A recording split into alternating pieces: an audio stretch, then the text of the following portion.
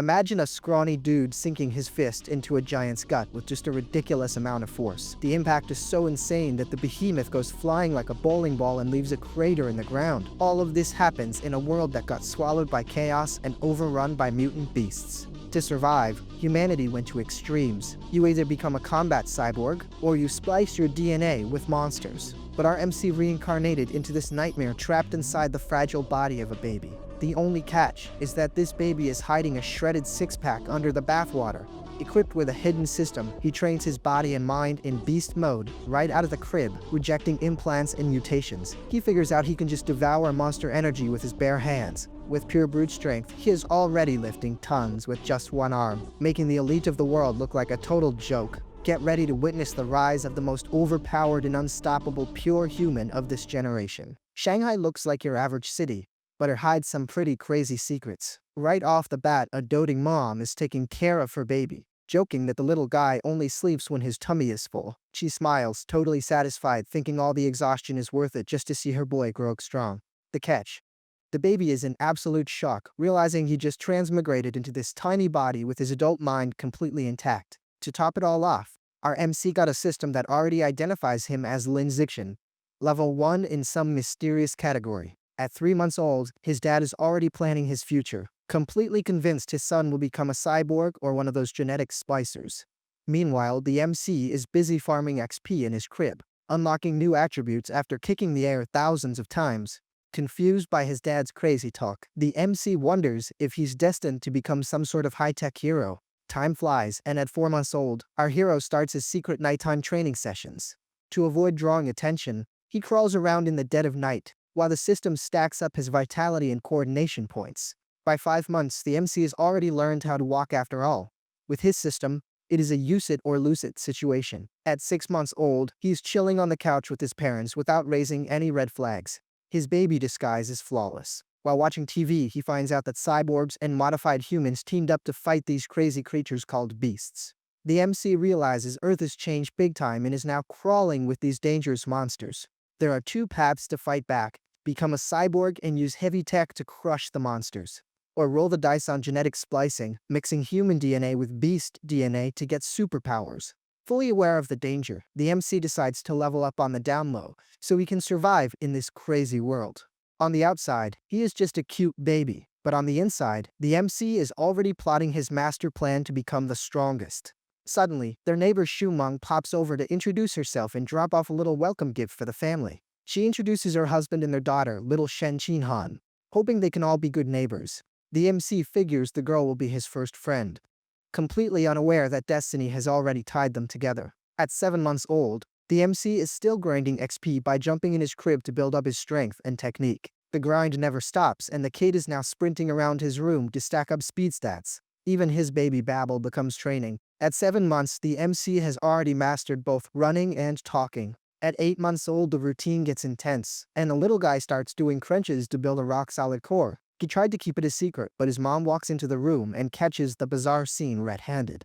The poor woman is absolutely shell-shocked seeing an 8-month-old baby working on his abs. Thinking she is just hallucinating from working too much, she brushes it off, while the MC pretends to be fast asleep. A few days later, his mom freaks out again and goes screaming through the house.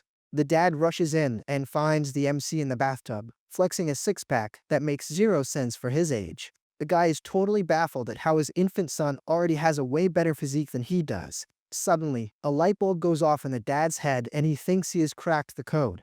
He asks if his son is some kind of prodigy, and the MC silently thanks his lucky stars that his parents have such wild imaginations. The kid knows he is not the only special one, since the TV news keeps showing similar cases. The news features a 2-year-old lifting 20 kilograms. The competition out there is no joke. Super proud, his mom guarantees that the MC is way more amazing than any of those kids. Our hero gets hyped and decides to test himself to see if he can lift the exact same weight.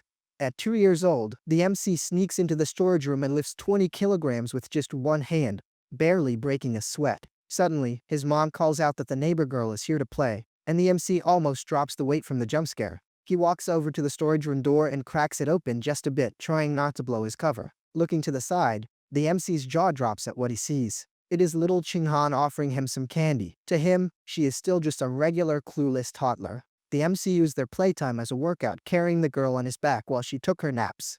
But using a toddler as gym equipment comes with one very obvious risk.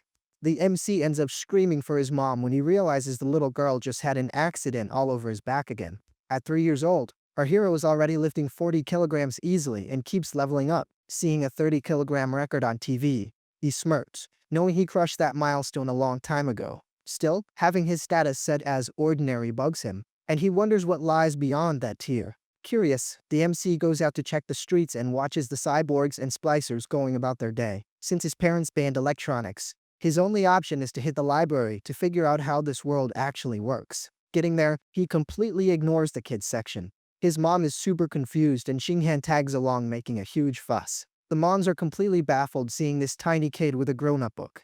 The neighbor offers him a cookie, but the MC makes it clear his only focus is devouring these pages. Through his reading, he discovers the power rankings: ordinary, advanced, rare, epic, legendary, and mythic. Things are looking rough. Each level has 9 stages and humanity is barely crawling through the first one, making them weaker than ants. Facing such a massive challenge, the MC realizes he needs to step on the gas if he actually wants to survive. The system gives him an extra push, dropping a quest to read 100 million words for bonus stats. Now it is a full-on mind and body workout. At 4 years old, his pace is insane. He alternates between pumping iron and speed reading books without taking a single break. Then comes the kindergarten era. There goes the MC, escorted by the teacher and his loyal sidekick Qinghan. Right in the middle of daycare, he levels up to ordinary stage 2. At just 4 years old, this absolute unit is lifting 80 kilograms with grown man strength. But Qinghan becomes the laughingstock of her classmates, who just will not stop bringing up her little leaks from when she was a baby. Seeing his friend get humiliated, the MC doesn't waste a second. He is not the type to just stand by and watch bullies do their thing. The kid turns into an absolute blur and charges at the bullies with a fury nobody saw coming. The kid's reaction is pure panic. The bigger boys are instantly on the verge of tears. In seconds, the classroom turns into a total cry fest. While the bullies promise to make themselves scarce, Qinghan looks at the MC with pure admiration. Feeling like a total boss, he gets a system notification. He is now officially the kindergarten boss. 6 months later, he 100% the library and unlocks heavenly vision. The kid's learning speed has gone through the roof. Kindergarten graduation hits at 7 years old, and the official class photo captures a friendship that has only gotten stronger. Over the break, his training goes totally hardcore. The MC is deadlifting 200 kilograms like it is a feather. His long jump performance is just as crazy. The kid shatters the 2-meter mark without even trying. In the 100-meter dash, he clocks in under 8 seconds. If Bolt saw this, he would probably look for a new career. Thanks to his new skill, he completely speeds through the school curriculum on his own and focuses on grabbing the next system title. Finally, elementary school starts, which is basically just another playground for our hero. Since he already knew everything, the classes were a total breeze. His real focus was crushing those system goals. At school, he became Qinghan's personal tutor, trying to fix her seriously jumbled speech. Even with her speech struggles, the girl puts in the work and locks down second place in the class, right behind the MC. To secure his title, he joins every single sport and starts shredding every record the school has. Just when things were chilling out, the teacher interrupts to announce that they have a new student. Her name is Bai Shui, and right off the bat, the MC senses an energy from her that does not feel human at all. The new girl walks in with a heavy vibe and a look that screams she is not here to make friends. Qinghan is totally mesmerized by the girl's white hair, but the MC stays dead serious, assessing the threat. When she walks past him, our hero gets chills. Her aura is unlike anything he has ever felt. He gets super intrigued, wondering if the girl is already one of those genetically modified people. For the first few days, she was practically a ghost who just slept all the time. The class even took pictures to make fun of her. Over time, people got used to it, and Bai Shui basically just blended into the background. Until, a month later, the piece is shattered when the girl's body starts leaking this weird white liquid. The stuff was dripping down her desk, and the smell was enough to knock anyone out in absolutely unbearable stench. The class immediately starts complaining, and one bully, making a huge disgusted scene, calls her a filthy freak. Acting all sarcastic, the guy stands up and says he is going to give her a bath to clean up the mess. The jerk dumps a water bottle all over her desk, spreading that weird smell even further. Bai Shui takes the hit, and the humiliation weighs heavy on her, right along with the cold water dripping down. Heartbroken, she starts crying quietly, completely soaked and shivering in the middle of the classroom. To make matters worse, the squad of bullies bursts out laughing, totally getting a kick out of the poor girl's misery. Seeing this cruelty, Chinghan starts panicking and begs the MC to step in and help the new girl. Our hero stands up with clenched fists. He doesn't care where she comes from. He absolutely does not tolerate bullying. He marches right up to the ringleader, some kid named Guan Chun, and lifts the dude by his collar with straight-up brute force. With a downright terrifying smile, the MC orders the guy to make the girl's desk spotless right this second. The bully goes pale and instantly starts stuttering, promising to clean up every single drop of his mess. The guy's friends freeze up. The MC already has a reputation for being a menace in a fight, and nobody wants to push their luck. Without cutting them any slack, he lays down the law in the classroom, demanding everyone apologize to Bai Shui immediately. The class that was just laughing is now shaking in their boots. The yes they yelled back almost shattered the school windows. With that, the redemption line forms. One by one, the jokesters beg for forgiveness and swear they will never mess with her again. With teary eyes, Bai Shui gives a heartfelt thanks to the MC and Ching Han for having her back. Ching Han brushes off the thanks and clings right on to the new girl, dragging the MC along to form their official trio. The friendship kicks off fast. Whenever she had some good snacks, Ching Han made sure to share them with her new buddy. During one of these snack breaks, Bai Shui stops eating and gets that distant look in her eyes, working up the courage to say something. Looking super awkward, she asks if they aren't grossed out by the weird smell she gives off sometimes. The girl opens up about how she was always treated like an outcast. Because of that, having friends now feels like a dream that is way too good to be true. She even surprises herself by venting like this, hardly believing she can finally open up to someone. Qingdan, with her massive heart, reminds her that she has also been bullied before and would never treat anyone like that. To seal the deal, she promises they will be besties forever.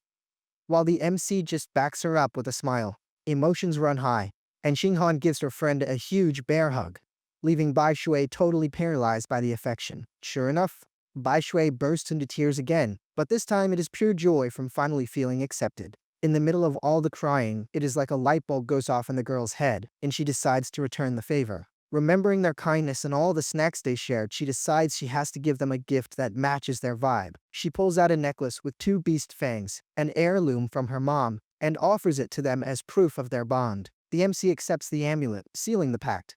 Their best friend trio is now totally official. For a while, life was just chill, with the 3 of them becoming the main attraction at school. But the good times get cut short when Qinghan finds out Bai Shui transferred schools without even saying goodbye. The MC confirms the story since he actually saw the girl filling out her transfer paperwork. He remembers peeking into the principal's office and seeing Bai Shui with some shady guy and a cyborg, looking like a top-secret meeting. Because of that, the kid gets super suspicious, realizing the mystery behind their friend went way deeper than he thought. After that, she just dropped off the map, leaving the MC wondering if she was just a fleeting encounter in his life. Life goes on, but if her leaving was a shock, what happens next would grab our hero's attention for good. Back home, the MC gives his mom a massage to help her relax, using his super advanced body control techniques. Suddenly, the TV announces that a 10-year-old prodigy from Kyoto already underwent genetic splicing and is lifting 1,000 kilograms. Our hero gets lost in thought, trying to figure out how his rival started such a dangerous process so early. His dad walks through the living room and immediately drops a comment, complaining that this prodigy is already acting like an internet celebrity. Getting serious, the old man explains that the kid comes from an ancient clan that hoards heavy genetic splicing secrets.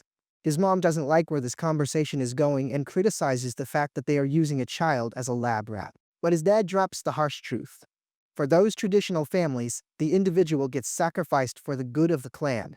And that is that. With zero patience for her husband's lecturing, she shuts the whole conversation down right there. Left alone, the MC does the math. His rival boosted his strength 5 times over with the splicing, but his own all-natural stats are already almost there. He clenches his fist, super confident in his potential. But the next news story on the TV brings the heavy mood right back. The news cuts to an urgent breaking report about a devastating beast attack in a neighboring country. The footage shows the city getting swallowed up by giant mutant rats. It is absolute chaos, my guy. In the middle of the panic, a woman screams for help before getting cornered by the disgusting creatures. In the blink of an eye, the beast strikes, and the poor lady gets sent straight to the Shadow Realm with zero chance to escape. The investigation points out that some mysterious cult was behind the whole thing, riling the monsters up to attack. While some politician goes on TV begging for calm, those hooded cultists are watching everything from the shadows, just lurking. The MC realizes these traitors basically became lapdogs for the beasts, and he thanks his lucky stars. He still lives in a safe place, but that safety is running on borrowed time. And the look in the kid's eyes already shows he knows things are about to get real. Suddenly, a massive sonic boom shakes the entire house and scares the living daylights out of everyone. Without wasting a second, our hero rushes to the window to see what on earth is happening outside. He rips the curtains open, fully expecting to see some wild alien stuff falling from the sky. The night sky lights up like daytime, with the glow of government cyborgs flying in formation.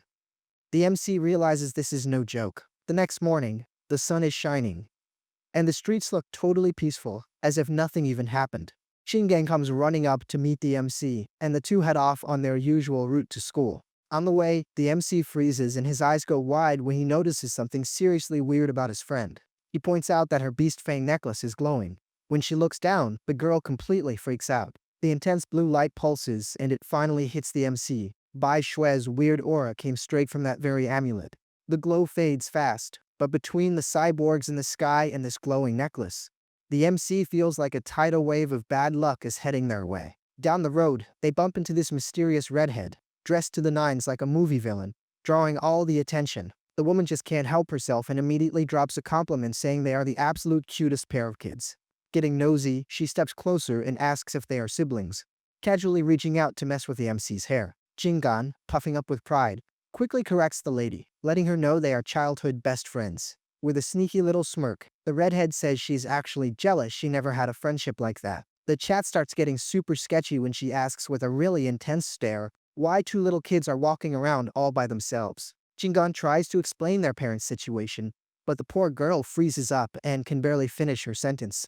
The MC senses the bad vibes and shuts the conversation down instantly, grabbing his friend's wrist to get her out of there. He announces they are in a rush and drags the girl away, leaving the redhead behind with that cynical grin on her face. Once they are out of the danger zone, the MC scolds his friend about talking to strangers, and she takes the lecture like a champ. After school, they take a shortcut to an alley, and Chinghan gets the creeps, noticing the place is way too quiet. Playing it cool, the MC explains that the area is scheduled for demolition soon, which is why there is not a single soul around. But the peace doesn't last. A familiar voice steps out of the shadows, asking if the little kids are finally done with school. It is the creepy redhead, already on her phone telling some boss Shang that both targets are locked in. The MC gets annoyed because he literally changed their route just to throw off any stalkers, and this crazy lady still tracks them down. The woman fakes an invitation to get food, but this massive bruiser shows up and tells her to stop wasting time. The guy orders the big dude to knock them both out and get out of there without another word. This human tank stomps forward with a rag in his hand, itching to sell the kids off and make some quick cash. But he definitely was not expecting the little guy's reaction. The MC doesn't even flinch and puts his guard up, ready to throw hands. Without a second of hesitation, he dashes forward and throws a punch so fast nobody can even track it. The hit connects right on the guy's mouth, sending blood flying and totally rearranging the tough guy's teeth. The impact launches the huge dude through the air, and the redhead is completely stunned, trying to process what she just witnessed. She wonders how an elementary school brat just one-shot a full-grown adult. The math is just not mathing. The MC gives 0 quarter, immediately following up with a brutal hook straight to the villain's stomach.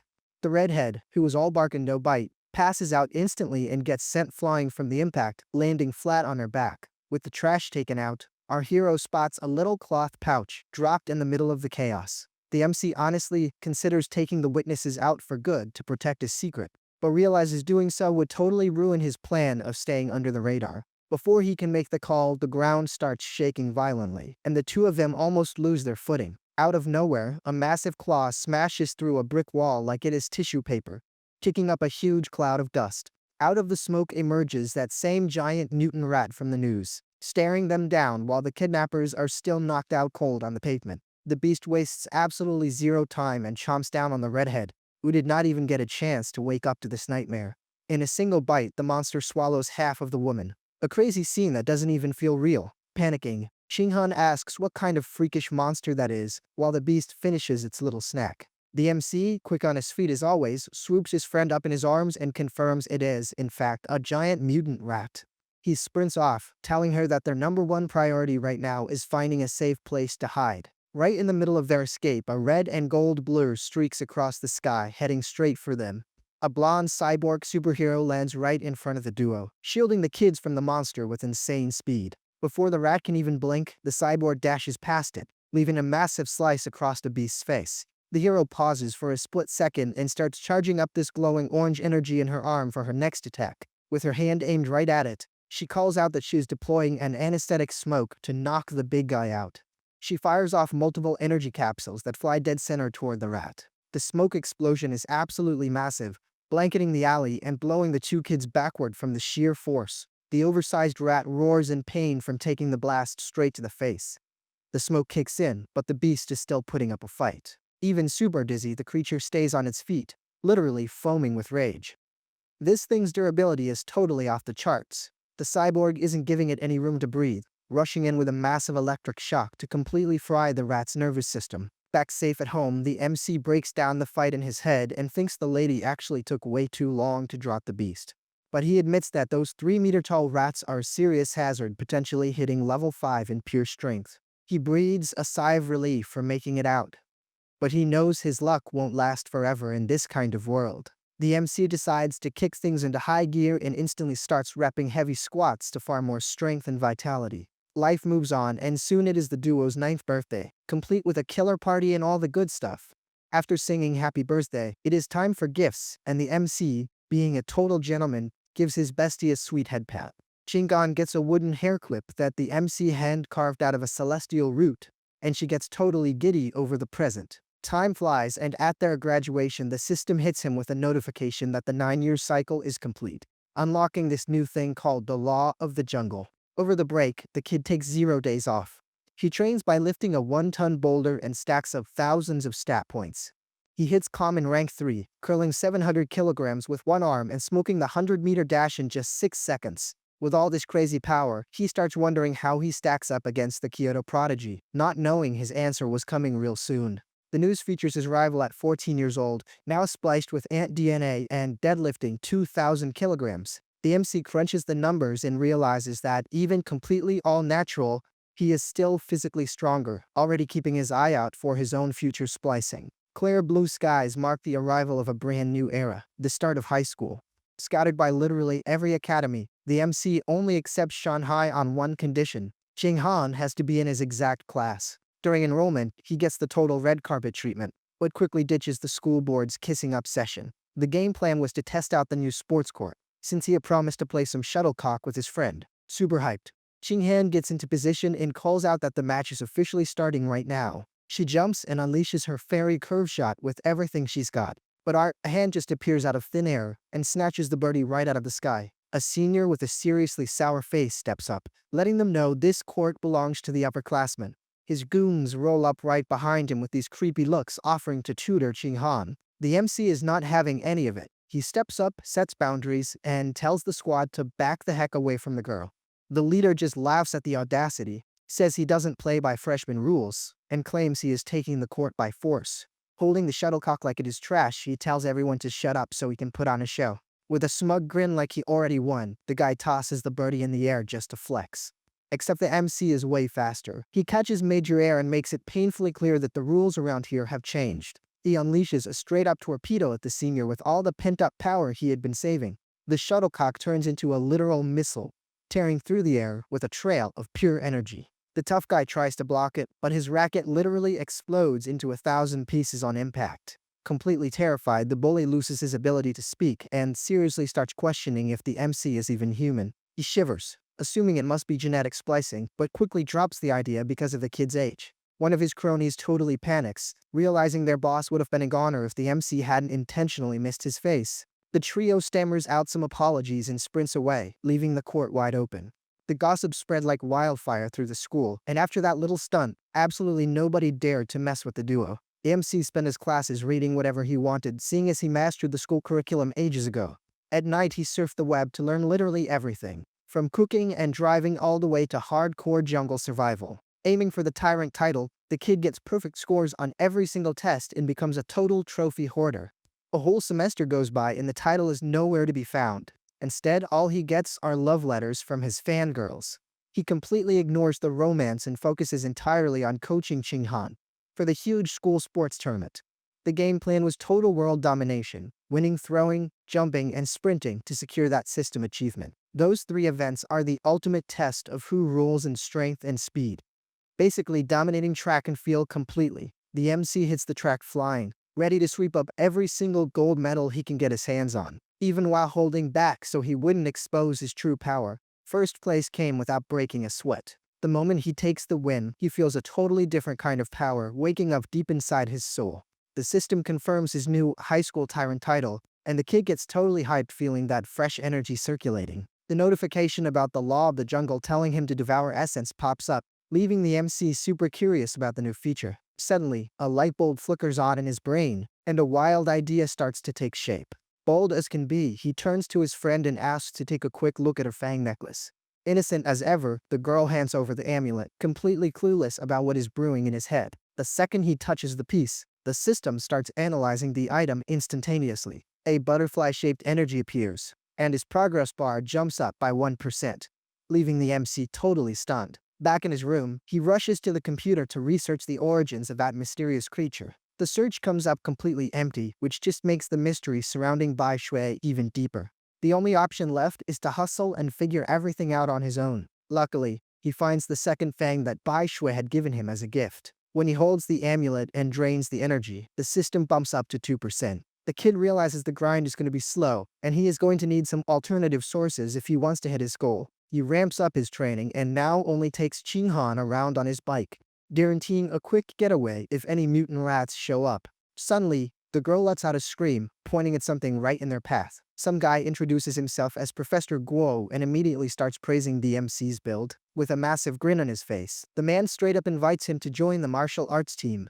The instructor insists that his physique is totally being wasted, and begs the MC to come in for a tryout. Our hero just pedals away without giving him the time of day, while the guy yells at him to show up at the gym tomorrow. The sun sets, and the MC can already feel that a brand new beatdown journey is about to kick off. The next day, the sound of heavy impacts ringing out of the gym confirms that the training in there is absolutely no joke. Looking at a squashed mosquito in his hand, the MC figures out that only big beefy monsters actually carry real essence. He packs up his gear, already having the perfect game plan mapped out in his head. He hops on his bike and heads out, totally ready to test drive his new theory. The master plan takes the MC and Qinghan straight to an exotic meat market. Soon enough, the two of them roll up to a super high-end market right downtown. The problem is that everything is vacuum sealed, which totally ruins his plan of touching the meat to absorb the energy. But an ad for fresh meat makes the kid's eyes light up immediately. He spots exactly what he was looking for: a butcher chopping up fresh beast guts right on the counter. He tells his friend to hold up and rushes over to poke the merchandise, leaving the poor girl completely clueless. Without giving any explanation, the MC hyper-focuses on those juicy cuts on display. The absolute second his fingers touch the meat, the magic happens. A surge of powerful energy flows right into his body, confirming that beast meat is 100% the way to go. From a distance, Qinghan watches the scene, super confused by how high he looks. She walks up and asks what it even feels like to touch that stuff. The MC plays it off, saying the meat is just super fresh. But the girl decides she would rather not touch it. When he suggests they take some home, the girl goes into utter shock.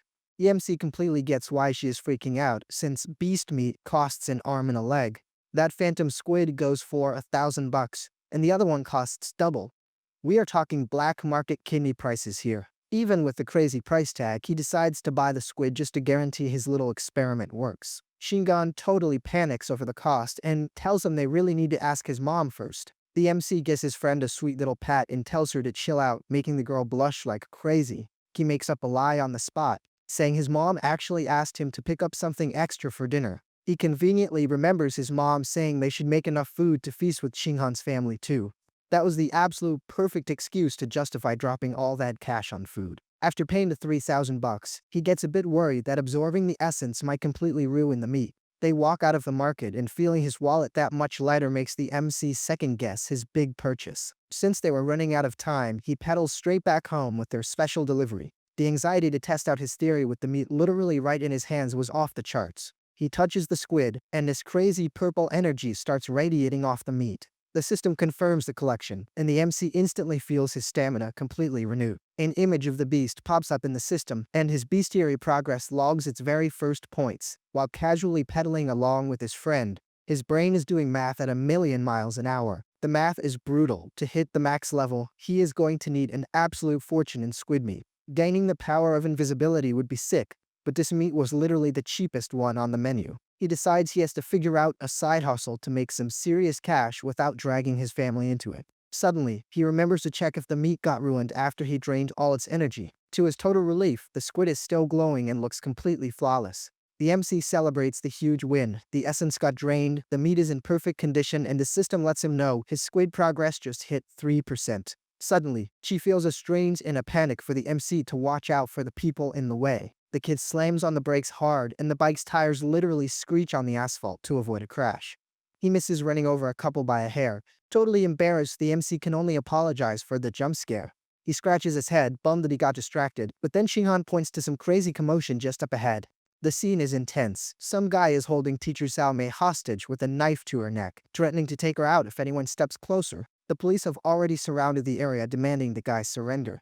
The tension is tighter than a snare drum. The captain forbids any shooting so they don't hit the hostage, and one officer suggests using gas to knock the bad guy out. The boss shoots that idea down instantly, saying the gas is way too obvious and might make the kidnapper completely snap, while the authorities are bumping heads trying to figure it out. The MC casually ducks down and picks up a little pebble from the ground. With the aim of a total sniper, he hurls the pebble, and it flies like a straight-up bullet right into the villain's hand. The hit is dead on, making the guy drop the knife and giving the teacher the perfect chance to slip away. The captain seizes the opening and orders the squad to move in and shut this whole circus down. The troops pin the big guy down while a female officer helps the teacher, making sure the danger is totally gone, looking totally suspicious. Qinghan asks if he did that, but the MC shushes her and says he will explain everything later. A cop yells at them to stop and asks if the student was the one who threw it. The two of them instantly freeze up. Our hero, sweating bullets, tries to change the subject and denies the whole thing with that classic little smirk. The officer thinks it is super weird, not getting why anyone would hide doing such a heroic deed. The captain casually mentions the cash reward for whoever helped out, completely unaware that he just hooked the MC by his wallet. Hearing the word reward, his need for cash speaks way louder, and a light bulb immediately goes off in the kid's head. The absolute legend drifts his bike around and flies right back to talk to the cop. He straight up admits he threw the rock because he really needs the dough, and the officer sends him over to file a report. Already at the police station, all the MC can think about is the fat stack of cash he is going to get for his bravery. But then the bad luck hits.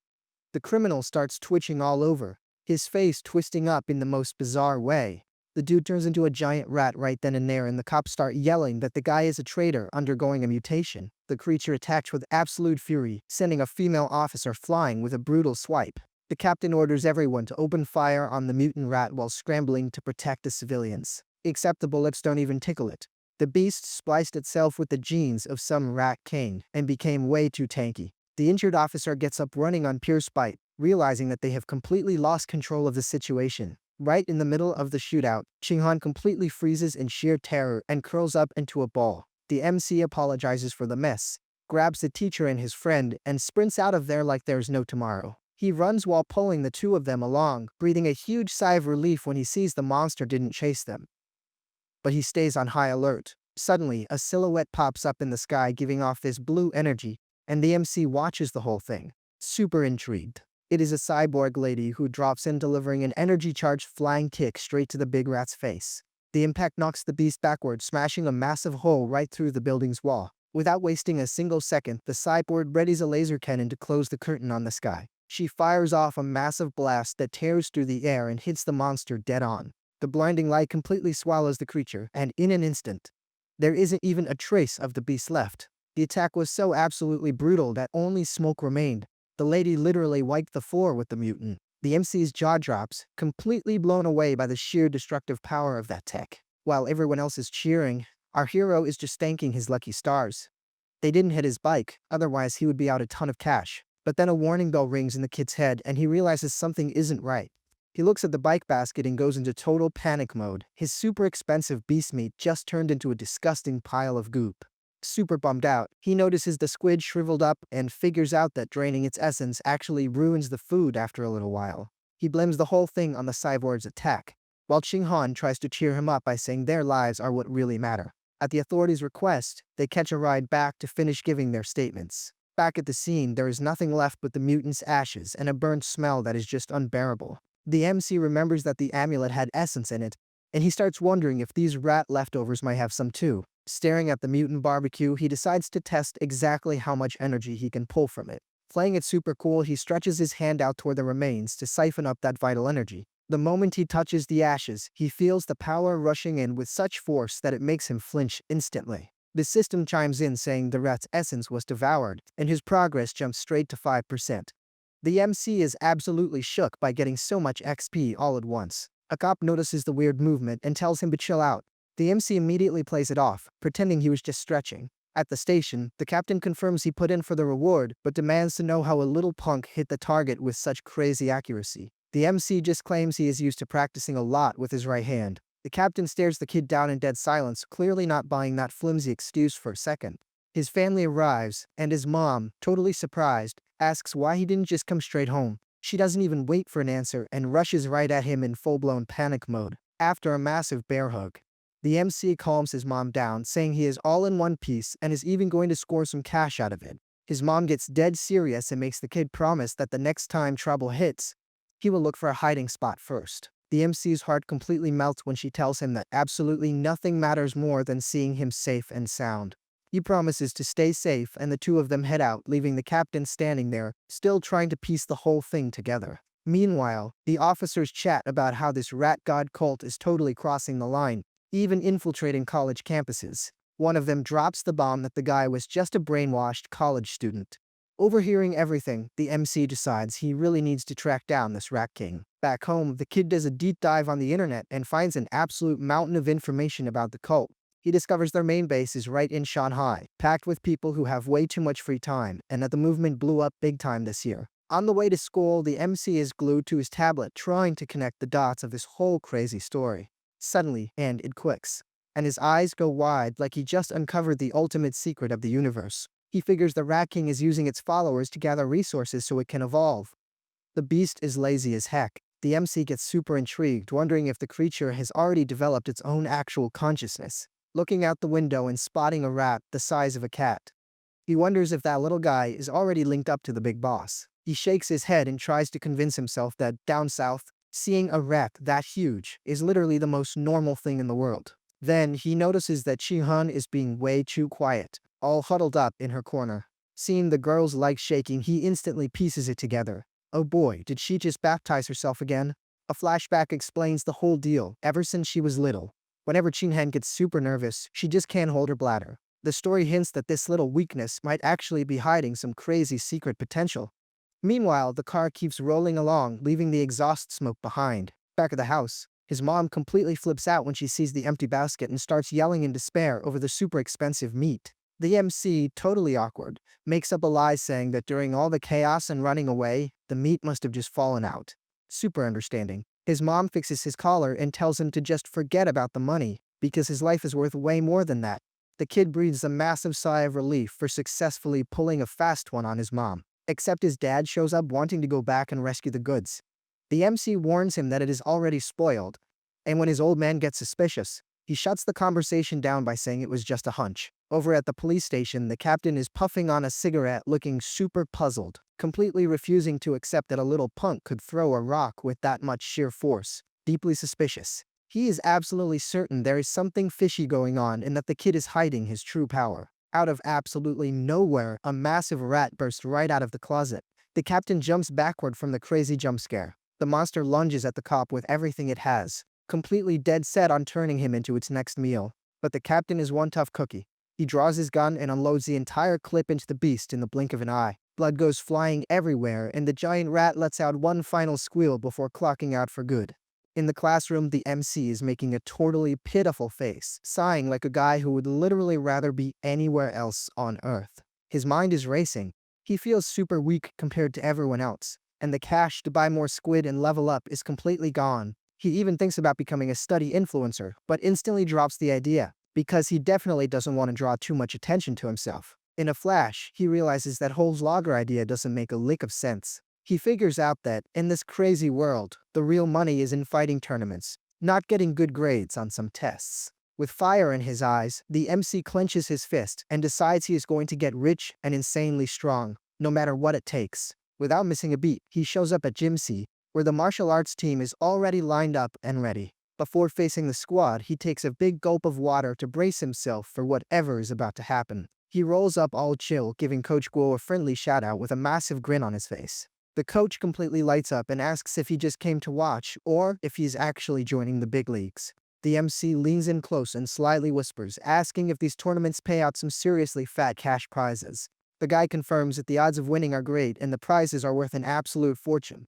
That was literally all the MC needed to hear. The kid shakes the coach's hand and lets him know he is officially locked in with the team. Super hyped. The coach yells to the group that they have fresh blood in the house to beef up the squad. He does the official introduction, reminding everyone that the new guy is Lin Ziqin, the school's ultimate champion. The guys on the team introduce themselves, and the MC, playing it super humble, returns the greeting and asks them to go easy on him. Since he was technically a rookie when it came to actual fighting techniques, the coach starts by teaching him the basic fundamentals of punching and kicking. The master warns him that the motion is super complex and that even his top student took a whole week to learn it, challenging the MC to give it a shot. But our hero is from another planet entirely. He copies the move with absolute perfect form on his first try, leaving everyone's jaws on the floor. In his mind, everything is moving in slow motion, and the system already pops up notifying him of his new overpowered skill, Divine Martial Intuition. The notifications just keep rolling in, confirming that the practice is farming him bonus vitality, strength, and dexterity points. The grind is absolutely paying off. And it doesn't stop there. After his arms, he focuses on his legs and unloads a kicking combo so fast you can barely even track it. He moves with insane fluidity, linking dodges and spins that would make any pro gymnast totally jealous. With the final kick, the system validates his leg training and dumps even more attribute points onto the MC's stat sheet. The coach goes into total shock, completely loses his voice, and can only stutter out that what he just saw is absolute nonsense. Right in front of the whole team, the guy freaks out, trying to wrap his head around how the kid learned everything just by watching it a single time. It finally clicks for him. The boy is an ultra-rare prodigy, the kind of talent that only shows up once in a million years. Night falls over the city, bringing a little peace and quiet after such an insanely intense day of training. Back home, the MC's mom calls him over to help set out the bowls for dinner. The kid shows up faster than lightning, already hyped to find out what is on the menu tonight. To his total joy, his mom unveils the absolute feast, the famous phantom squid he had been dying to try. The smell is so incredibly good that the MC just stands there breathing in the steam, grinning from ear to ear. Being sweet as ever, his mom tells him to stop staring lovingly at the food and just dig in while it is still hot. Without a second thought, he grabs a massive bite and wolfs it right down. His mom just stands there watching, waiting to see if her seasoning hit the spot for her boy. He swears up and down that her cooking is the absolute best in the world. And looking pleased, she tells him to eat up since she bought 3 kilograms of the fancy stuff. The system chimes in that he just devoured more essence, and the tracker bumps up to 3%. He thinks to himself that if he had known, he wouldn't have even bothered touching the raw meat. During dinner, the evening news drops a bombshell about some genius girl who is the absolute talk of the town right now. The broadcast shows this 14-year-old cyborg girl who casually lifts cars and runs the 100-meter dash in 3 seconds flat. Deep in thought, the MC starts wondering who would actually win in a fight, the genetic splicing squad or the high-tech implant crew. Suddenly, the TV breaks some terrible news. Captain Heechin Shan kicked the bucket the night before, completely blindsided by a mutant rat right inside the police station. The image of that monster flashes back into the MC's head, and he wonders if that street rat he saw wasn't actually one of these highly dangerous threats.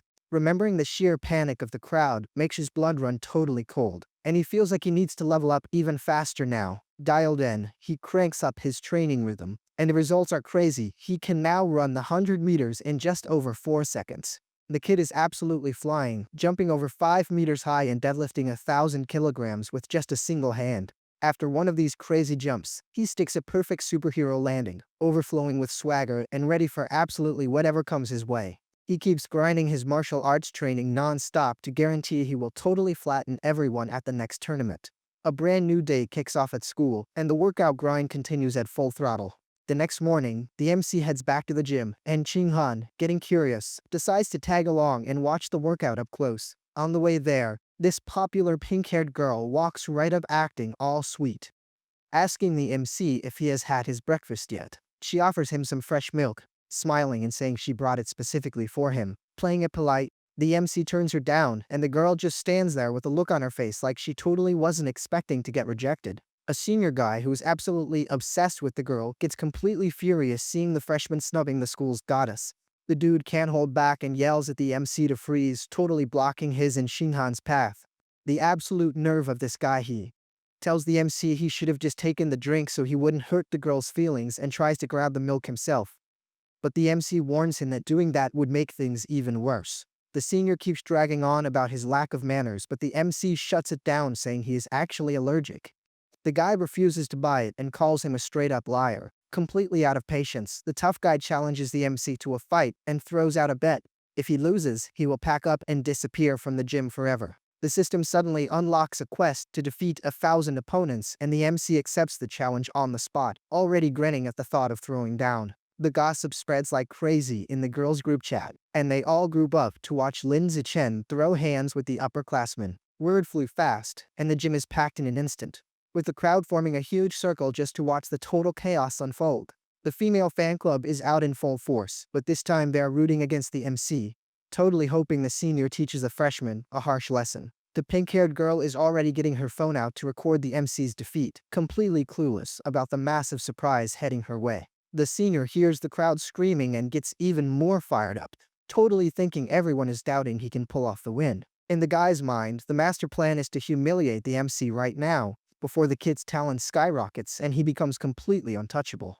Meanwhile, our hero, cool as a cucumber, casually drops that he has a strict dinner schedule and asks if they can wrap this little beef up quickly. The senior, flashing this cheesy soap opera villain smirk, says he will grant the kid's wish in the blink of an eye. The coach steps in to make things totally official, gives that classic speech about respect coming before the fists fly, and signals for the beatdown to begin. Except the senior, suddenly feeling the intense pressure, totally chickens out and yells to pause everything for just 1 second. Acting super arrogant, he announces that since he has 2 years of training and the MC is just a rookie, he will generously let the kid attack 3 times first. The MC just shrugs and totally accepts it. Our hero doesn't even wait for the go and moves like a literal lightning bolt, leaving the senior completely lost, only able to see a blur. Before the guy can even blink, the MC is right up in his face, loading a punch with otherworldly speed. The punch lands dead solid right on the tough guy's face, with so much insane impact that blood flies and the dude gets launched across the room.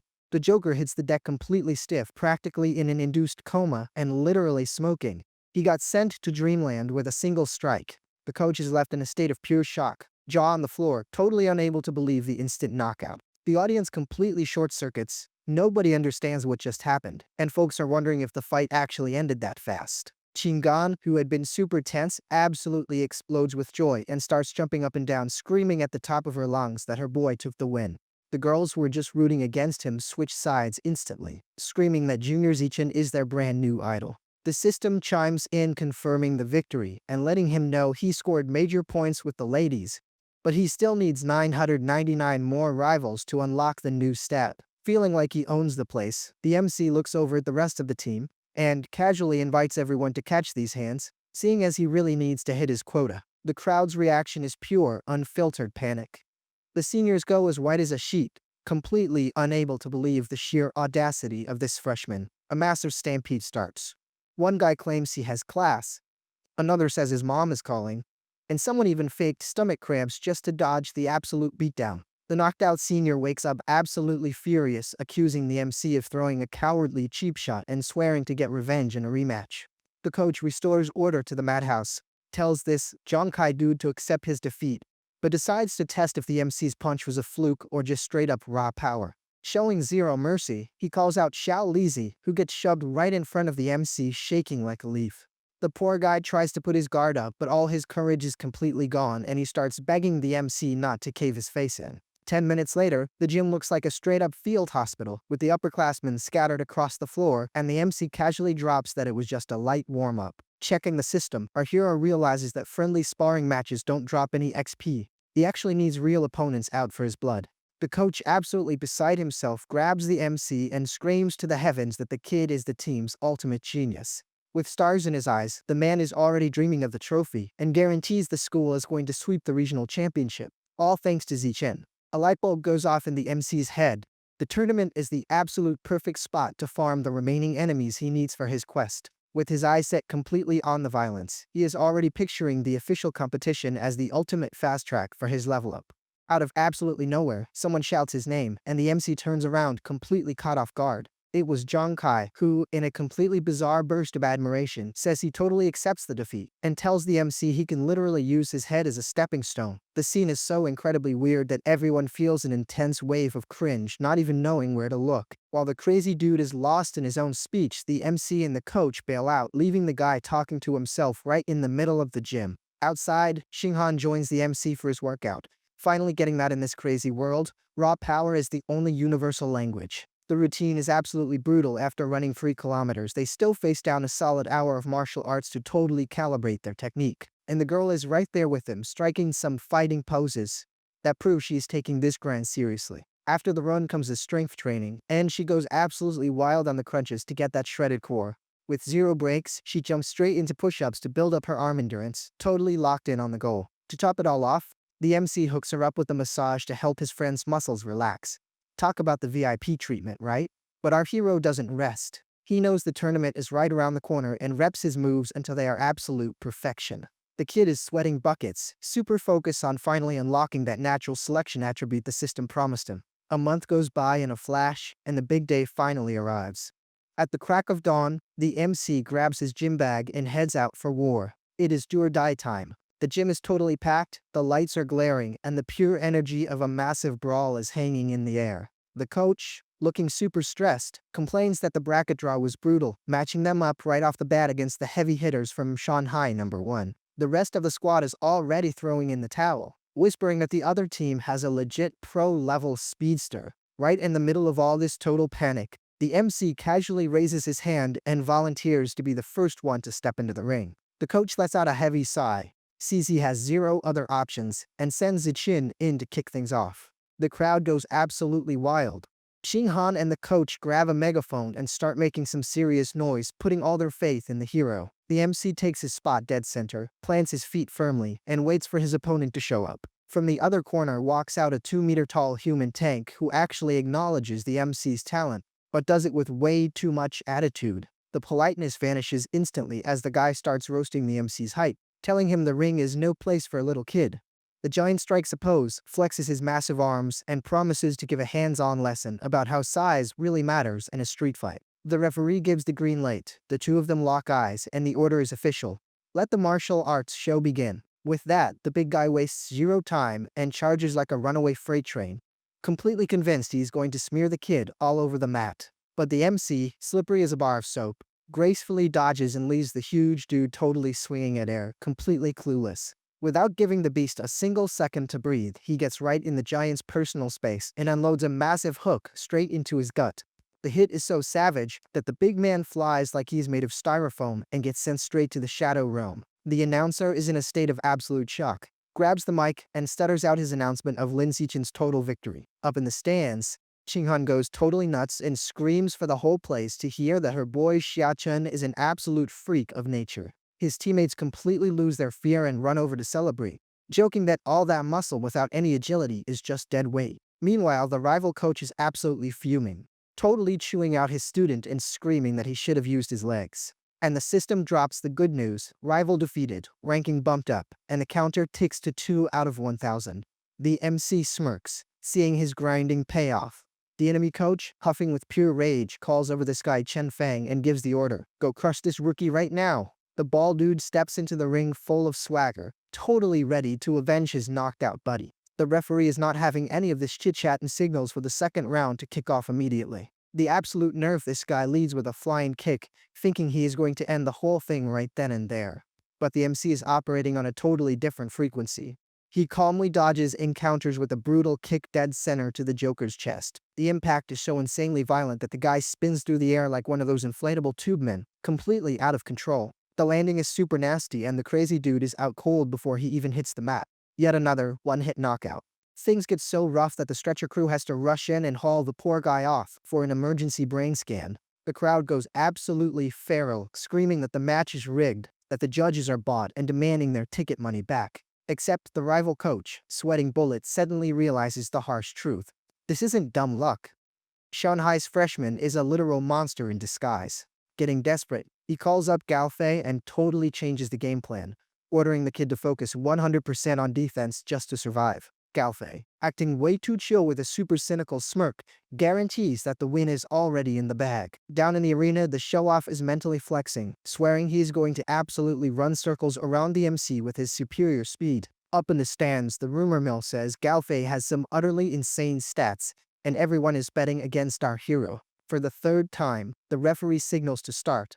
The MC is practically ready to claim a hat-trick prize from all these knockouts. This Galfei kid completely ignores his coach, loses his cool, and charges right in with a total psycho stare. But our hero activates his flocking water fist and blocks the enemy's entire combo with almost annoying ease. The rival coach is practically tearing his hair out, screaming from the sidelines, asking why the absolute moron is attacking instead of defending. Super cocky, Galfei thinks he doesn't need to put his guard up, completely oblivious to the fact that the MC is just analyzing and copying his whole technique. Then the Joker's confidence completely goes down the drain. He attacks over and over, but can't even hit the air, getting totally gassed out, totally tilted. Galfei screams that this makes zero sense. The MC, looking as peaceful as ever, just asks if he has any more little tricks hiding up his sleeve. The guy gets super mad and resorts to a desperate flurry of punches, just praying to connect with literally anything. The MC gets tired of the circus act, tells him his time is officially up, and lands a clean uppercut to the jaw to clock him out for the day. The whole crowd in the stands just freezes. It is absolute dead silence from the total shock of what they just witnessed. The MC squad goes completely wild. The guy just swept 3 opponents back to back, and the absolute champion energy takes over the room. And the absolute massacre continues. The next guys who stepped up were so incredibly weak that the MC sent them packing one by one without even breaking a sweat. It didn't take long for the kid to totally sweep Shanghai No. 1's entire team completely solo, clearing all 5 opponents. Over the next few days, the steamroller did not slow down. He completely flattened 2 more entire schools playing on straight-up solo mode. The end result was a no-brainer. The team stepped up to the top of the podium with the regional championship trophy in hand. The system chimes in, 16 out of 1,000 eliminated. The MC sighs, realizing that at this snail's pace, it is going to take literally forever. But it is not all exhausting news. The coach walks up grinning from ear to ear and hands him a fat stack of 20,000 bucks right into his hand. The kid is totally bawling out. Between the prize money and bonuses, he is already sitting on 30 grand and a shelf totally packed with trophies. But the joy of someone trying to level up doesn't last long. He blows all the cash on massive phantom squids to completely supercharge his skills. Back at home, he completely demolishes dinner, and after scarfing down 30 kilograms of squid, his bestiary progress hits exactly 33%. Time flies and the MC turns into a literal machine. He can now sprint the 100-meter dash in under 4.5 seconds. The years just zoom by and graduation day finally arrives. The 2 lovebirds take that classic picture, hugging tight and totally glowing. But the vibe totally plummets when Shinhan starts crying, absolutely crushed because her grades weren't high enough to get into the elite high school. Looking worried, the MC comforts his friend and tells her that the school principal is actually heading over to his house in person. All teary-eyed, she says the principal only wants him and that there is 0 point in her even showing up to the meeting. But the MC grabs her hand super firmly and lays it out.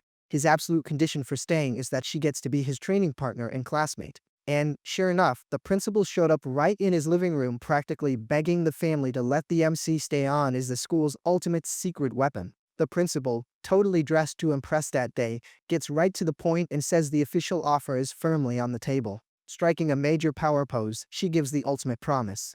If the MC decides to stay, the school will cave to literally any demand he makes. Seizing the absolute perfect opening, our hero puts his hand right on his best friend's shoulder and fires back.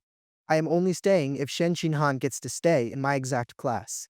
The principal shoots a look over at Xinhan, confirms the name on her list, and accepts the deal on the spot with a little victory smirk. Already heading out the door, she shoots them a thumbs up and lets them know she expects to see both of them together for the official orientation. The dynamic duo goes totally nuts, jumping for joy and super grateful for the chance to stick together as partners in crime. With his high school future totally locked in, the MC still signs up for the very last middle school martial arts tournament. Just like everyone expected, he totally mops the floor with the competition yet again, and takes home the trophy without even catching his breath. With the prize money burning a hole in his pocket, he decides it is finally time to cross off an old bucket list item and level up.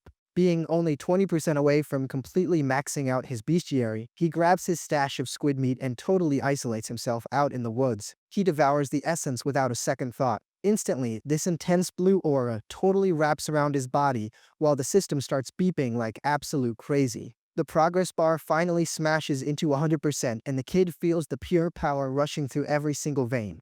His eyes totally bugging out.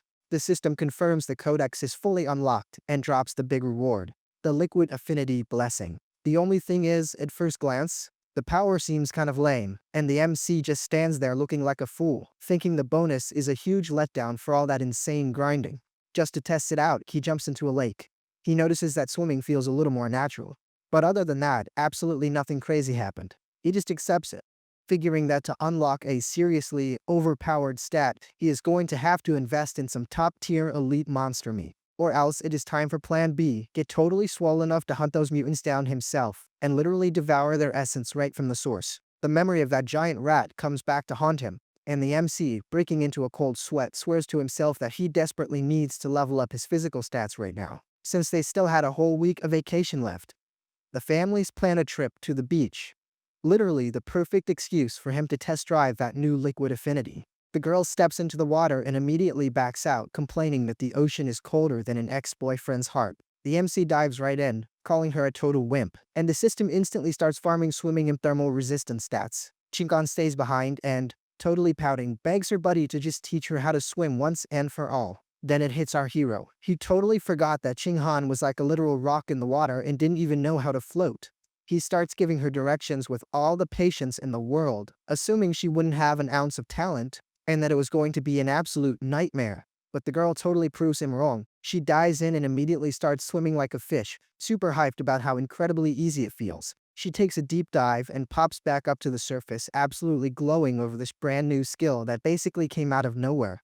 Underneath the water, she keeps her eyes wide open, totally amazed that she can see absolutely everything in perfect HD clarity. Suddenly, the water starts spinning into this completely bizarre whirlpool, and the MC goes into shock, totally not understanding what on earth is happening. She pops out looking thrilled, saying it is totally amazing and that she doesn't even feel the salt water stinging her eyes at all. The MC watches her go, and the math just is not mathing. Absolutely nobody learns to swim like an Olympic pro in 5 flat minutes. All of a sudden, something clicks in his brain and he blurts out, "Wait, hold up."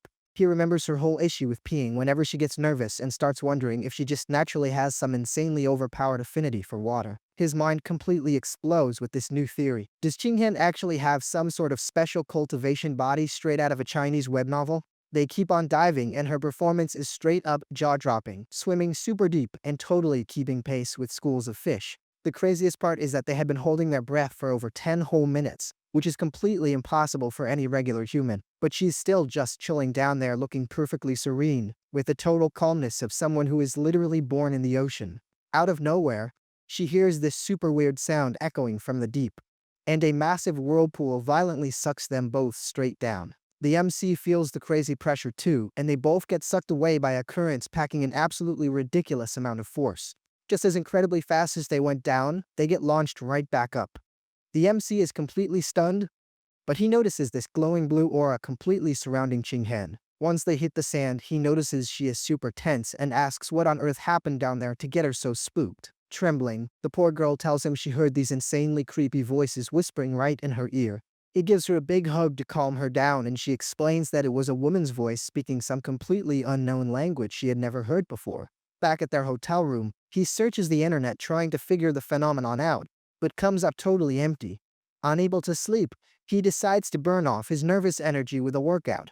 The kid absolutely crushes his crunches and the system hits him with a notification. His biological level just jumped up to ordinary tier 5. With this massive upgrade, he can already totally see himself throwing hands and beating those adult mutant rats without breaking too much of a sweat. With pure fire in his eyes, he clenches his fist, absolutely confident he now has enough raw power to rip any monster right in half. To test drive his brand new physique, he sprints down the beach, smoking the 100-meter dash in a crazy 3.64 seconds. The dude is jumping higher than a kangaroo, hitting almost 7 meters straight up from a completely standing start. His brute strength is just absurd. He deadlifts a 1,600-kilogram car with just a single hand, without even wincing. With their progress going through the roof, high school life finally kicks off.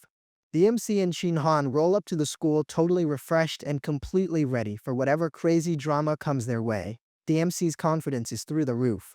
In the back of the classroom, two girls are gossiping about how he is pure eye candy, and how they totally hit the jackpot getting put in the cleaning group with such a hottie. But the system drops a surprise. Just doing the chores triggered a quest to complete 1,000 tasks to unlock the social animal attribute, leaving the kid pretty intrigued. Since the school was still empty and quiet, the MC takes advantage of the free time to take a quick trip down to the central supermarket. Now that the Phantom Squid's codex is completely maxed out, he is standing in the exotic meat aisle, brainstorming what his next target will be for farming DNA. Suddenly, his eyes light up when he spots something in the display case that really grabs his attention.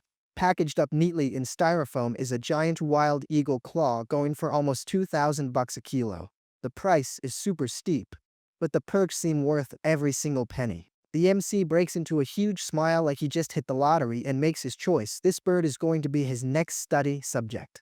He starts reading up on the creature's stats. The giant eagle is a high-level mutant, way above the regular little birds he has seen flying around. The bird's ultimate trump card is its overpowered eyesight. It can see 20 times better than a normal human, a power that completely borders on the absurd. With that kind of aim, its hunting game is on a whole other level. Not even a mutant rabbit hiding deep in the shadows can escape its claws. The MC instantly realizes that this kind of vision would be a massive upgrade to his fighting style and decides it is totally worth maxing out this codex, especially since it is the cheapest meat available after the squid. Without wasting any time, he downs a piece, and the system chimes right away. Essence devoured and progress is up by 1%. But then he does the math and realizes the massive dent it is going to put in his wallet. If every pound only bumps it up by 1%, he is going to need over $200,000 to unlock its full power. Already bummed out, but with absolute fire in his eyes, he sets his goal. He is going to have to grind twice as hard in the martial arts tournaments to fund this upgrade before he hits his sophomore year. Summer vacation is finally in the rearview mirror, and the daily student grind begins at the prestigious Shanghai Academy. On the very first day, the teaching staff introduces themselves. There is a martial arts master, a mechanics expert, a genetics teacher, and even a hardcore jungle survival instructor. Then it is the student's turn. This super cultured girl says she loves musical instruments, chess, and painting. Right as a super hyper pink-haired girl announces she is a massive fan of anime, cosplay, and sports the class's official resident otaku. Next up, a kid looking like he hasn't slept in months introduces himself, saying his whole vibe is just staying home and playing video games. Then comes Shen Han's turn, with the entire classroom in dead silence. The poor girl gets more nervous than a cat in a room full of rocking chairs. Turning as red as a tomato and totally stuttering, she says she likes to draw and asks with all the shyness in the world for everyone to take good care of her. Then it is our MC's turn, and he drops the shortest, most straight-to-the-point intro in history. He states his name and says he hopes to get along with everyone. Time flies, and the second the bell rings for break time, a classmate turns around to strike up a conversation with Han. The brunette girl walks up giving off a slightly competitive vibe, clearly wanting to scope out her classmates' power levels. Caught off guard, Han mentions she scored 709 points on the written exam and asked for the other girl's score. This Li Chushin breaks into a huge smile and boasts about her score, 698 points, already acting like she is the reigning genius of the classroom. Without missing a beat, she asks about the physical test and immediately starts complaining, saying she did terrible and only scored a 95. Shingon, totally awkward and super humble, replies that hers wasn't that great. She only got a 79 and was dying of embarrassment over her score. But Chuksin doesn't let it go and starts pressing her, asking if it was a 94, a 93, or something around there, just wanting the ground to swallow her whole. Shinhan quietly replies that it was way less than that. The annoying girl keeps guessing 92, 91, 90. She is clearly getting a kick out of making her new friend squirm. Suddenly, a leg appears out of nowhere and stomps down hard on Chuksin's desk, completely cutting off the interrogation. The girl is totally shocked by the bold move. The MC steps in like a knight in shining armor. He leans in and asks, turning on all his charm, if he can add Chuksin on WeChat. The girl instantly agrees, totally swooning. Shingon breathes a massive sigh of relief and mentally thanks Chichin for getting her out of that super awkward spot. After saving the damsel in distress, the MC turns to his bald, super chill neighbor Yu and suggests they swap contacts too. With everyone's numbers locked in, our hero creates a group chat for the four of them and dubs it the Dawn Squad. The system chimes in, quest complete. Forming a 4-person team just scored him the reward for an easy task. With the crew officially assembled, they start bonding. Yu mentions he is from the neighboring city and that his family actually owns a bunch of martial arts gyms. The guy is no joke, he placed 8th in his region's youth tournament, which is a massive honor for his clan. Meanwhile, Li Chushin is your classic rich, preppy girl. Her family runs a huge chain of fashion boutiques, with branches scattered all over the district. The conversation flows perfectly, and the four of them end up becoming the classroom's inseparable squad right on day one. Right in the middle of their chat, Yu gets curious and challenges his friends to guess who the absolute final bosses of the classroom are when it comes to strength. Chutsin, being the smart cookie she is, points straight at the MC and says it is Zichin, since he actually took first place overall in the exams. Yu's jaw drops, completely unable to believe that the buddy sitting right next to him is such an absolute academic beast. But the MC drops the harsh truth.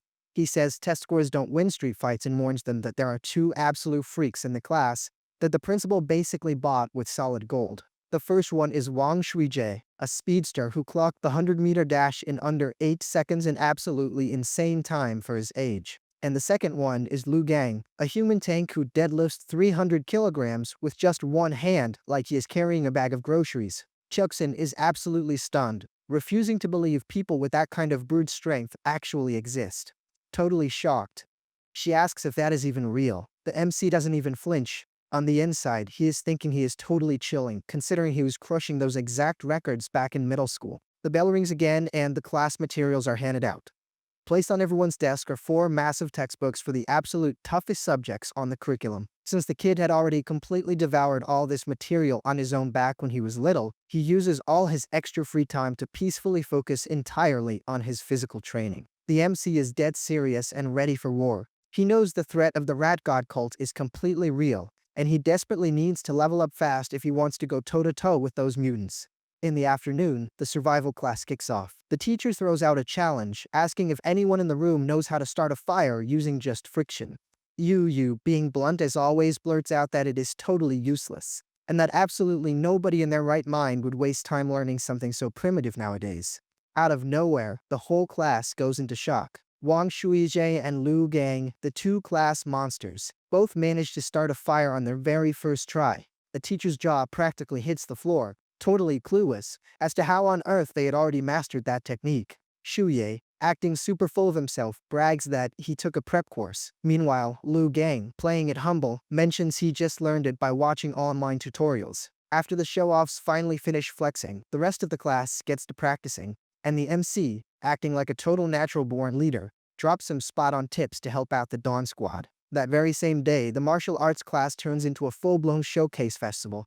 The master decides to teach a super complex breathing technique, except the Nongguan crew yells out that they already know how to do it, and to the instructor's absolute surprise, those guys actually pull the technique off flawlessly. The MC obviously had known all this stuff for years, but he chose to just lay low and keep his trump card hidden so he wouldn't draw any unnecessary attention. A month flies right by, and the teacher announces that it is finally time to test the class's actual progress. To get everyone completely hyped up, he announces cash prizes. First place takes home $888, second gets $666, and third bags $333. The MC's eyes instantly light up.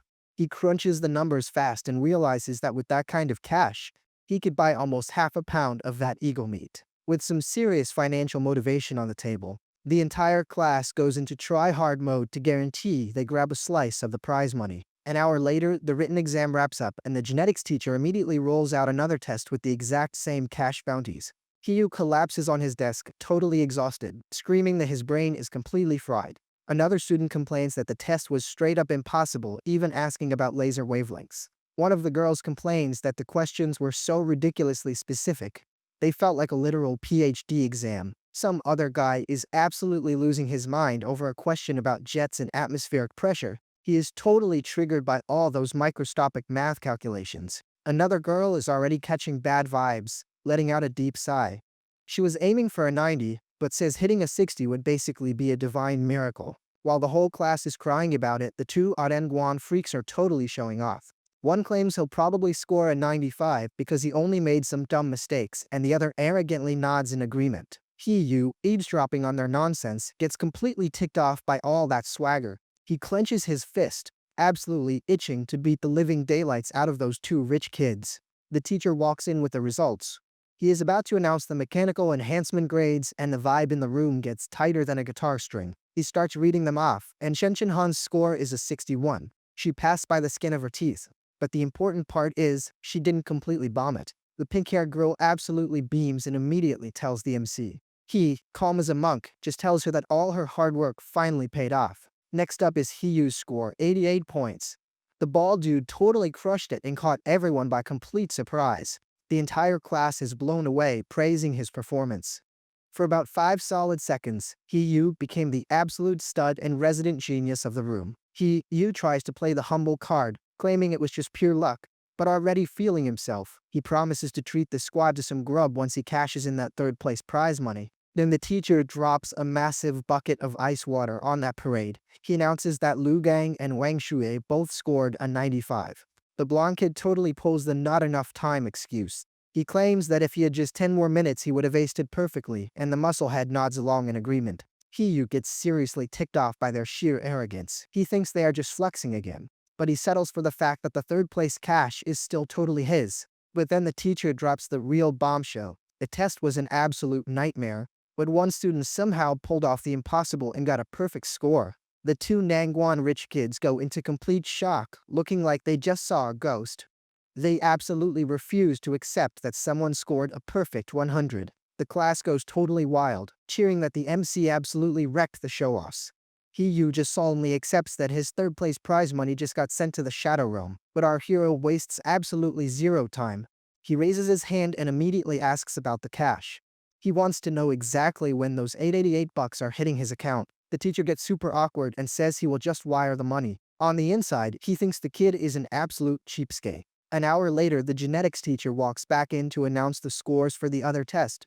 The intense tension is officially back. The non-one duo didn't do so hot this time around, scoring an 81 and an 83. They are satisfied, but definitely don't have any room to brag. Meanwhile, Shen Qinghan completely surprises everyone with a solid 78. A top 5 score in the class, the girl totally crushed it. And the MC, just sticking to his usual routine, gets another perfect score and bags a second massive payout. The rest of the squad is left completely speechless. The two clowns angrily throw their hands up, demanding to know how that is even physically possible. They are basically one step away from accusing the MC of cheating, but the teacher, giving them that look of someone who has seen it all, shuts their whining down immediately. He declares that cheating was absolutely impossible. The master smirks and explains that he personally wrote every single question. Absolutely none of it was on the internet, which totally shuts those two rich kids up. A classmate mocks them for being such sore losers. Chuksen completely adds fuel to the fire, loudly declaring that uncultured and jealous people are nothing but trouble. Break time flies by and the class is already gearing up for their practical challenge, the jungle survival test. The teacher explains that the prize money is exactly the same, and the test is split into 3 parts: rock climbing, swimming, and starting a fire. The blonde kid glares at his partner with pure fire in his eyes. He declares that they might have lost in the books, but they are going to totally wash their honor clean using pure brute force. The musclehead gets completely hyped, saying he doesn't need any pep talks. He is going all out to try and completely crush the MC in the physical exam. The test kicks off with the rock climbing and the MC just absolutely blitzes it. He hits the top of the mountain in first place, leaving literally everyone else eating his dust. The tree climbing section was exactly the same story. He totally humiliated the Nangwon duo all over again, while those guys complained that they could barely even see his blur rushing past them. The MC was actually keeping a close eye on Shen Qinghan. The poor girl was stuck in dead last, but he knew for a fact that once they hit the water, her inner mermaid would wake up and she would totally bounce back. In the fire starting challenge, Zichen gave absolutely nobody a fighting chance. He practically struck a mental match, and his campfire was blazing in exactly 58 seconds, leaving the whole class looking like total fools. During the swimming portion, Qinghan went into full-blown shark mode and completely swallowed the Nangwon duo.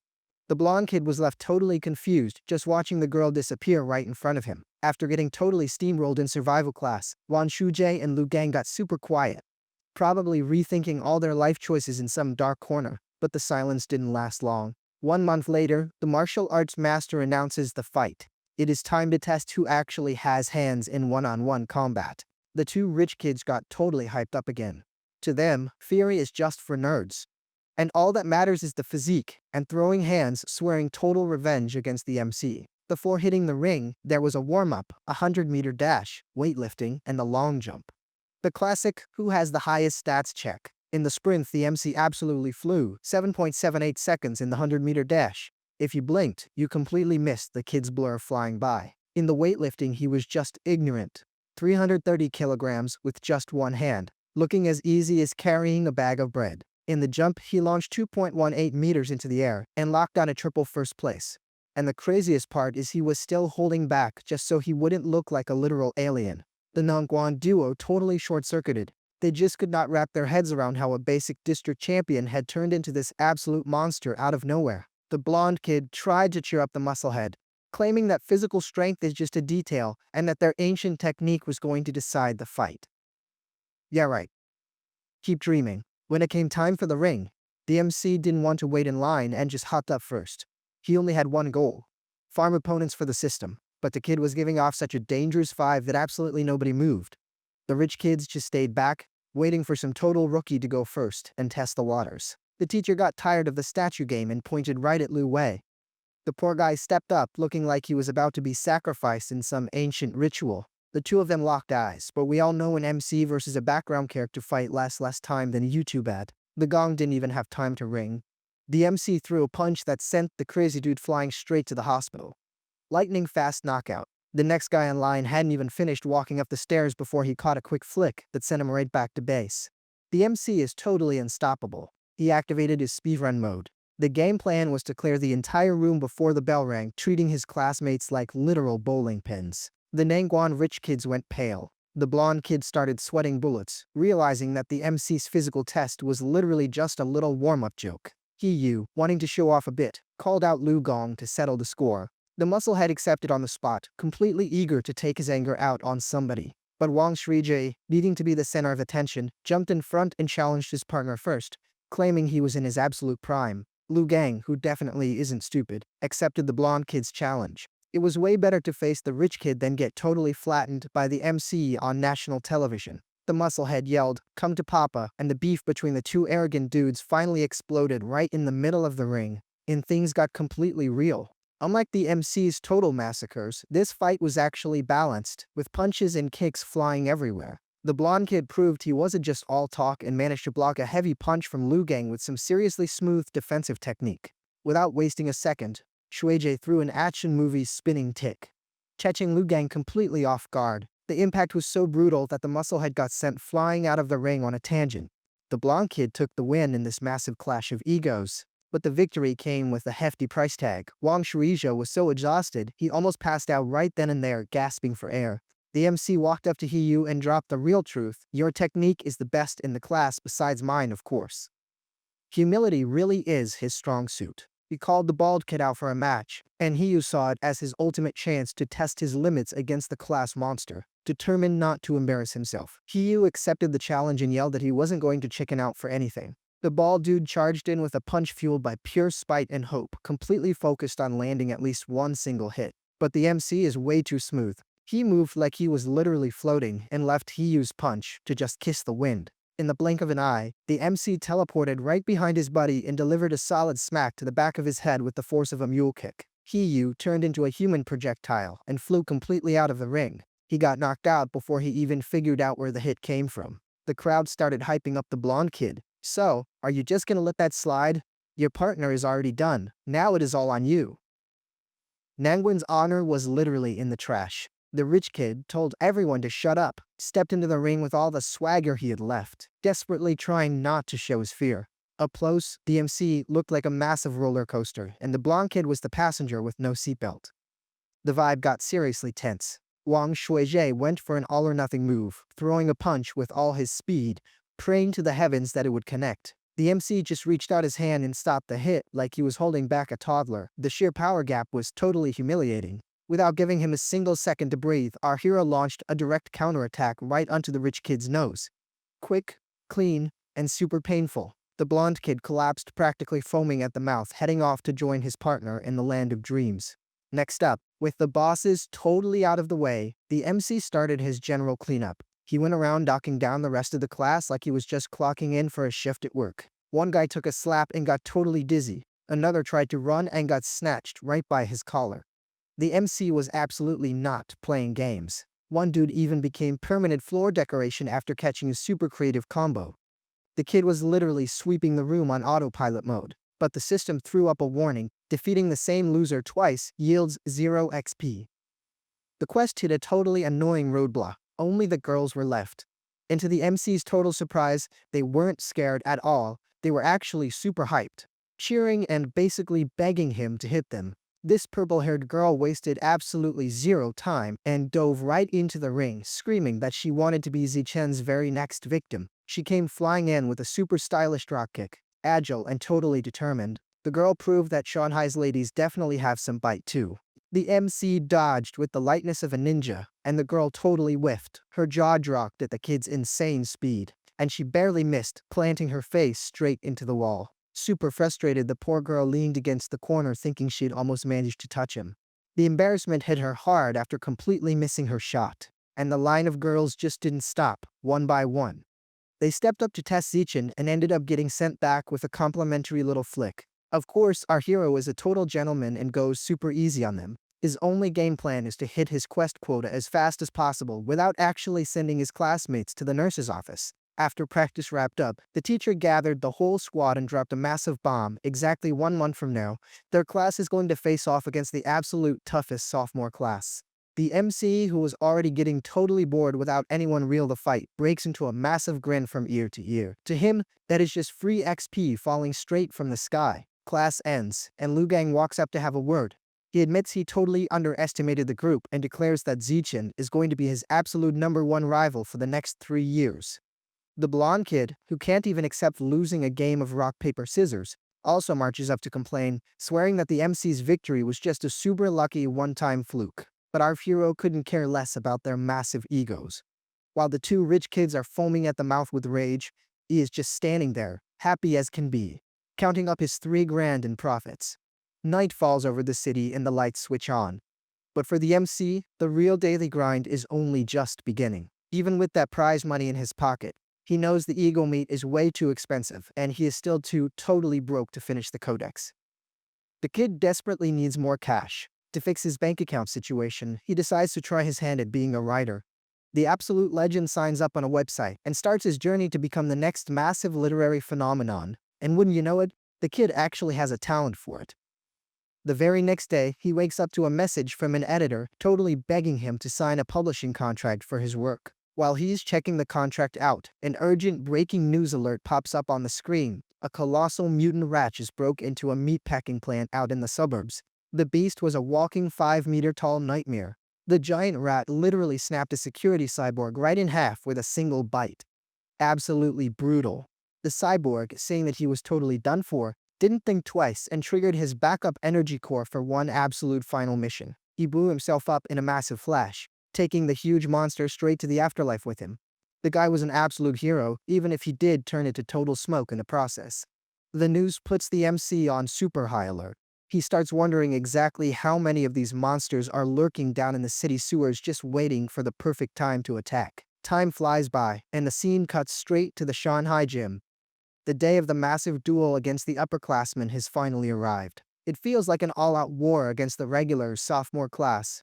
The teacher lays out the game plan: tire out the older kids by using the freshmen's absolute sheer numbers advantage. The crowd is totally hyped, and the tension is so thick the floor feels like it is shaking from the audience screaming. A super buff girl wants to kick things off, but the MC tries to squeeze in front of her. He wants to snag as many fights as physically possible to farm his achievement. But the girl complains to the master, saying that since she is the weakest one, facing their captain right out of the gate would be completely unfair. The freshman teacher totally disagrees with the sophomore lineup and marches over to argue with his colleague, claiming that sending out their absolute strongest fighter first completely breaks protocol. Right in the middle of the mess, the master tells the MC to chill out and step down from the ring.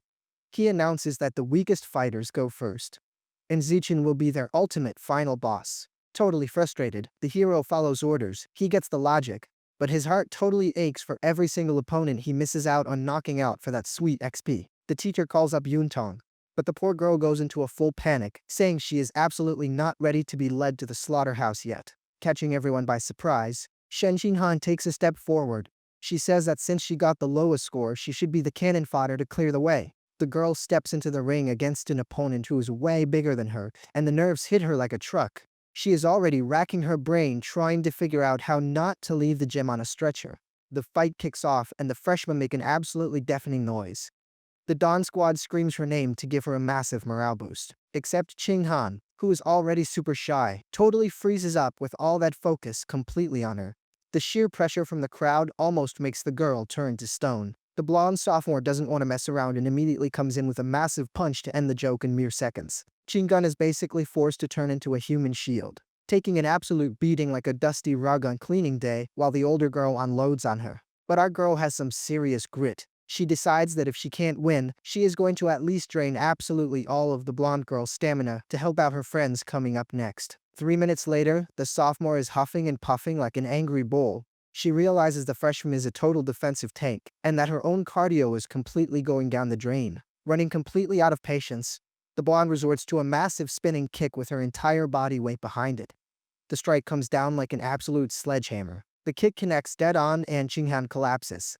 The lights go out for her, and the sophomore secures the first win, but walks away completely exhausted. While the next fighter gets ready, Chinghan stands up looking totally embarrassed. She lost, but she pulled off her mission to completely tire out their boss. The teacher gives her a super proud thumbs up and praises the girl's tactical genius for focusing completely on defense and buying them time. The MC walks up to give her some sweet emotional support, gives her a head pat, and congratulates his buddy for taking such a heavy beating from someone at a way higher level.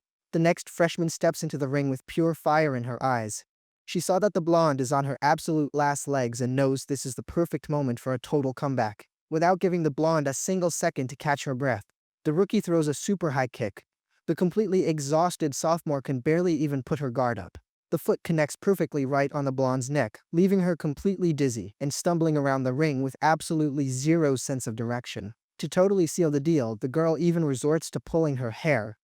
The vibe is completely feral today, and basic etiquette just got tossed right out the window. The sophomore hits the mat and screams that she surrenders. She absolutely cannot handle the pressure and begs for mercy before the rookie's final takedown. But the blonde stands back up totally full of swagger even after taking the L, mocking the freshman and claiming she only won because her defense was wide open. The older girl's arrogance just doesn't stop, telling the rookie to come back in a year to catch a real beatdown. The poor girl just stands there taking the total disrespect. But karma is about to hit like a freight train. The next freshman marches up the stairs radiating pure, unfiltered rage. It is Chuchin, and she is already swearing absolute revenge for her friends getting humiliated, promising to wash the class's honor completely clean with her fists. And Shuxin is absolutely not playing around. She starts things off by launching a dropkick that sends the snobby sophomore flying to the total opposite side of the ring with the force of a literal mule kick. Chingan, being her absolute #1 fan, throws her arms up and practically loses her voice, celebrating, screaming that Chushen was just absolutely sensational. The MC, keeping his cool and humble vibe going, praises both of them and makes it a point to say Shinhan was the absolute MVP because she left the sophomore totally wiped out so Chushin could just swoop in for the easy finish. After 2 straight hours of absolute brawling, the sophomore teacher is already totally declaring victory, mocking Sensei Han and bragging that with only 4 freshmen left, his free dinner from their bet is totally secured. But Teacher Han doesn't lose his cool for a second. He warns the guy that the main course hasn't even been served yet, since the real absolute monsters, like the MC and Hiyu, are literally just warming up. Without dragging it out, he gives the official order. He points right at Hiyu and tells the bald dude to get up there and show them how it is actually done. The super chill bald kid gives his neck a loud crack, flashes an "I got this" sign, and steps into the ring with a grin that screams he is about to cause some serious trouble. With his fists clenched and his swagger dialed to the absolute max, he asks if the sophomore has his health insurance totally up to date to handle the sheer weight of his iron fist. The sophomore, looking super bored, lets out a mocking little chuckle and tells Hiyu to stop embarrassing himself with all that cringe anime dialogue. Hiyu gets completely ticked off that his cool moment was ruined and, with absolutely zero warning, plants a massive punch right on the guy's face. Get lost, loser. The hit was so incredibly clean that the sophomore passed out before he even hit the ground. He was sent to the Shadow Realm without even getting the license plate of the absolute truck that hit him. Standing tall and totally victorious, Hiyu throws out some classic trash talk, asking exactly who said this bunch of trash was supposed to be tough, completely humiliating the rival class. The sheer disrespect catches the attention of a sophomore human tank. who steps into the ring so hard the floor practically cracks, absolutely huffing with rage over the freshman's complete lack of respect. The giant stares Hayu down from head to toe with the kind of look that says he is about to use the kid as a literal toothpick. With a fist roughly the size of a watermelon, he announces he is going to teach him what real power is, and throws a massive haymaker trying to take the bald kid's head clean off. But our Hayu is way too slick. He dodges with an absolute master-level sidestep, leaving the big guy to punch nothing but air and completely loses balance. Taking total advantage of the opening, the bald kid spins into a super powerful leg sweep that catches the giant totally off guard on his weak foot. The tank crashes down totally knocked out, and Hayu crosses another sophomore off the list, without even messing up the shine on his bald head. The freshman crowd goes absolutely feral, the girls start screaming his name, and Hayu instantly transforms into the absolute hero of the hour. Then things got completely out of hand. Hayu went into absolute demon mode and started totally sweeping the ring, dropping sophomore after sophomore without an ounce of mercy. Another guy tried his luck and caught a straight punch right in the snout. Hayu was absolutely not cutting anyone any slack. The opponent barely even hit the floor before catching a total mercy sweep kick. He was sent packing in record time. With pure fire in his eyes, Hayu screams for 10 more, but reality hits hard. After 5 back-to-back wins, his stamina bar completely hit the red zone. By the 6th fight, he ran completely out of gas and collapsed from pure exhaustion. Now the math was looking super ugly. 3 freshmen left against 13 sophomores. Seeing the massive deficit, Teacher Han completely calls in the heavy artillery. Wang Shuye, get in there and fix this.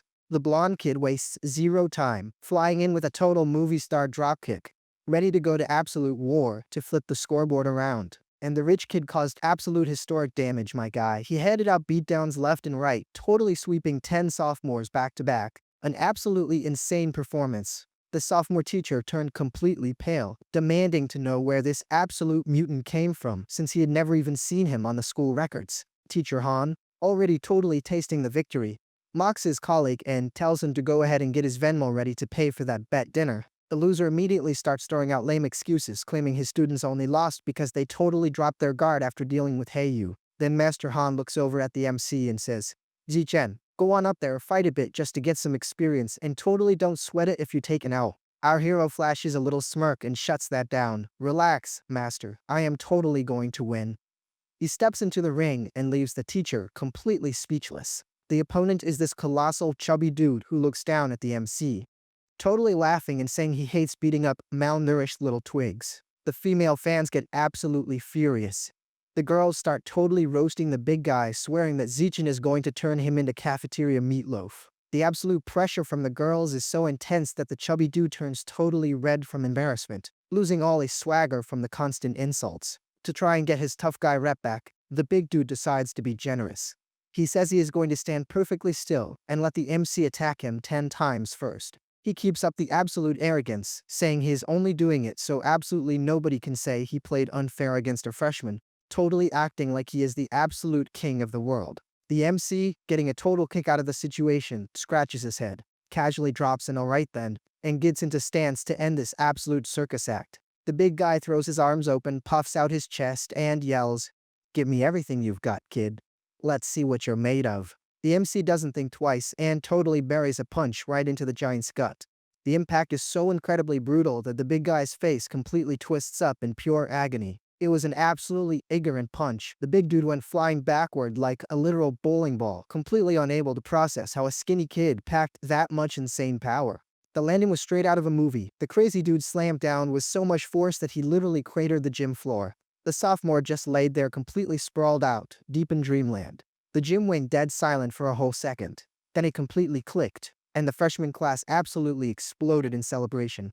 Zichen's name totally echoed through the entire gym. The big guy wakes up totally groggy, scratching his head and mumbling that it makes absolutely 0 sense for a skinny dude like that to hit like a jackhammer. The sophomore teacher walks over totally humbled, admitting that Zichen is an absolute monster for one-shotting a literal tank like that. But Teacher Han, wanting to keep everyone's egos somewhat in check, brings up a guy named Wu Tiancheng, an absolute genius who humiliated even the junior class veterans.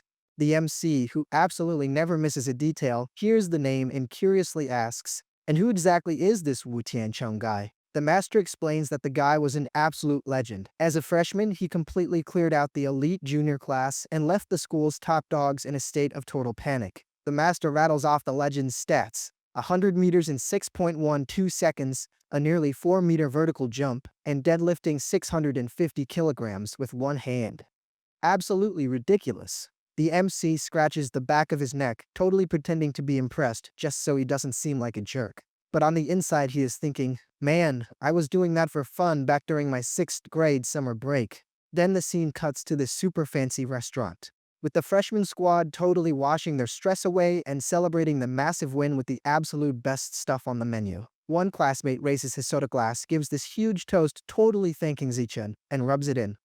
Thank you, rival teacher, for completely footing the bill for this absolute feast. The whole crew totally feeds into the hype, raising their glasses and screaming the MC's name. The table is completely loaded with food and the vibe is like a national holiday. After that insane show, Zichin turned into the school's absolute biggest celebrity. People are totally popping up out of nowhere asking for workout tips and his phone number, leaving the kid totally freezing up from shyness. But Xinghan remains his absolute rock. She doesn't care about the crazy crowd at all and just focuses entirely on piling the best cuts of meat onto the MC's plate, swearing he is going to starve if she doesn't watch him. Suddenly, the MC notices that the girl has completely frozen. She is staring at him with her eyes totally bugging out, looking like she just saw the boogeyman. Xinghan jumps up looking completely totally awkward and announces she has to hit the restroom right this second. The MC just lets out a sigh, realizing his partner's bladder is back on tsunami alert mode.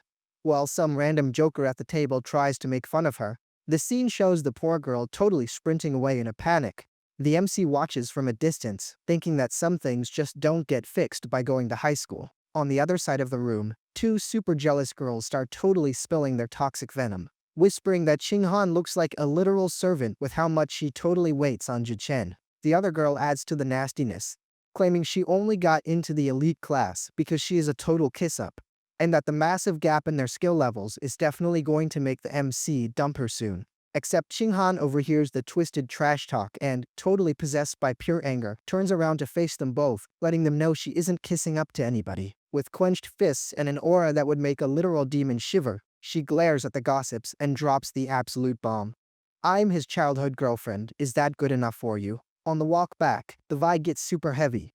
The MC notices his friend has a literal dark cloud hanging over her head and asks what actually went down. Xinghan totally vents, practically in tears, bringing up how her mom promised her that this whole leaking issue would totally stop when she grew up. The girl spills everything, man. She confesses that even though she is an elite fighter, she still completely wets the bed and has to wear a diaper every single night. A super heavy secret for a teenager. With the tears already totally streaming down her face, she says she feels like a factory reject, because she literally cannot control her own body. The MC stops walking, looks totally deep into her eyes, and drops the real truth. There is absolutely nothing wrong with you. Get that out of your head. He grabs her shoulders, giving her that classic superhero moral support, and tells her it isn't a weakness, but actually her superpower that is just out of calibration right now. The girl is in total shock, her eyes sparkling with hope and confusion, asking how on earth peeing can be a superpower. Zichin, pulling off the ultimate Zen master vibe, explains that her absurd affinity for water, the exact same one that totally humiliated the upperclassmen, comes straight from that massive energy she can't control yet. Then it completely clicks for her, and getting super hyped, she asks if he, being an absolute monster since kindergarten, also has a hidden special power. The MC flashes that charming little smirk, gives her a sweet head pat, and confirms it. I sure do, exactly like you. The girl's imagination totally runs wild, picturing Zichin as a literal movie superhero, getting all giddy over the idea. The MC sees the sparkle in her eyes and guarantees that their power is the most absolutely overpowered type out there, which leaves the girl totally on cloud 9. Out of absolutely nowhere, the MC's spider sense starts screaming. He feels a major chill run down his spine and snaps into instant combat mode. They turn the corner and walk right into the military. The guards have the street blocked off and warn them that the area is being cleared of pests. But the scene is totally bizarre. There is this older guy fighting off giant mutant rats, while another crazy dude is screaming at everyone to stop hurting his brothers. The guy is having a total psychotic break, crying tears of pure rage and yelling that the rats are his actual family, completely out of touch with reality. In a fit of pure madness, the crazy dude grabs an old broom and charges right at the soldiers, swearing he is going to defend the rats with his life. Xinghan, super spooked by how weird the whole thing is, asks if the guy is completely crazy. The MC just confirms the dude is a total lost cause and that the vibe there is seriously sketchy. To avoid getting mixed up with the law, the MC grabs the girl by the hand and they bolt, totally preferring to steer clear of that entire mess. Night falls and the scene jumps over to Lindsay Chen's house. It looks like he is finally going to get a much-needed warrior's rest. He is just chilling in the living room with his parents watching TV when the news totally kills the mood. Yet another young teacher has vanished without a trace. His mom, already super tense, points out that a pattern is forming and that this is already the fourth victim this month. His dad, looking dead serious, corrects her, not the fourth. That is already the fifth woman to go missing in Shanghai. The TV flashes pictures of the victims, all of them young and pretty. The anchor warns everyone not to walk alone at night, which makes the vibe in the room super heavy. His mom totally begs her boy to keep a close eye on Xinghan. The MC gives her that confident smile and promises that her safety is his absolute #1 priority. Cut to the central police station, where the mood is completely grim and tense. A doctor walks out of the interrogation room, and the detective immediately wants the scoop. Inside, the crazy dude who's defending the rats is just sitting there, completely frozen. The cop asks if the guy is just completely out of his mind. But the doc says it is impossible to tell because the guy went into a total catatonic state and won't say a single word. The cop fires back instantly. "Mute my foot." Back at the market, he was yelling louder than a rodeo announcer. With his spider senses tingling, the detective gets super tense. He totally feels that something incredibly rotten is hiding behind the suspect's empty stare. Suddenly, the crazy guy starts having this demonic convulsion, twisting all over the place while his bones crack loudly like dry branches. The dude bursts into flesh and fur, turning into a massive mutant rat right inside the police station. The doctor goes into total shock and desperately screams for cyborg backup. The cops empty their clips into the giant rat, but the bullets just bounce right off its hide. The beast is a pure tank, completely ignoring all the damage. A female officer yells that the cyborg reinforcements are tied up on another mission and won't be there for 10 minutes. The chief starts sweating bullets, realizing their ammo is almost totally gone. With zero other options, the commander orders everyone into the squad car. The game plan is to use the cruiser as bait, to lure the monster completely out of the residential area. The female officer wastes absolutely no time, jumps behind the wheel, and immediately starts punching the escape coordinates into the dashboard. The driver steps on the gas hard, the tires totally screeching on the asphalt, locking in on the road like their lives completely depended on it, because they actually did. The chief screams, "Step on it. Let's drag this demon up into the mountains and pray the backup gets here before we turn into its late-night snack." At that moment, the police cruiser dives into the tunnel going 1,000,000 miles an hour. The getaway is in turbo mode, buddy. The asphalt is practically frying, but the giant rat isn't slacking and is already glued to their bumper, snarling and dying to turn the van into a crushed tin of sardines. And sure enough, the monster unleashes a violent swipe that sends the car flying and rolling over like a kid's toy. The cop, all banged up and trapped in the wreckage, curses her luck. She knows backup is late and things have officially gone south. The big rat lets out a deafening victory screech, already feeling like the king of the streets for sweeping the cops out of the way. But the monster's joy doesn't last long. A dead-on explosion hits the beast right in the face. Backup has finally arrived and in serious style. A cyborg in purple armor drops from the sky, hovering with her sights locked and an arsenal of missiles ready to put an end to the clown show.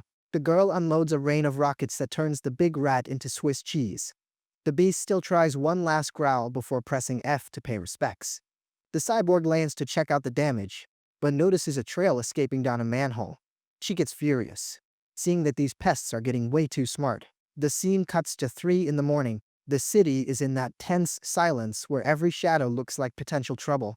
We find our MC in his room, looking super proud. The kid has become a typing machine, past the 100,000 word mark, and his bank account has already hit 10,000. He gets so hyped about his success and the cash that he can't even sleep. With nothing else to do, he decides to head to an isolated alley to test out the results of his training. And the boy's flying.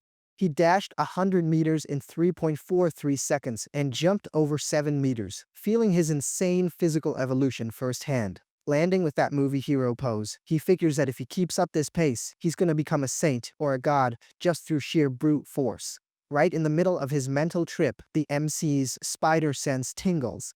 He hears a weird noise and goes on high alert to figure out where the sketchy sounds are coming from. He slowly turns his head and sees a shadow twisting around. His curious instincts speak louder than his fear, and he goes to check it out. The scene is totally stomach-churning, a hideous beast. Half man, half rat, is apologizing to a lifeless body for eating its own brother out of sheer hunger.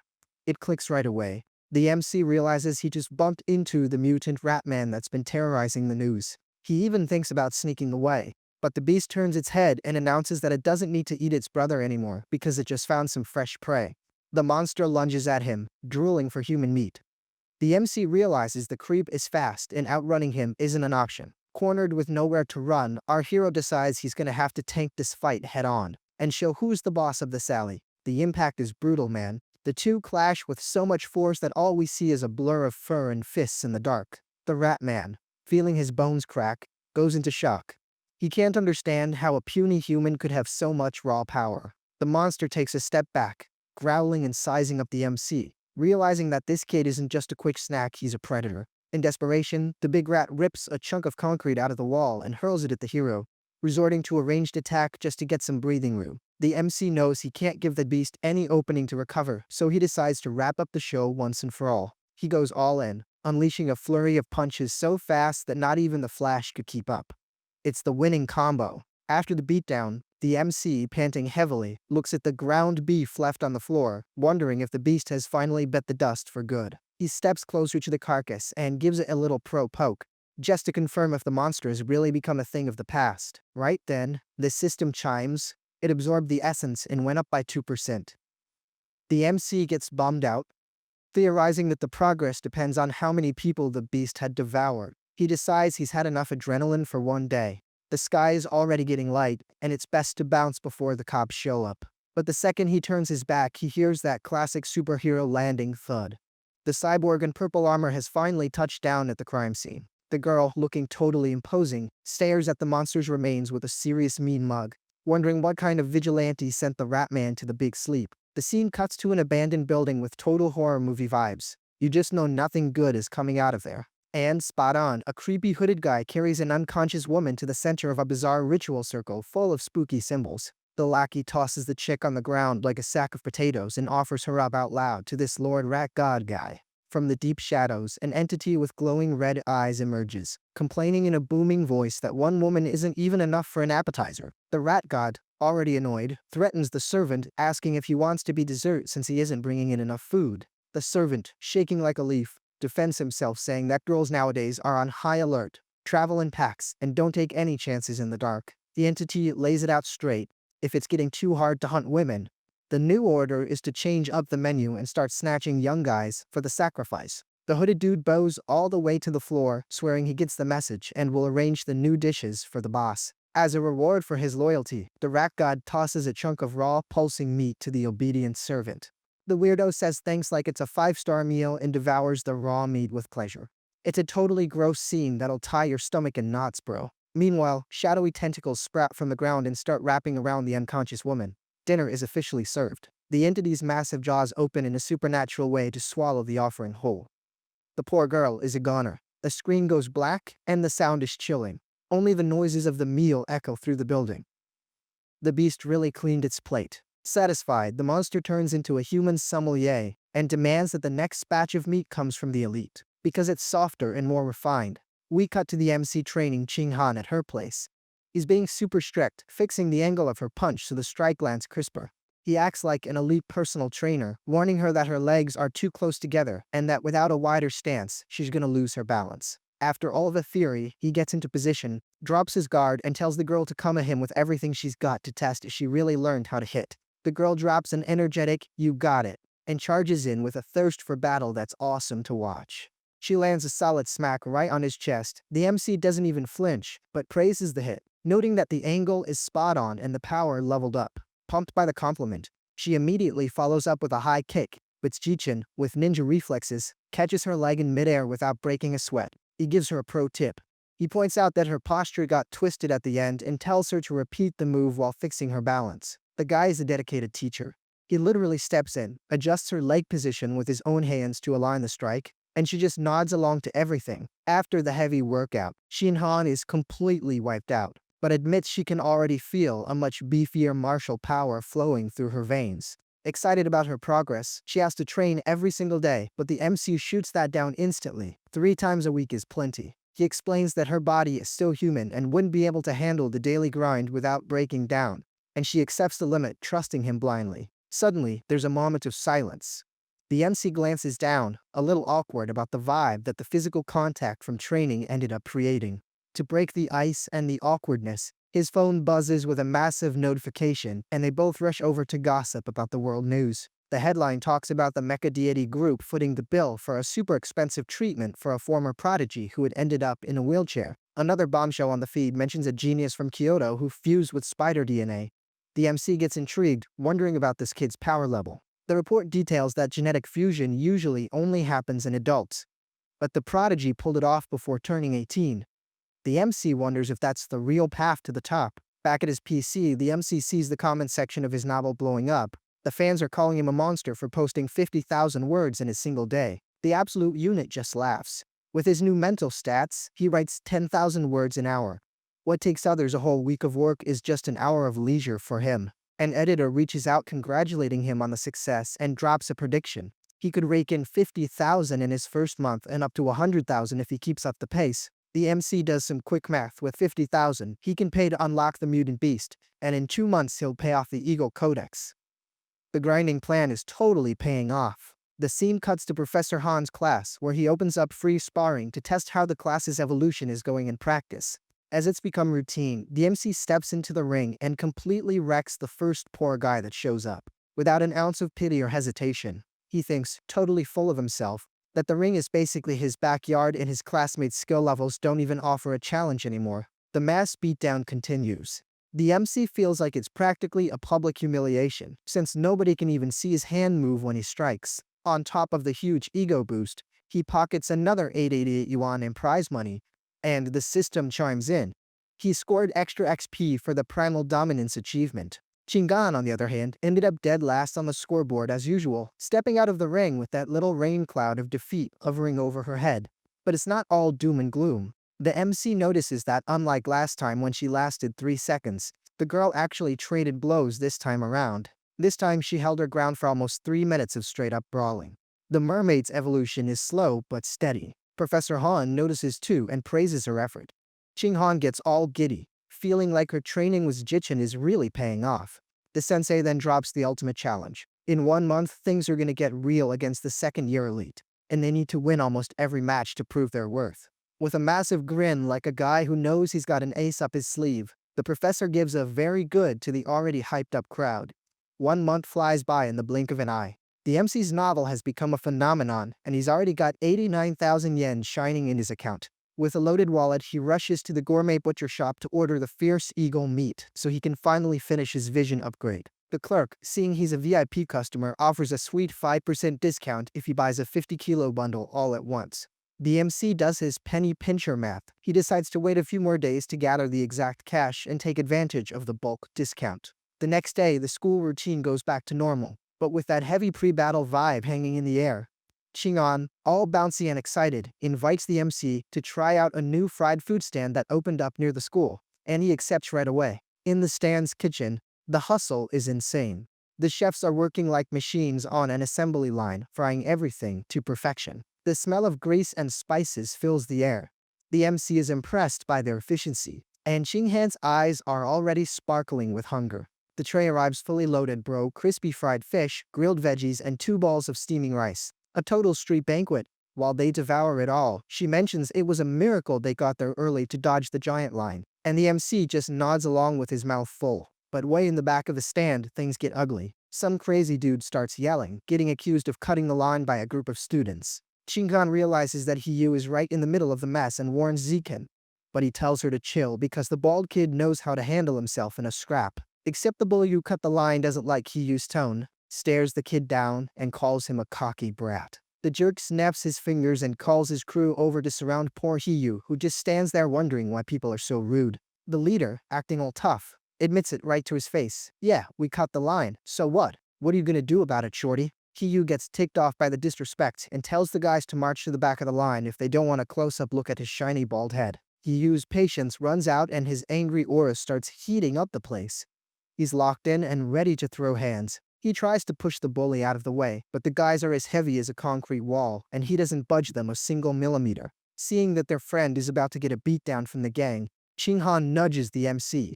Zichin, it's going down. Go help him. The MC stands up with the calm of a monk, walks over, puts his hand on the bully's shoulder, and with a voice as cold as ice, orders, back of the line, now. The punk turns around with a sarcastic smirk and asks what the MC is gonna do if he decides to stay exactly where he is.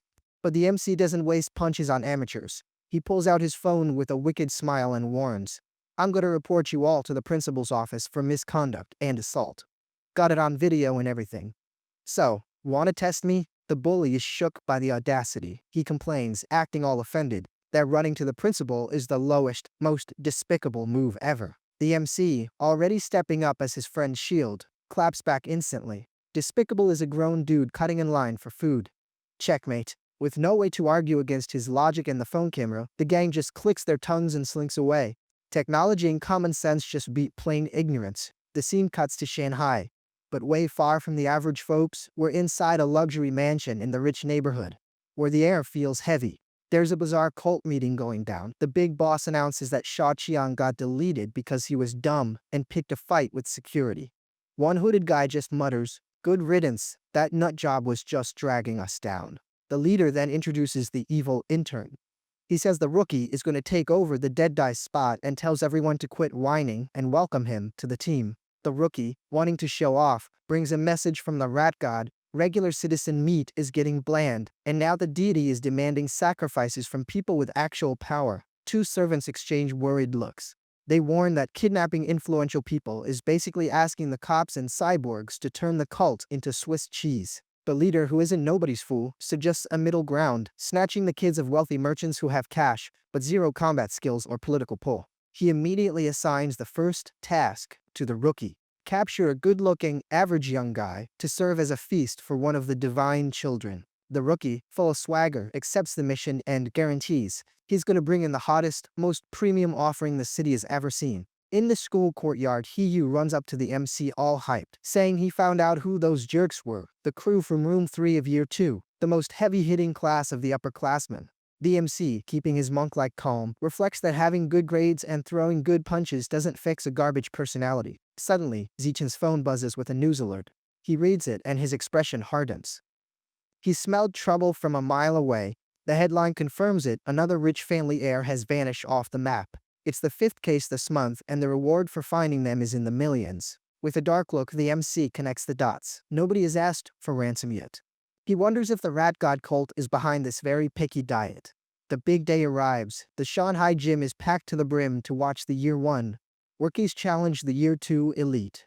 To heat things up, the gang of bullies from the lunch line is already by the ring, staring down Yu and throwing up that classic obscene gesture. Yu, who never takes disrespect lying down, fires right back with his middle finger up, fully ready to throw down. The gong sounds and Qin Han is the first to step up. She tries to keep her cool, but the tension is super obvious. Her upperclassman rival doesn't even care about bowing. She just comes in swinging with a brutal flying kick that cuts through the air straight for the girl's head. Qingdan doesn't even see the foot coming. The impact is so heavy, she gets launched right out of the ring. Instant knockout in just seconds. Sprawled on the floor and dizzy, she realizes the harsh truth. The upperclassmen are on a whole other level, and not even her turtle defense did a thing to help. And the massacre doesn't stop there. Another blonde upperclassman jumps in and starts handing out beatdowns to the year 1 class like she's passing out candy. The girl is way too aggressive. She lands a right hook on a rookie's chin that makes the poor girl's eyes roll back in her head. The blonde looked like an unstoppable tank, crushing them one by one without even breaking a sweat in her uniform. The tide only starts to turn when a beefier rookie steps up and, using pure brute force, finally manages to take down the scary blonde.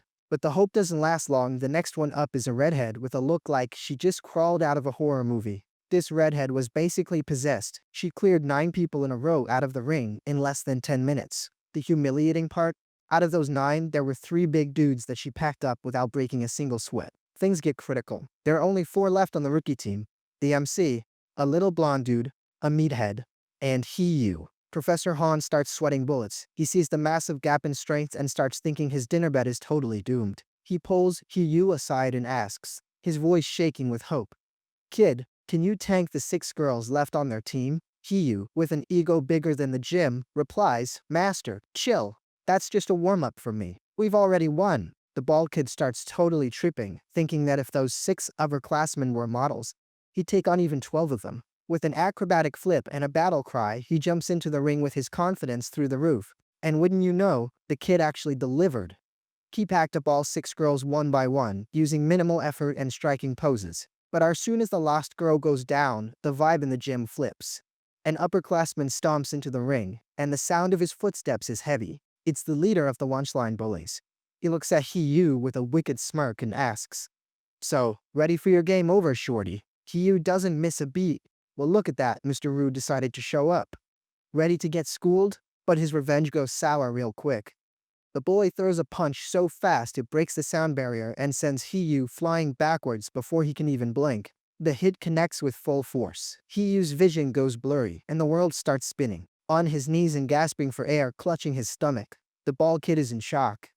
The upperclassman's speed and power were on a completely different level. The rival, stepping his foot right on his shoulder, calls him trash and demands he admit defeat right there in front of everybody. Without an ounce of mercy, the guy throws another punch, screaming at Hiyu to get out of his sight. To finish the massacre, the bully lands a massive punt kick, and Hiyu goes flying out of the ring like a rag doll. The kid hits the floor flat on his back, knocked out cold and totally humiliated in front of the whole school. Waking up groggy and all busted up, Hiyu admits to himself he underestimated the guy. And the upperclassman came in out for blood to get payback for the lunch line. The bully, wiping his sweat, points his finger straight at Lin Zichen and taunts. "What about you, Zichen? Got the guts to step up, or are you gonna keep hiding behind your loser friends?" The MC, who was just waiting for his moment to shine, doesn't say a word. He just does a superhero leap and touches down smoothly right in the center of the ring. He lands with that caped crusader pose, flashing a grin from ear to ear. Zichen was finally gonna get to shake the rust off his joints. The Year 1 bleachers go completely wild, screaming at the top of their lungs for the MC to turn the bully into mashed potatoes and avenge Hiyu's honor. The upperclassman tries a flying kick straight out of a kung fu movie, but the MC just stands there, totally static, as calm as a guy waiting for his morning coffee. The clown tries to follow up with a punch, but Zichen dodges with such absurd ease that it looks like time just stopped for him. In the blink of an eye, the MC finds an opening and delivers a crisp, dead-on strike right to the guy's neck, giving the guy zero time to breathe. He throws a surgical sweep kick and uses the crazy dude's own weight to bury his head into the mat. The bully got sent to the Shadow Realm instantly. He's laid out flat with his eyes rolled back and his mouth wide open, not even realizing a freight train just hit him. The MC just stares at the motionless body, his breathing perfectly calm, without having burned even 1% of his battery to beat the school's top dog. With masterful disdain, he literally kicks the bully's body out of the ring like a trash bag, clearing the stage for the next one. The Year 2 class goes into full systemic panic. The guys start whispering that the dude who just got dropped was top 5 in their elite squad. Professor Han, who's no fool, goes wide-eyed. He realizes that Lin Zichen isn't just a prodigy, he's a bottomless pit of hidden strength. The little blonde dude Wang Shuye, watching from the front row, turns pale and wonders if Zichen is actually made of flesh and bone, or if he's an undercover cyborg. Already bored with the delay, the MC stares down the rest of the upperclassmen and drops the mic. "Who's next in line to be my punching bag?"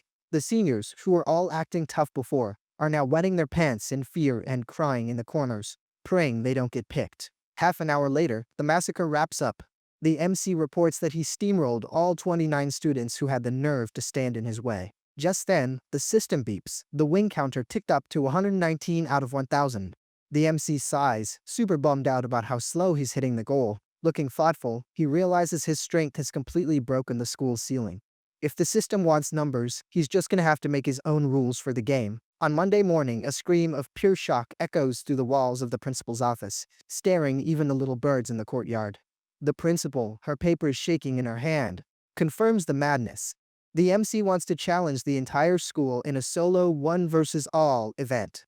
Almost having a heart attack, she asks what kind of technical background insanity he has to propose such heresy when he's only a 1-month freshman. The MC, with that look of "I know exactly what I'm doing," invites the principal to the gym to give her a practical demonstration of his power. The two walk side by side. The vibe is so heavy that it feels like the air is going to snap at any second. Once inside, the principal crosses her arms, still totally skeptical, and asks why on earth he dragged her to an empty gym. The absolute unit gives a little smirk, slowly takes off his jacket and tells her that words don't convince people, but what she's about to see definitely will. The woman, noticing the kid's crazy physique, actually blushes and gets some wild ideas for a split second, telling him to wait with a super nervous voice. But Jichin ignores the awkwardness and walks straight over to the weight rack, gripping a massive barbell with a terrifyingly firm hold. Without even making a face, he lifts 700 kilos with just one arm, looking like an absolute titan while the principal looks tiny in the background. Her jaw drops straight to the floor, her soul practically leaving her body as she tries to process this bizarre display of raw power. Then it hits her. She realizes this kid's strength has left the legendary Wu Tianxiang eating his dust a long time ago. Totally sold. And maybe a bit terrified, she instantly agrees to organize the MC's epic challenge against the entire student body. The MC, with his mind already set on grinding XP, remembers he needs a sweet treat to lure in the prey. Good prizes motivate the crowd to get beaten up.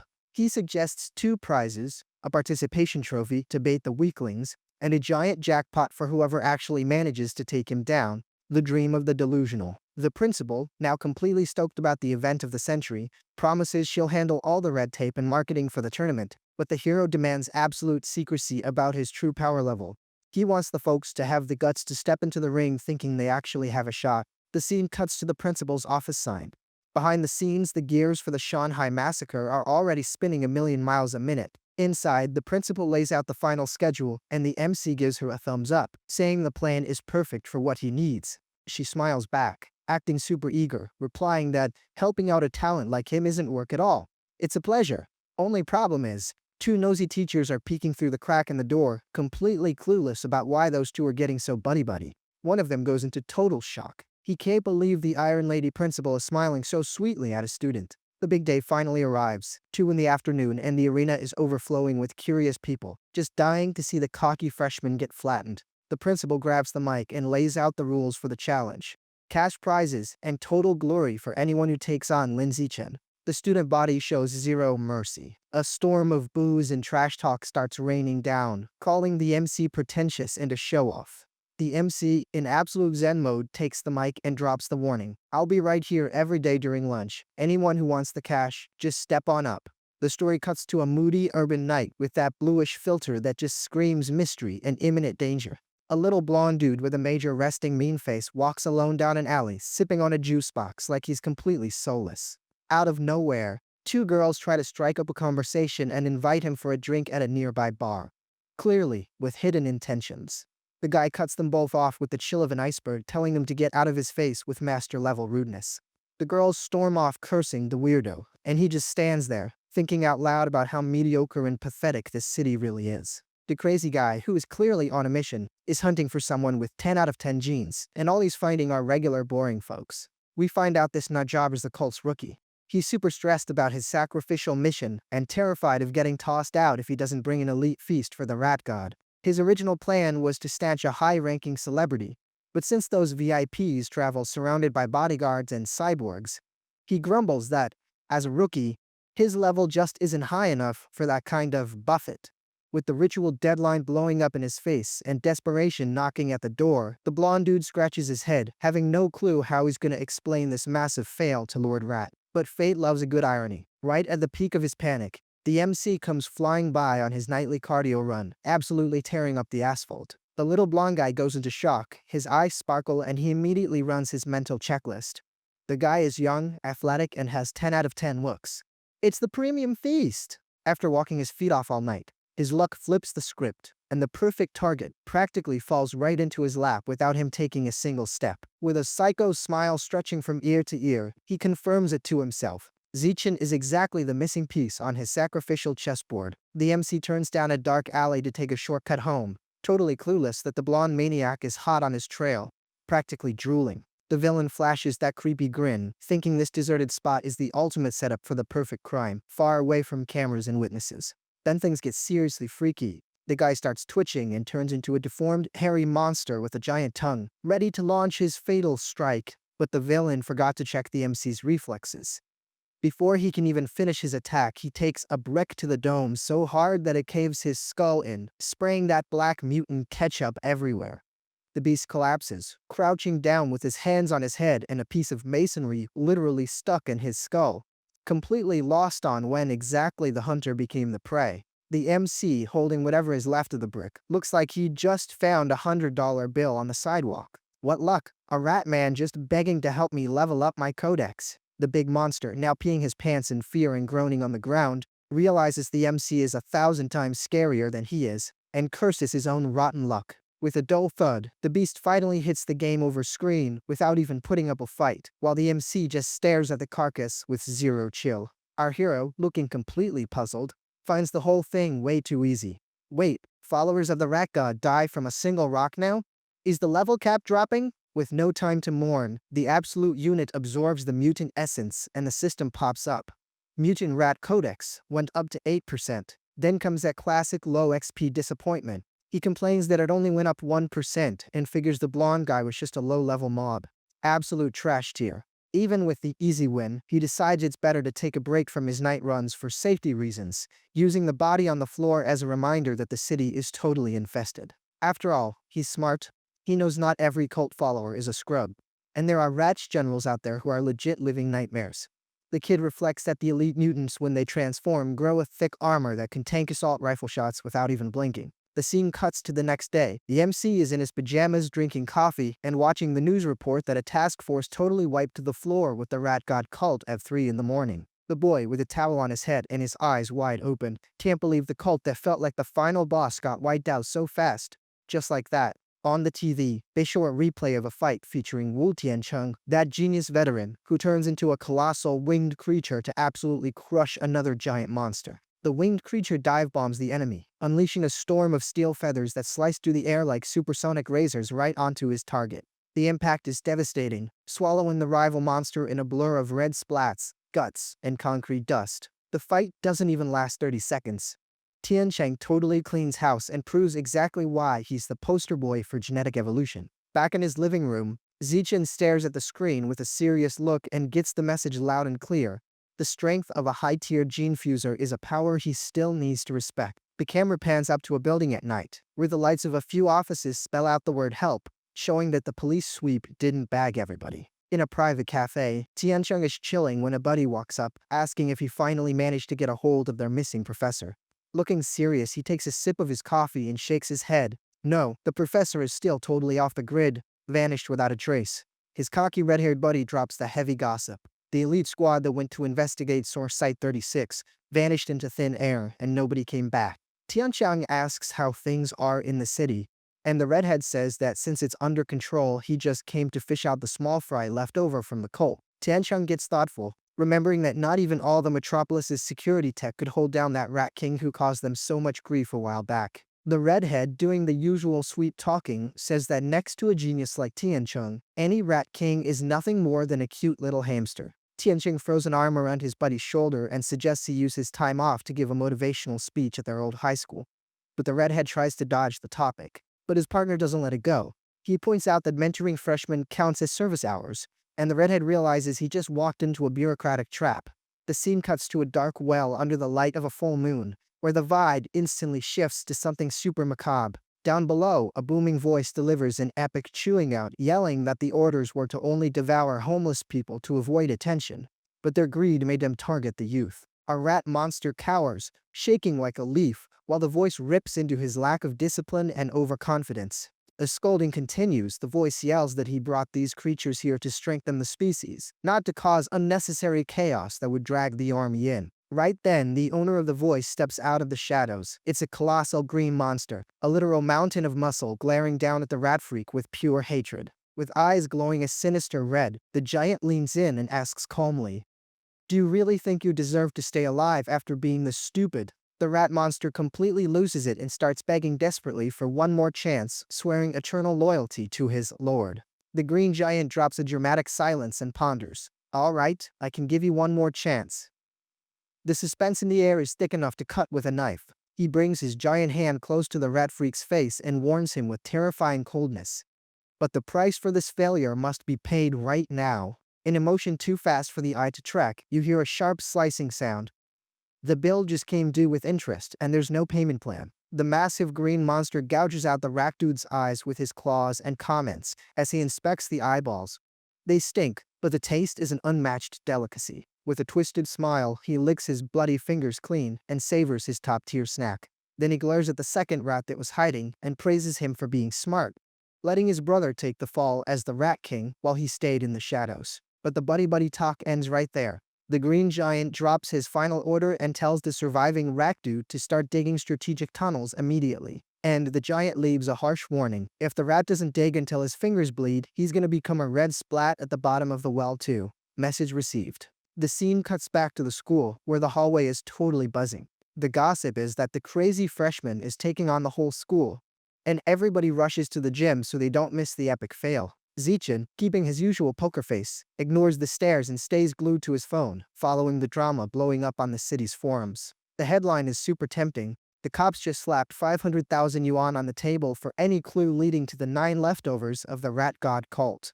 The kid's eyes shine brighter than a fresh dollar bill. He instantly starts converting that $500,000 into eagle stakes and system upgrades. But he's strategic, logic speaks louder, and he decides to focus on his school grinding first. Leveling up now is what'll keep him safe when it's time to hunt the big fish later. The gym is an absolute anthill. You couldn't fit a pin in the bleachers, and the vibe feels like a world championship final. Our hero, planted in the center of the ring like a statue, scans the crowd and feels pretty satisfied. The principal's marketing plan worked, and the prey showed up in droves. With a tiny smirk, he remembers the carrot they used to bait the rabbits was genius. Participation prizes for anyone brave enough to catch a beating. To really ignite the crowd, Shen Qinhan hops on a chair, grabs a megaphone, and announces, "Anyone who fights gets a lottery ticket. We've got tech prizes for everybody." The kids go absolutely nuts. The dream of winning next-gen consoles and iPhones makes all the timid guys totally forget their fear of getting wrecked.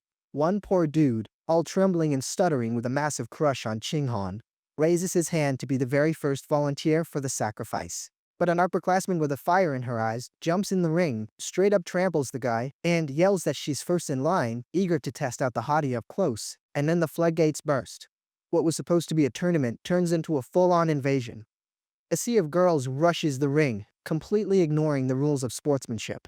In 10 seconds flat, Zichen is surrounded by a female army. The martial arts challenge just turned into a fan club mosh pit trying to get a piece of him. One bold girl uses the chaos to cop a feel of the absolute unit's bicep and comments, turning red as a tomato. "Wow, he's solid as a rock." The madness escalates and another girl literally throws herself at the MC's neck, hypnotized by his anime pretty boy face. She goes straight in for the tight hug, rubbing up on Zichen without an ounce of shame, while the male crowd dies of jealousy in the background. The hero starts sweating bullets in the middle of this makeshift harem. He realizes that fighting monsters is easy, but getting out of a horde of girls uninjured is a whole other danger level. Completely out of patience with the harassment, he releases a spark of his aura and makes the call. Today, he's gotta play the villain and actually hit girls, just to keep order. And he's not bluffing. With a highly technical flick of his finger, he sends the first fan flying through the air as she lets out a high-pitched squeal of surprise. The second handsy girl catches a light slap that sends her packing straight into the crash mats. The MC is doing a total sweep without even messing up his hair. To end the riot, he spins his body, creating an air pressure whirlwind that shoves the entire fan club right outside the ring ropes. The system, cold and calculating, updates the quest. Survival of the fittest now sits at 309 out of 1,000. The grind paid off. But there's always one stubborn one. A girl raises her hand again, all giddy, asking for a rematch just so the MC will touch her one more time. The absolute unit shuts her down instantly. Rule number 1. If you've already been wiped out, you don't get back in the ring. Get lost. The girl pouts, looking totally grumpy, complaining that her master plan to stay glued to him failed miserably. In the middle of all this drama, a group of old-school tough guys pushes through. The leader, looking like a guy who chews on iron, announces that the freshman's show ends right now. Except his lecture was super short. The MC knocks the guy out with a hit so fast nobody even saw it. The system counter bumps up to 419. The tough guy hits the mat snoring, and the stopwatch proves the MC's massacre has turned into a literal assembly line. He's knocking people out by the minute. Zichen stands tall on top of a mountain of defeated opponents, posing like a video game boss, and asks, "Are we officially out of grave, guys?" Just then, a tall figure full of swagger appears at the entrance of the ring. "I want my piece of this party too." The gym murmurs his name, Yan Xiaoxuan, the tyrant of the Year 2 elite. The crowd already starts betting on whether the freshman finally met his match. A student drops the lore. Xiaoshan is a tough cookie, a prodigy who's only lost one time in his life to a legendary senior. Xiaoshuan walks in, giving a whole lecture, telling the MC that he used to be cocky too, and thought he was the center of the universe until reality handed him a serious wake-up call. He wraps up his sermon saying that there's always a higher sky above your sky. The MC just stares at him with that, "Hurry up, I want to eat lunch" kind of look. The guy was about to start part 2 of his moral lesson, but the MC cuts him off and asks the ref, "Can I hit him yet? He talks way too much." Xiaoshuan tries to get his train of thought back, but catches a massive smack to the face before he can even sound out the first vowel. The result is the usual. The big dude flies like a shuttlecock, launching clear across the ring and leaving a trail of wind behind him. The MC cleans his ear with his pinky, totally bored. Finally, that annoying monologue is over. What a relief. The silence in the gym is deafening. A student yells from the back, "Xiaoshuan got sent to the lobby with just one punch? The freshman is a demon." But right in the middle of the shock, someone starts doing a slow, rhythmic clap. The real villain has arrived. The crowd parts the sea for Chen Wuxing, the school's true top dog, coming to avenge his defeated friend's honor. Zichen connects the dots. "I get the drill now. I beat the lackey." The boss shows up. "I beat the boss." The big brother steps in. Wuxing steps onto the stage with a cynical smirk and admits, "Xiaoshuan is weak. But I didn't think a freshman would have the guts to pull this off." He was about to start his big villain speech, but the MC cuts him off. "Less talking, more punching. Can we go?" Wuxing gets totally ticked off by the disrespect, unleashing an aura of power that makes the gym lights flicker. The senior warns, "I'm gonna knock your teeth out so you learn to listen to your elders." The two figures clash like light and darkness in the center of the ring.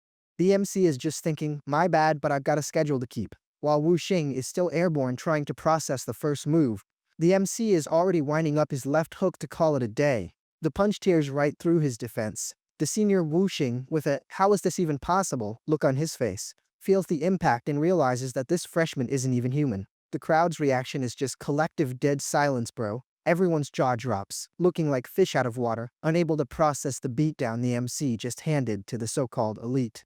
Our hero, back in the center of the ring with the calmness of someone who just woke up, points to a random nobody in the crowd and says, "Hey, you there, stop spacing out and get up here already." The poor guy looks around, totally lost, wondering if he's actually the target.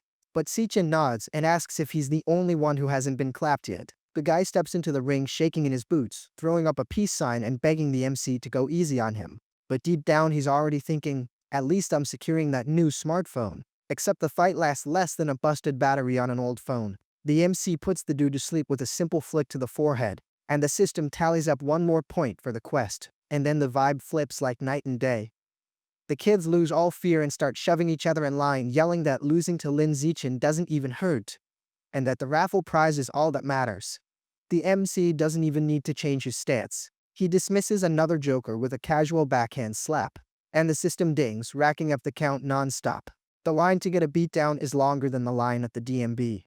The next guy steps up all wobbly and gets sent straight to the loser's lounge in seconds while the system confirms the obvious. The absolute legend goes into autopilot, just raising his hand to send the crowd packing. And there goes another one flying, with the system playing that sweet sound of success. Finally, the notification he's been waiting for lights up the screen. The system announces that the quest to sweep the floor with 1,000 opponents has been gloriously completed. The MC, with a grin from ear to ear and his fist clenched, watches the screen confirm that he just unlocked the passive trait, Survival of the Fittest. The system details that he now has Primal Dominance, which drastically boosts damage against living beings. Zichen thinks it's handy but gets a little salty because the system doesn't give him the exact percentage of the buff. As soon as he hits the goal, the MC simply hops out of the ring and clocks out. The folks still waiting in line are left hanging, complaining that they wanted at least a little punch just for a shot at the raffle. The boss pays them no mind and dips out through the crowd like he didn't just make history. Shen Shenhan, feeling super awkward, sticks right by his side trying to understand what just went down. With the star of the show gone, the crowd scatters and the gym empties out. The event of the year ended faster than a paycheck on Black Friday. Cut to the principal's office, and we already hear the vibrant laugh of the woman who sounds like she just won the lottery with the outcome of the challenge. Going full fangirl mode, she congratulates the kid, barely believing that a freshman took the #1 spot in the whole school just by laying the smackdown. The principal, who's pretty sharp, mentions how he totally crushed Chen Wujing, the king of the school, in the blink of an eye, and says she's certain Zichen is still holding back his true power. The MC, playing the humble card, claims he just has average talent. But the principal bursts out laughing, knowing that's pure cap. She reminds him that Wuzing got a straight ticket to a top-tier university just for lifting 690 kilograms with one hand of feet that was considered the absolute ceiling for the school. So she takes a wild guess. You must be able to lift at least 800 kilograms, right? The kid just nods, so she stops asking. But on the inside he's laughing, knowing his real power is way beyond that. The woman gives that knowing laugh and says she figured as much. But the MC isn't looking for an ego stroke. He wants what's rightfully his. The boy, his eyes already gleaming with greed, raises his hand and asks straight up. So, about my 8,810 yuan, when is that hitting my account? The principal finds the little rascal's honesty amusing and lets him know it's already authorized. The MC's phone vibrates with a deposit notification right on the spot. Success. She tries to launch into a serious speech about him, representing the honor of the institution. But the kid, having zero patience for politics, just cuts her off. Completely shameless, the MC says that he and Shinhan are now swimming athletes and asks if they can use the school's Olympic pool. And he doesn't stop there. He demands the FIP package. He wants 24/7 access and wants the place closed off exclusively for the two of them. The principal, already totally won over by his charisma, or maybe out of fear, doesn't even think twice and grants full access to the lovebirds with a knowing smile. The hero, acting completely innocent, says thanks and mentions he's going to cover the security cameras because he's shy and doesn't like people staring at him in his swim trunks. The principal, her mind already in the gutter, instantly jumps to conclusions. Don't tell me this kid is planning some extracurricular water activities. Her imagination runs wild, picturing the two of them heavily making out in the water while she pretends not to notice a thing. Then she opens her drawer, pulls out a key card, and says she'll make all the wishes of her prodigy student come true. With the pool key in hand, she makes it official. From now on, that area is Lin Zichen's private property. The kid's clout is off the charts. She leans in close, whispers in his ear with a sly smirk, and just asks him to not cause any accidents in there. But the MC, focused purely on his training, completely misses the hint and is totally clueless about what kind of accident could even happen in an empty pool. Out in the hallway, he and Qinghan are walking side by side. The kid spins the key on his finger, already cooking up plans for his experiment. Keeping his eyes on the prize, he figures he's finally going to find out if Han Han's water superpower theory is legit, or if she just needs to see a doctor. Just then, Qinghan, acting all shy and fidgeting with her fingers, calls out to Xiaochen and asks for a little extra help. Explaining a new situation, she tells him she signed up, thanks to peer pressure from her friends, for a school singing contest and needed someone to rehearse the male chorus part with her. With that little angel face the MC just can't say no to, she asks if he can practice tonight. Zichen, without even thinking, agrees on the spot. The girl beams with joy, lets out a little squeal, and skips away pumping her fist in the air. The MC realizes that, to her, this is way more important than a 1,000-kilogram punch. With a slight smirk, he hopes this little hobby helps his friend build the confidence she's missing in the ring. Cut to nighttime, the lights in Qinghan's building are shining bright, and we know the show is on. There they are, Qinghan singing her heart out and maybe a little off-key while the MC tries to sing along while checking his stats on his phone. In the living room, her dad is a nervous wreck, complaining to his wife that it's completely inappropriate for two teenagers to be locked alone in a room, singing. The mom, who's already shipping them hard, shuts her husband down instantly. They grew up together, stop being a grumpy old man and mind your own business. The poor guy, totally defeated and out of arguments, throws his hands up in surrender and says he'll keep his mouth shut. But the MC, with a drop of sweat rolling down his face, clearly heard the whole argument through the door with his enhanced hearing.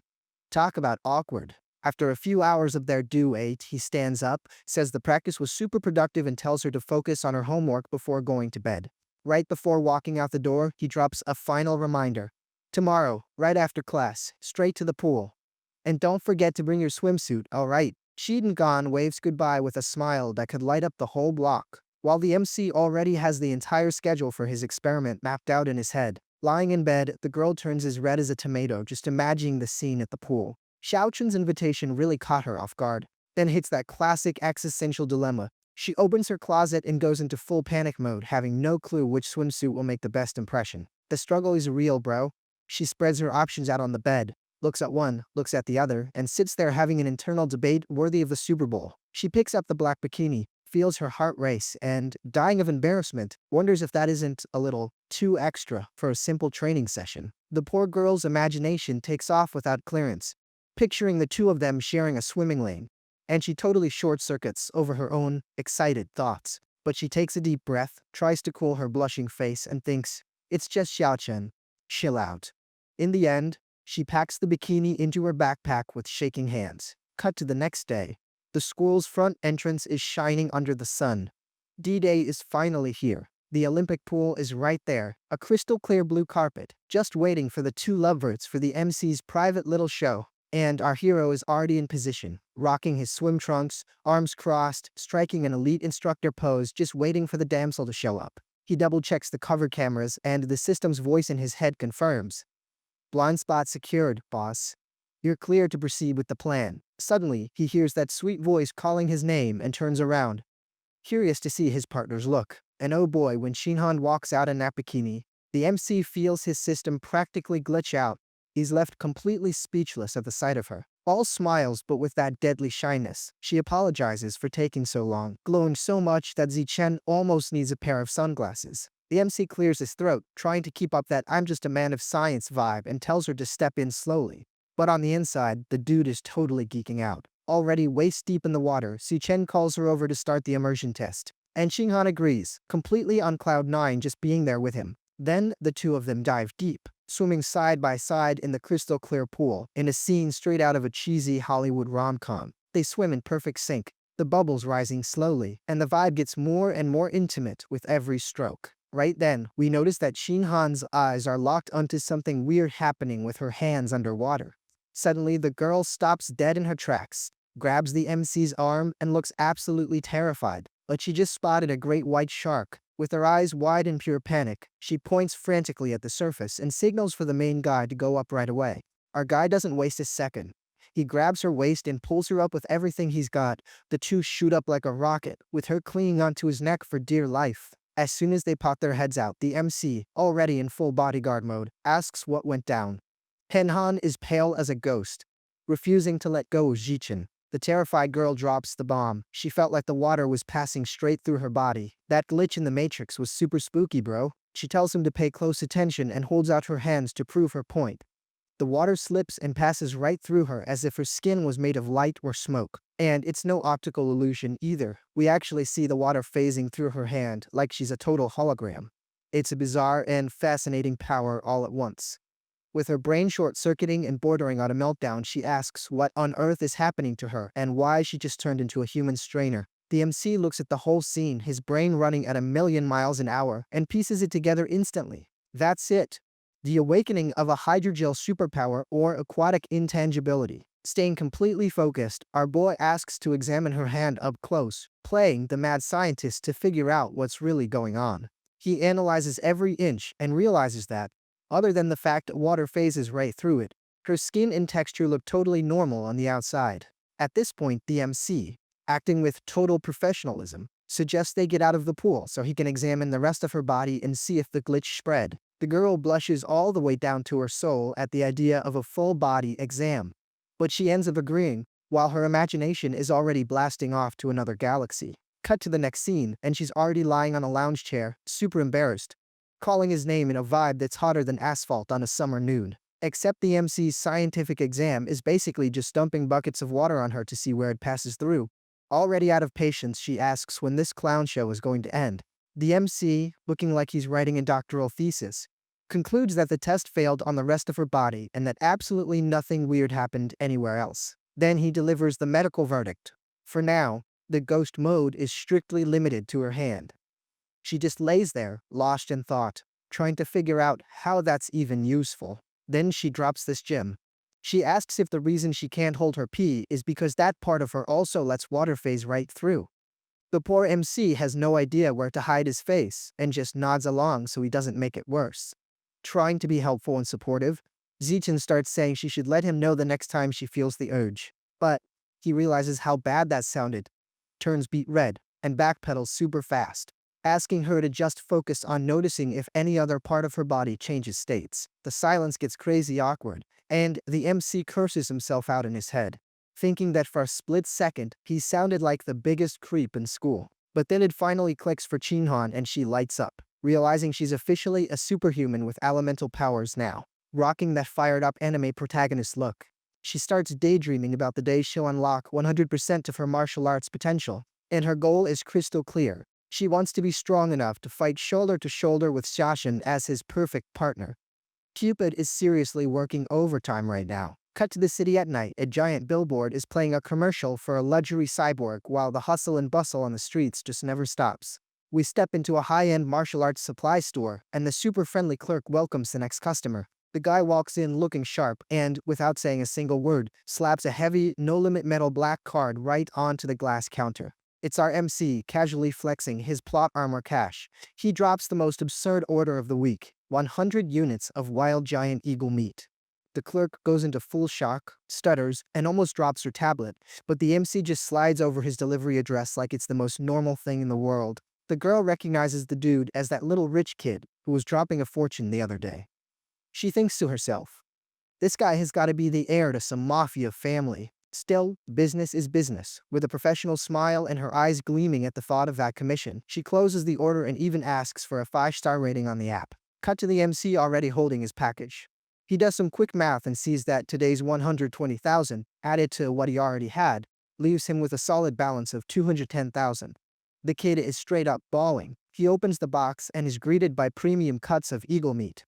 Jichin thinks this cash was the best investment of his life, happily paying for the 100 pounds of meat without breaking a sweat. Our guy rests his hand on the box, rocking that look of a gamer about to beat the final boss. He's dying to see the system notification pop up when this beast's codex finally maxes out. Right on cue, a pure white energy flows from the meat, and the system beeps like crazy. Massive essence absorbed. Giant Eagle Codex has reached 100%.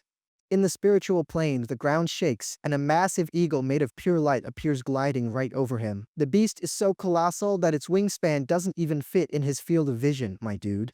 We get a cinematic close-up of the eagle, fully detailed in blue and white energy. The design is so sick it looks like a final boss in an RPG. The vision shows off the beast's true power. It dives down and snatches up a purple monster, like a giant octopus, using nothing but pure talon skills.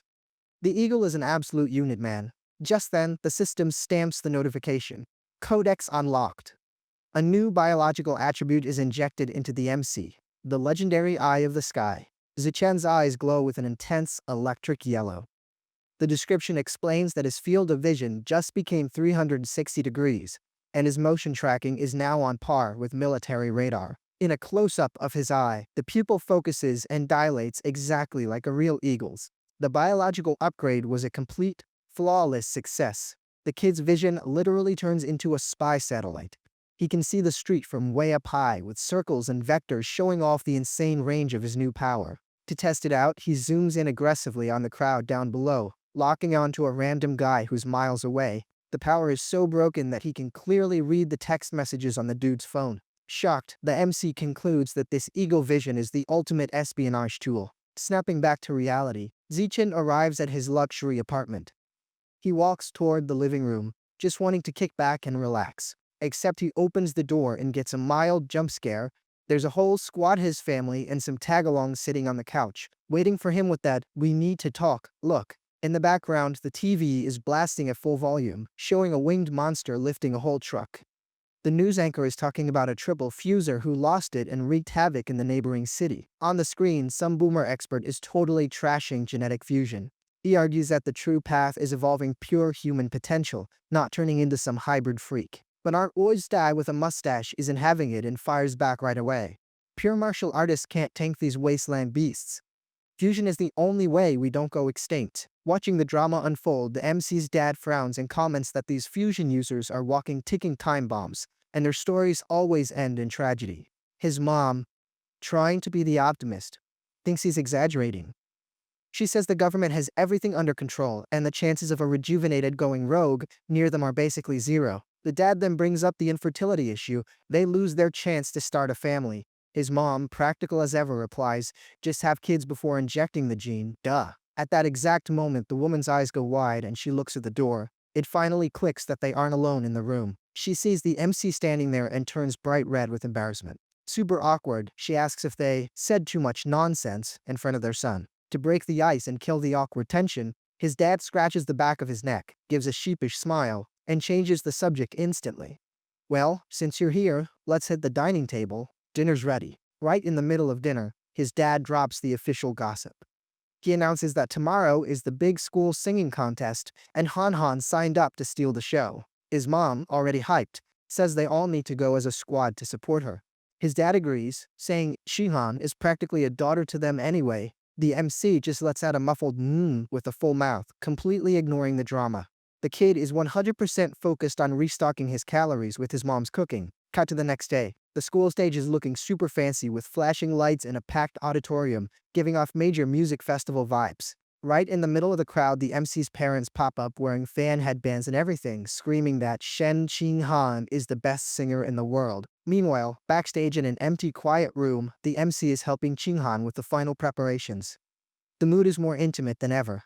We get a close-up of the girl's face, eyes closed, as the makeup brush glides over for the final touch-ups.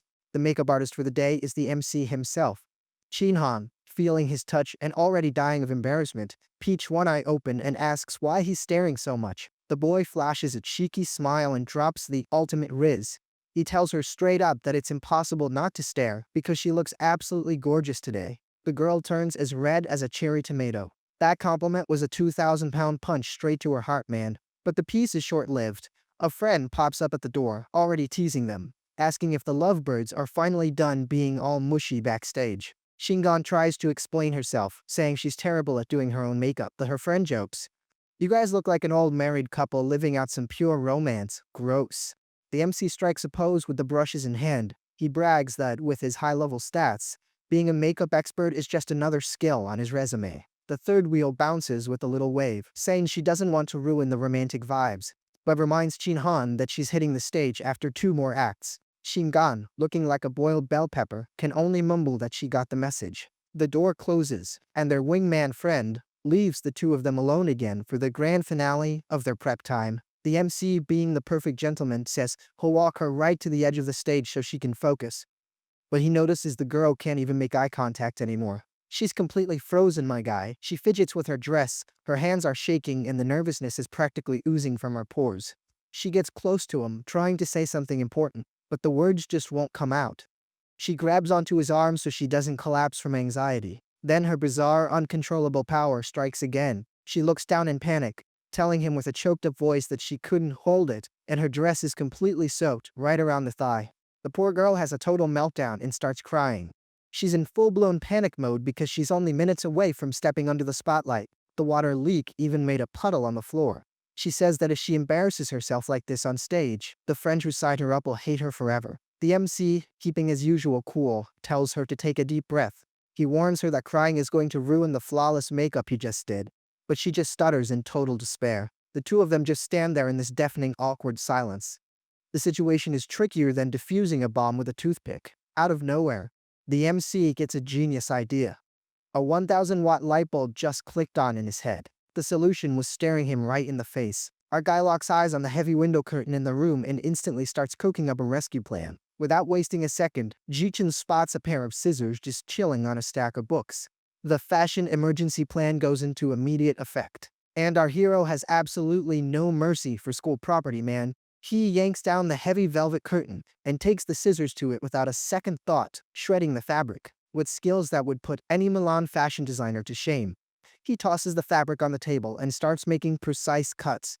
The kid is literally turning a curtain into haute couture. Jing'an just watches the whole thing with wide eyes, completely silent, putting all her faith and her social life in her friend's hands. And wouldn't you know, the crazy hack actually works. In a flash, she throws together a draped dress that totally hides the disaster and shows her the result. The girl is left absolutely speechless. The MC hands over his masterpiece and gives it to her straight. Run to the bathroom and change before the host calls your name. But the girl, running on an extreme mix of nerves and trust, hits him with a curveball. There's no time. Just turn your back. I'm changing right here, Xiao Chen. The MC turns red instantly, caught totally off guard. The kid's heart of ice must have skipped at least 3 beats in a row. Like a true gentleman, he spins on his heels and puts himself in taimont, staring blankly at the white wall. The girl starts getting ready in their makeshift dressing room. The lightning-fast wardrobe change begins. We get those quick flashes of her taking off the wet dress and slipping into the stylized curtain. The MC is standing there, keeping his back firmly turned, but his biological stats don't lie. His eagle hearing is razor sharp, and he can hear every single rustle of fabric right behind him. The poor guy starts sweating cold, trying to stay focused on the wall while hearing everything. The boy's imagination must be rendering in 4K and 60 frames per second. The makeshift fashion fix is complete. Ching-han makes the final adjustments, making sure the curtain dress isn't going to fall off mid-performance. She finally gives him the green light to turn around. Zichen turns back, still a bit flushed, and almost loses his breath when he sees the absolute work of art she's wearing. The final look is straight fire. She thanks him from the bottom of her heart and admits the scare was so huge that her stage fright completely vanished. The MC, super proud of his quick fix, wishes her luck. They share this deep, knowing look, and she marches out to the stage, radiating total confidence. The girls step on stage and absolutely crush the competition. The host announces the duo, and they command the audience with an insane stage presence. It was a total blowout. The host screams the results and announces Lee Chusin and Shen Qinhan as the winners.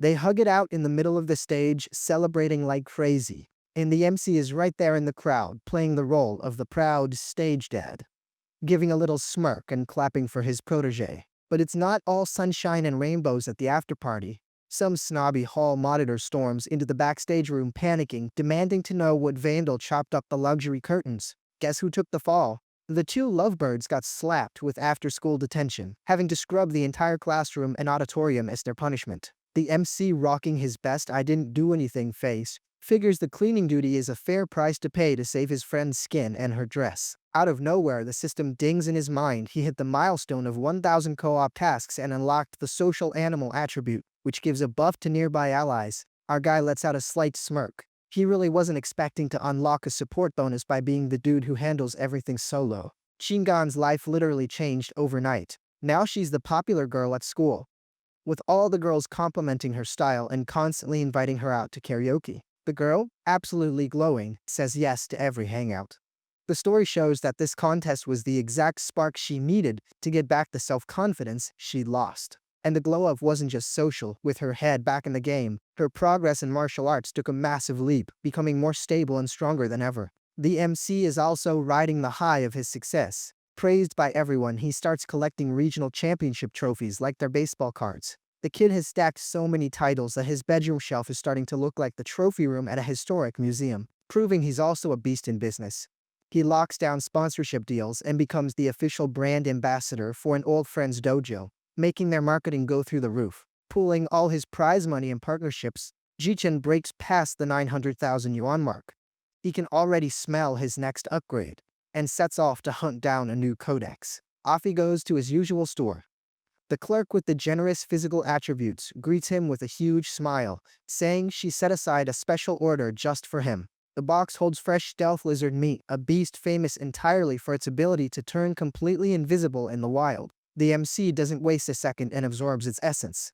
A bluish smoke rises up, and the system confirms Stealth Lizard Codex has reached 100%. The system validates the new skill. The Codex is unlocked, and he just scored the passive ability Natural Camouflage. A holographic projection of the giant lizard pops up along with the technical breakdown. He can now mute his vitality to lower his presence and completely mask his true power level. The MC figures out the combo instantly. Dial down his presence for deadly ambushes and hide his real level so he can keep playing dumb in front of his enemies.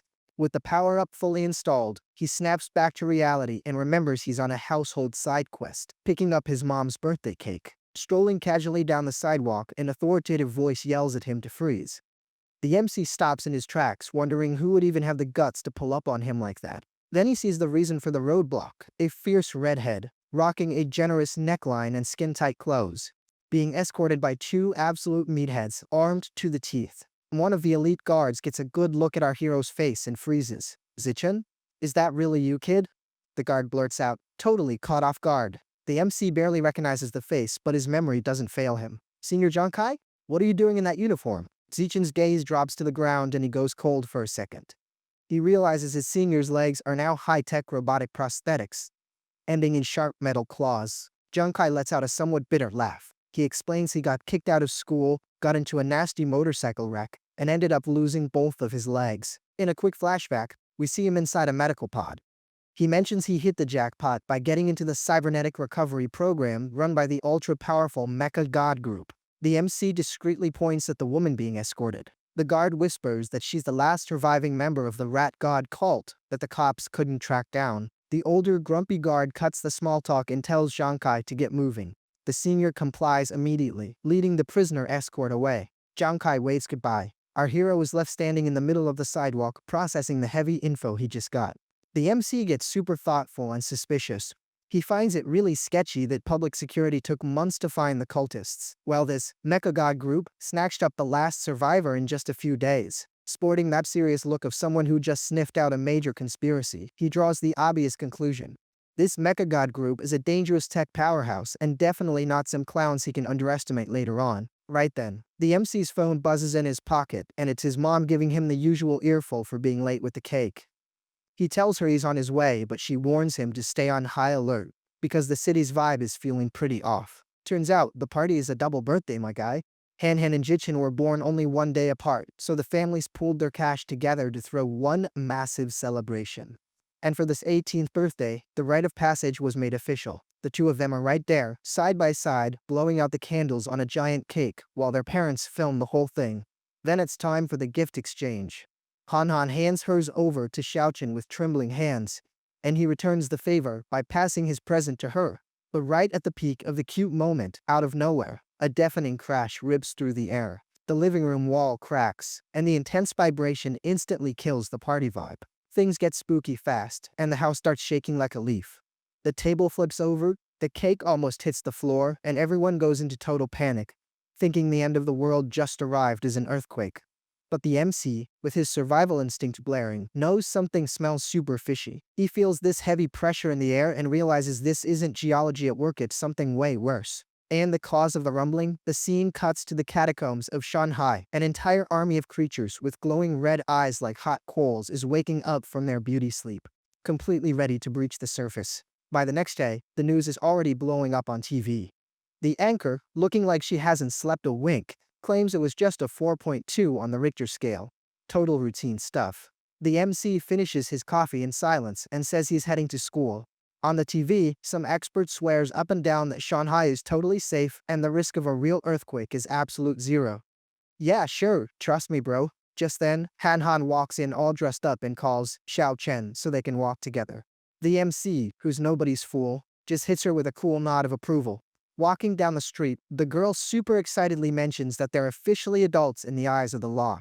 The MC, throwing a bucket of cold water on her vibe, reminds her that the martial arts college entrance exam is their next stop, and she freezes on the spot. Then the story reveals he finally hit his money goal. He's having this introspective moment, absorbing a pulsing purple energy to unlock the Void Eel Codex. The system gives that satisfying ding and confirms the absorption.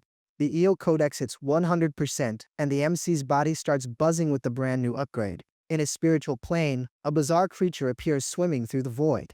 It looks like an eel crossed with a dragon, shooting off sparks of pure energy. Except the fish isn't alone. The giant energy eagle from the previous codex dives into the spiritual plane, trying to hunt down the eel, which jukes the attack by vanishing straight into the shadows. The system then confirms the new passive skill, Danger Sense.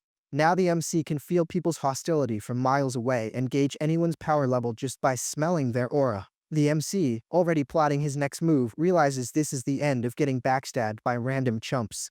He decides to hit the mall to test drive his new radar in the middle of a massive crowd. Standing inside the human anthill, he activates the power. His vision turns into a tactical HUD, ranking absolutely everyone. He notes that 99% of the crowd is just civilian level, rank 1 or 2, posing zero threat. He walks past an exotic meat display window and has a lightbulb moment. With his confidence through the roof, he decides he wants the next codex right here, right now. The target is the Undead Slug, which costs an absolute fortune, 100,000 for just over a pound.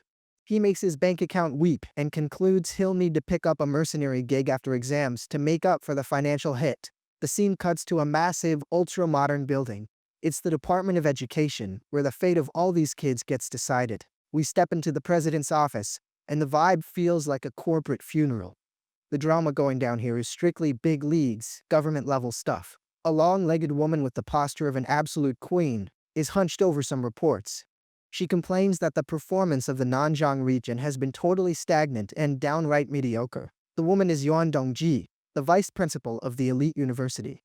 She scrolls through the list and sees that Shanghai, the MC's city, is dangerously close to dropping into the second division of the rankings. Just then, an assistant in a suit announces that the annual review is finalized. We only see the back of the head of the main director, who is casually sipping coffee while looking out over the city. Director Yuan thanks him for his work with an ice-cold voice.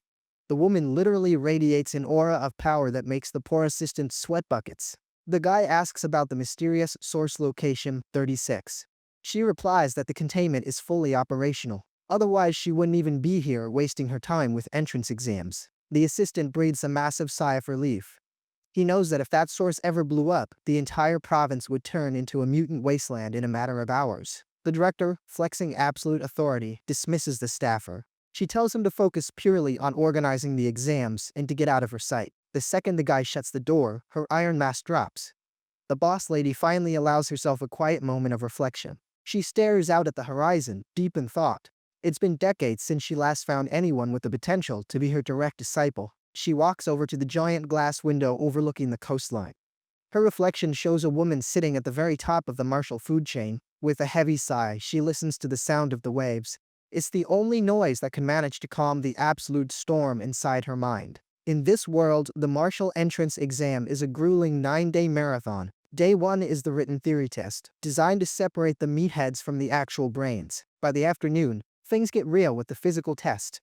It's all about agility, burst power, and endurance on the track to see who's actually got the engine. And the bar is set stupidly high, man. We see some candidate practically popping a blood vessel trying to lift a 400-pound dumbbell under the deadly glare of the judges. From day 2 to 8, things turn into straight-up Hunger Games.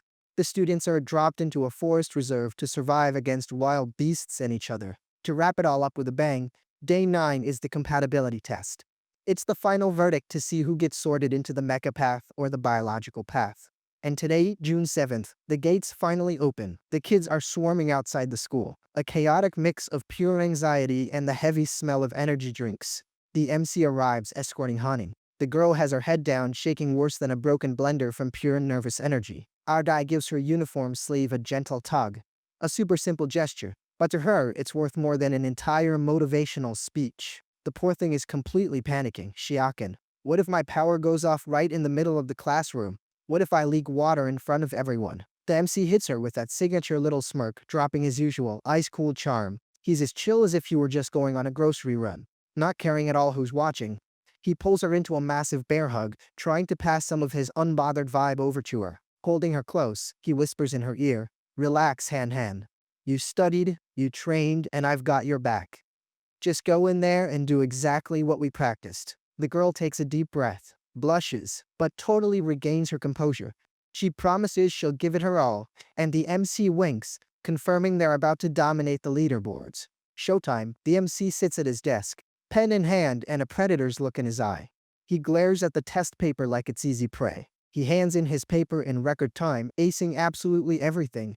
While waiting for the bell, he's already mentally drafting the next chapter for his hit novel. When the bell rings and they walk out, the MC spots Hainan looking like she's about to cry. His mood darkens instantly, assuming some proctor or the test itself totally crushed the girl's morale. Our guy tries to comfort her, giving her that classic "what matters is you tried" pep talk, and saying passing the written part is already half the battle. But she flashes a little smirk and replies that she actually did amazingly well, so he doesn't need to stress. The MC gets a bit suspicious and asks, "Wait, if you did so well, why do you look like you just saw the boogeyman then?" Then the truth hurts and leaks. Turning as red as a lobster, she confesses that her uncontrollable water leak hit her again.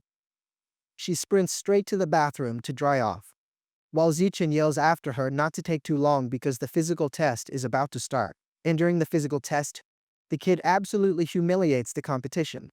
He walks up to the barbell and casually deadlifts almost 2,000 pounds with a single hand, acting like he's just picking up a glass of water. The crowd around him goes into total shock. His classmates' jaws drop, completely unable to believe what they just witnessed. The comments start flying. Bro, the guy ran 100 meters in 5.12 seconds and jumped 16 feet. He's not a student, he's a freaking military prototype. After putting on an absolute freak show for the rest of the school, the MC goes to meet up with Hanon. She's standing there, panting and covered in sweat, catching her breath after leaving it all on the field. She spills the beans on her results. She ran it in 9.32 seconds, jumped over 5 feet, and lifted 275 pounds. She admits, a bit embarrassed, that compared to Xiao Qin, she's practically a civilian, but she's still stoked. The MC, glowing with pure mentor pride, gently ruffles her hair and tells her that, by normal school standards, she's absolute elite tier. The girl gives that goofy little laugh of someone who just had their whole day made. Suddenly, the nice silence gets ruined by some random loudmouth running in, yelling that the written test rankings just got posted on the bulletin board. The gym instantly turns into a stampeding human anthill. The resident gossip starts bragging that the class genius has scored around 80 points. He puffs out his chest to say he nailed exactly 80 himself, prompting Hanhan to whip out her phone to check her own score. The girl busts out a massive ear-to-ear smile. I got an 82. The loudmouth deflates instantly, completely stunned that the constantly nervous girl actually beat his score. Then the dude, desperate to see the MC get knocked off his high horse, asks with pure audacity, "What about you, hotshot? What did you get?" Han-Han and the guy just stand there, staring Zichin down. Han-Han snatches his phone and almost screams with joy. The guy sees the number 100 shining right on the screen. A perfect score! The loudmouth finally accepts that the MC is an alien monster and quietly sneaks away. Out in the courtyard, the vibe shifts. Han-Han mentions that tomorrow things get crazy with the week-long combat evaluation. She's got major butterflies in her stomach about facing the so-called simulation forest. The MC, in full bodyguard mode, grabs her hand firmly and drops the promise, "Don't sweat it, I'll be right there and nothing is going to lay a finger on you." The girl nods instantly, fully committed to not leaving his side for a single second. Meanwhile, in some high-end luxury hideout, two shady guys are chatting on a leather couch. One of them brings up that hunting season on the students officially kicks off tomorrow. Out of nowhere, a sinister figure wearing a creepy plague Dr. Bird mask shows up. He orders the other guy to use his security clearance to infiltrate and mind control 10 geniuses right when the chaos hits. The masked freak hands over a weathered little wooden box containing 10 demonic seeds. The security guy stares at the thing with a look that says he knows it's pure, concentrated poison. The plague doctor opens the box and lets out a muffled chuckle. These seeds offer a little helping hand with the awakening, a forbidden upgrade for anyone you recruit to our cause. The masked man promises the dude a major promotion in the syndicate if the job goes off without a hitch. But the greedy henchman fires back that what he really wants is the legendary evolution fruit. The doctor gives a sarcastic little laugh and calls him a low-tier visionary. He explains that the fruit caps out at rank 7, but inside the organization, he could become something way beyond human. The pawn gulps hard. The idea of turning into a god or some higher life form makes the guy's eyes gleam with pure, greedy ambition. That was all it took. He flips sides right then and there, agreeing that becoming an official made man in the firm is the ultimate long-term investment. The next day, an endless convoy of buses rolls down a dirt road surrounded by towering trees. The narrator chimes in that the student war zone is dead ahead. Inside the bus, the MC wakes up Han-Han, who's been passed out on his shoulder since they left the school. He tells her with the calmest voice ever, "We're here, sleepyhead." The girl wakes up tonally groggy, with messy bedhead and looking like she doesn't even know what year it is, completely oblivious that their destination is right outside the window. The intercom orders the students at entrance 9 to get off. The MC and Han-Han grab their backpacks and prep for the drop-off. Thousands of students gather in a massive courtyard to hear the survival rules. The instructor explains that there are point tokens scattered literally everywhere, from deep caves to mountain peaks. Killing mutant beasts gives bonus points, and the whole thing is recorded by drones. With 100,000 students and only 50,000 scoring slots, the math is brutal. More than half are going home empty-handed. The head organizer makes it crystal clear anything goes: team up, form guilds, or just straight up rob your enemies blind. The 1-hour countdown starts right now. Some chubby rich kid starts lobbying right on the spot. He yells that his dad is a big shot in the Mecha God group, and offers a literal fortune to anyone willing to act as his meat shield. A blonde girl with glasses and a very snug uniform steps up and completely ruins his vibe. Teaming up with outside mercenaries is strictly against the rules, kid. The rich boy shuts up and drops his head instantly. A flock of girls flocks over to Lin Jichen, pouting and begging for his protection. The MC drops a no so brutally dry that it actually leaves the girls gasping for air in pure rage. Some wannabe pretty boy slides over with zero shame. He puts on a whole theatrical acting like he's starving to death and begs our guy for some food. The MC, without even taking his eyes off the horizon, tosses the dude a pack of crackers. Here you go, it's on the house, no charge. The guy plays dumb, introduces himself as Hong Jumping from the elite class next door, and hints heavily that he'd be an awesome addition to the MC squad. Jichen, polishing off his own snack, instantly cuts the guy's hype. Thanks for the offer, but my team is already maxed out at 2 people. Have a good one. This Hong Junping walks off with his tail firmly between his legs, thanking him for the crackers just to save face. His genius plan to leech off the top dog totally flopped. Han, super confused, points out, what a weirdo. There's literally a supply 10 right over there. Why would he come begging to you? The MC drops the truth bomb. He didn't want crackers, Han. He just wanted an excuse to hit on the pretty girl standing next to me. The girl turns bright red instantly, completely losing her voice. He stands up, adjusts his backpack, and holds his hand out to her. It's time, let's go hunting. The two of them take off holding hands, leaving the massive crowd eating their dust. The horde of students invades the forest. The MC narrates that, to make sure Han could get into the groove, they didn't head straight into the eye of the storm at the center of the map. The duo starts by sweeping the outer edges, a super safe strat to rack up points without getting dragged into high-rank brawls right off the bat. But the MC didn't come here to play summer camp. He triggers his trump card, and his eyes glow with a sinister predatory gold. The kid's vision turns into a high-def radar. He can straight up see heat signatures, movements, and hidden tokens right through the trees, like a walking human satellite. Our guy spots a token shining at the very top of a colossal tree and tells Han to climb up. The girl, trusting him blindly, obeys on the spot. In mere seconds, she drops back down with cat-like agility, smiling from ear to ear, holding token number 1 for their collection. But the MC's radar is already pinging again. Using his eagle vision, he points to a thorny bush about 160 feet away and tells her there's more treasure waiting over there. With his golden eyes pulsing, he keeps up the systematic sweep. The kid isn't even a student anymore.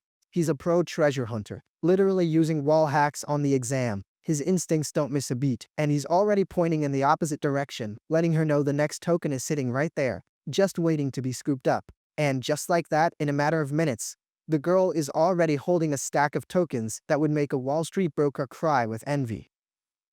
The return on investment was instant. Han, with her eyes sparkling with excitement, jumps and hugs the MC from behind, all hyped up, asking if he has a built-in GPS in his eyes to find everything so fast. The MC, keeping up that mysterious main character vibe, just drops a, was it luck or destiny, leaving the girl totally confused by his teasing. But the peace is short-lived. Stepping out from the bushes is the cracker-begging creep, Hong Junping, wearing that fake modest smirk and saying, "Small world, huh?" The guy immediately starts flexing, saying he collected 28 points and that he's the type to return a favor 100 times over. But the way he's creeping on Han totally gives away that he just wants her as the prize. The girl instantly frowns and ignores the dude's presence. But the clown doesn't give up and proposes forming a trio, suggesting they split the tokens evenly, the classic, trying to fast-talk his way into a win. The MC, who lost his patience 3 dialogues ago, cuts him off. If you really want to return the cracker favor 100 times over, it's simple. Hand over all your tokens right now. The creep is shocked by the audacity. His smile vanishes and his face darkens. The things are about to get ugly vibe settles over the forest. The clown clenches his fists, gritting his teeth, and warns with a voice dripping with venom that the MC just made the biggest mistake of his life. The loser gets ready to pounce, already huffing and puffing, and yells for anyone to hear that the kid messed with the wrong guy on the wrong day. The MC, rocking that sadistic vibe we all love, covers his face with one hand and lets out a little chuckle. I completely agree, you really did mess with the wrong guy. Without giving the guy a second to process a sentence, Jichen bursts forward and lands a massive punch right in the poor dude's gut. It was so fast it actually displaced the air around them. The poor guy didn't even see what hit him. He spits out his lunch, buckles at the knees, and practically meets his maker, wearing a look of agony that almost makes you feel bad for him. With the fool laid out on the ground, the MC casually collects his tokens with absolute zero chill, while Han stands right there, torn between pure shock and total admiration. The girl, still being soft-hearted, asks if the guy is going to kick the bucket. But the MC, wiping his hands, reassures her. Relax. It was just an educational tap to teach him not to be a freeloader. With the scare over, the training continues. Under the MC's guidance, Hanhan lifts a massive boulder like it's made of paper, proving her raw strength is fully waking up. The MC, acting like the ultimate sensei, teaches the girl how to improvise bamboo spears to hunt mutant boars, demanding elite-level speed and accuracy. Then, the martial arts boot camp turns into a romantic picnic. Anhan pops up all smiles, offering a wild berry for them to share as the sun goes down. Their teamwork got so sharp that a bunch of random scrubs tried to pull off an ambush from the bushes, but the MC and Hanan just steamrolled right over them like a bulldozer, without even breaking a sweat. After that, the duo casually walks away hand in hand, leaving a trail of knocked-out opponents behind them and their morale absolutely through the roof. The story tells us that, while they rested leaning against each other, the MC felt a rare sense of peace and, for a split second, wished the entrance exam would last forever. Sometime later, Han points out that they've crossed the border into the Central Zone. The place is a nest for mutant beasts, complete with fatal danger, warning signs, and the whole 9 yards. Except the scene is totally desolate and completely silent. Han points at the puddles on the ground and sighs. We're too late, Xiaochen. The monsters have already been wiped out. She gets a little bummed out, saying that if they had gotten there sooner, the MC would have crushed the beast and snagged the official title of Genius of Shanghai. The MC gently ruffles her hair and tells her, "Don't sweat it, Han. Titles are just words. What really matters is the loot we farmed." Then he holds her hand firmly, deciding it's time to call it a day, totally setting up that classic rom-com ending vibe. As they walk away, our boy reflects. Since the place is being watched by 1,000 cameras, it was way smarter to train Han in secret than to show off all his power by absorbing a high-rank beast in front of everyone. The survival round barely ends before the next phase is announced over the loudspeakers. It's time for the dreaded genetic compatibility test on a cutting-edge tech island. The school buses drop everyone off at the Research Institute, a massive complex that looks straight out of a sci-fi movie, packed with neon lights and metal. Our robotic voice brings order to the chaos and commands the students to line up single file at the testing booths. The tension in the air is super thick. Inside, the pace is like a factory line. Some poor guy holds out his shaking arm for a blood draw, while the nurse is already yelling next without even looking up. The MC and Han spot racks filled with test tubes of neon blue liquid. A senior explains that it's the floating cloud jellyfish reagent. The guy drops some lore. The genes of this jellyfish are incredibly similar to humans, which is why the reagent is the gold standard for testing evolutionary potential. The method is quick and painless. The needle goes in, the blood comes out, and the student's entire future is sealed in a few milliliters of red liquid. Right after that, a scientist in a lab coat, looking completely locked in, drops the blood into the blue reagent to watch the chemical reaction in real time. The scene zooms in on the microscope, showing the cellular battle. The intensity of this reaction is exactly what decides if the kid will become a genetic warrior or just an average Joe. A student nearby, sweating bullets, mumbles a quick prayer to pass, absolutely terrified of ending up with Plan B, the mechanical modification test. A girl, shivering with fear, agrees and drops a rumor. They say the pain of turning into a cyborg is so unbearable it makes childbirth feel like a minor stomachache. The panic turns into a massive group prayer in the hallways. The kids are begging for their DNA to cooperate so they don't end up with screws in their bodies. It's Han's turn. She stares at the needle, looking like she's about to pass out. But the MC gives her hand a reassuring squeeze, and she faces the challenge without backing down. After the poke, the notification pops up. Data processing takes about 1 hour. The wait is absolute torture. Soon enough, the results start popping up on the big screens. One kid celebrates 8% compatibility like he just won the lottery, while another cries over a measly 4%. Some random dude cheers for hitting 6%, which is the bare minimum to not become a robot. But everyone knows that 8% is excellent and 10% is a one-way ticket to the global elite. The MC, analyzing the situation, remembers the legend of a guy who scored 16% and thinks, with my physical strength, if I don't hit at least 20%, this system is totally broken. Han, on the verge of a nervous breakdown, squeezes Ichin's arm and says her heart is about to jump out of her chest from all the anxiety. Our hero tries to play the grounded rock, but the girl is stressing hard. She's terrified that if one gets a high score and the other gets a low one, their college paths will separate them forever. Right in the middle of this drama, a random kid lets out a scream of joy. 10%, I'm elite. The entire room stops to stare at the new prodigy. The chaos ramps up. A girl jumps for joy with her 10%, but some rich kid on the other side complains he only got 11%, wanting a higher score just to flex on his neighbors. The MC pulls his phone out of his pocket, sees the notification light up, and tells Han, "The email is here, Han. Our scores are officially out." Han freezes, goes pale, and takes a step back, asking with a shaky voice, "Yachin, check yours first. I need a benchmark so I don't pass out before opening mine." Our guy wearing that "I've got plot armor" smile agrees and stares at his phone screen without blinking, ready for the final verdict. The result flashes in neon on the screen. Lindsaychen's genetic compatibility is 15%. A number that would make any university in the country fight over him. Han totally loses her mind with joy. She jumps on the MC's neck and yells for everyone to hear that he is, officially, the number one in the entire province. But the MC, suffering from a bit of Saitama syndrome, pulls a disappointed face. He thinks that 15% is still lower than the monsters over in Kyoto, and that raw strength doesn't fix every bottleneck in the system. He gets his act together and tells her it's her turn now.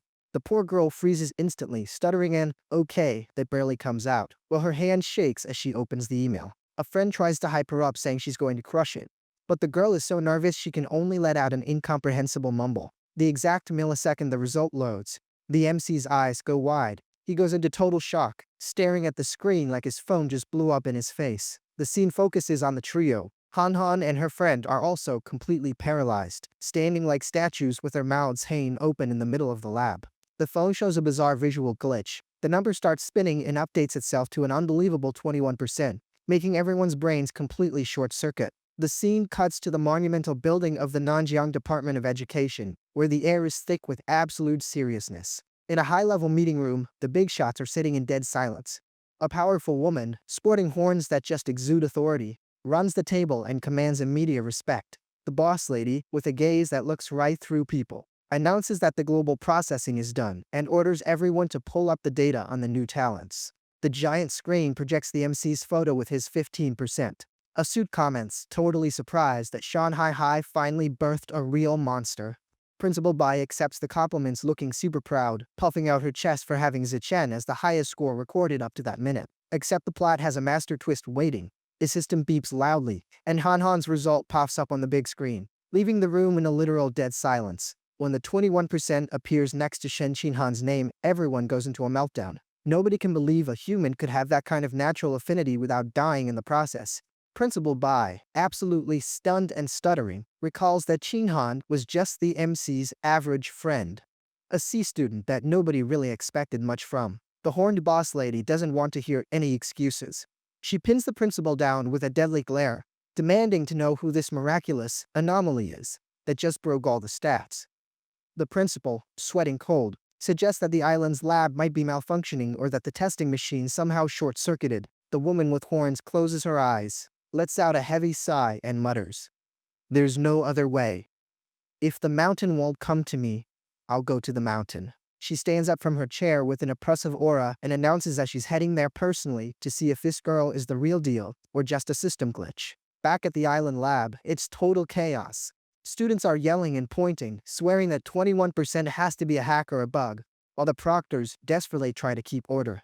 Han, in total denial and practically having a panic attack, asks Xiaoshen how she could possibly be more compatible than him. But the MC grips her shoulders firmly, looks deep into her eyes, and assures her, "The result is right, Han. Just accept that you're an absolute beast." He quietly explains that her affinity is 100% focused on water, and the monster used in the reagent was an elite aquatic creature. It was a flawless match. It slowly clicks for her. Her eyes shine with a new light, and she finally realizes she's no longer a burden, but an actual natural genius. Getting super emotional, she says she finally feels worthy of standing by his side.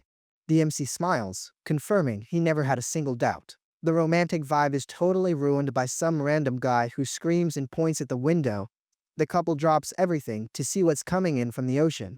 A colossal wave of ice crystals and pure water rises from the sea, and right on top of it, a female silhouette is walking like she's on a red carpet.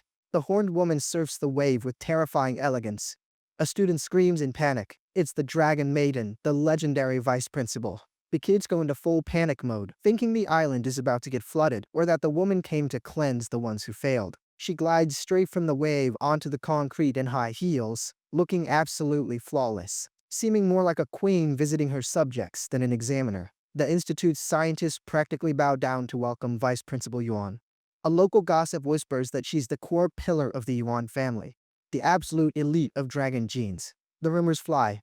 They say her family merged with ancient dragon bloodlines, which is exactly why she treats the entire ocean like it's her own backyard. The boss lady completely ignores the kissing up, walks straight across the room, and stops right in front of Han Han, asking point blank, "Are you Shen Qinghan?" Han Han, shrinking back and shaking like a leaf, can only manage to stutter out a yes, practically disappearing under the woman's intense gaze. Without beating around the bush, the vice principal orders them to draw the girl's blood 3 more times to retest on entirely different machines.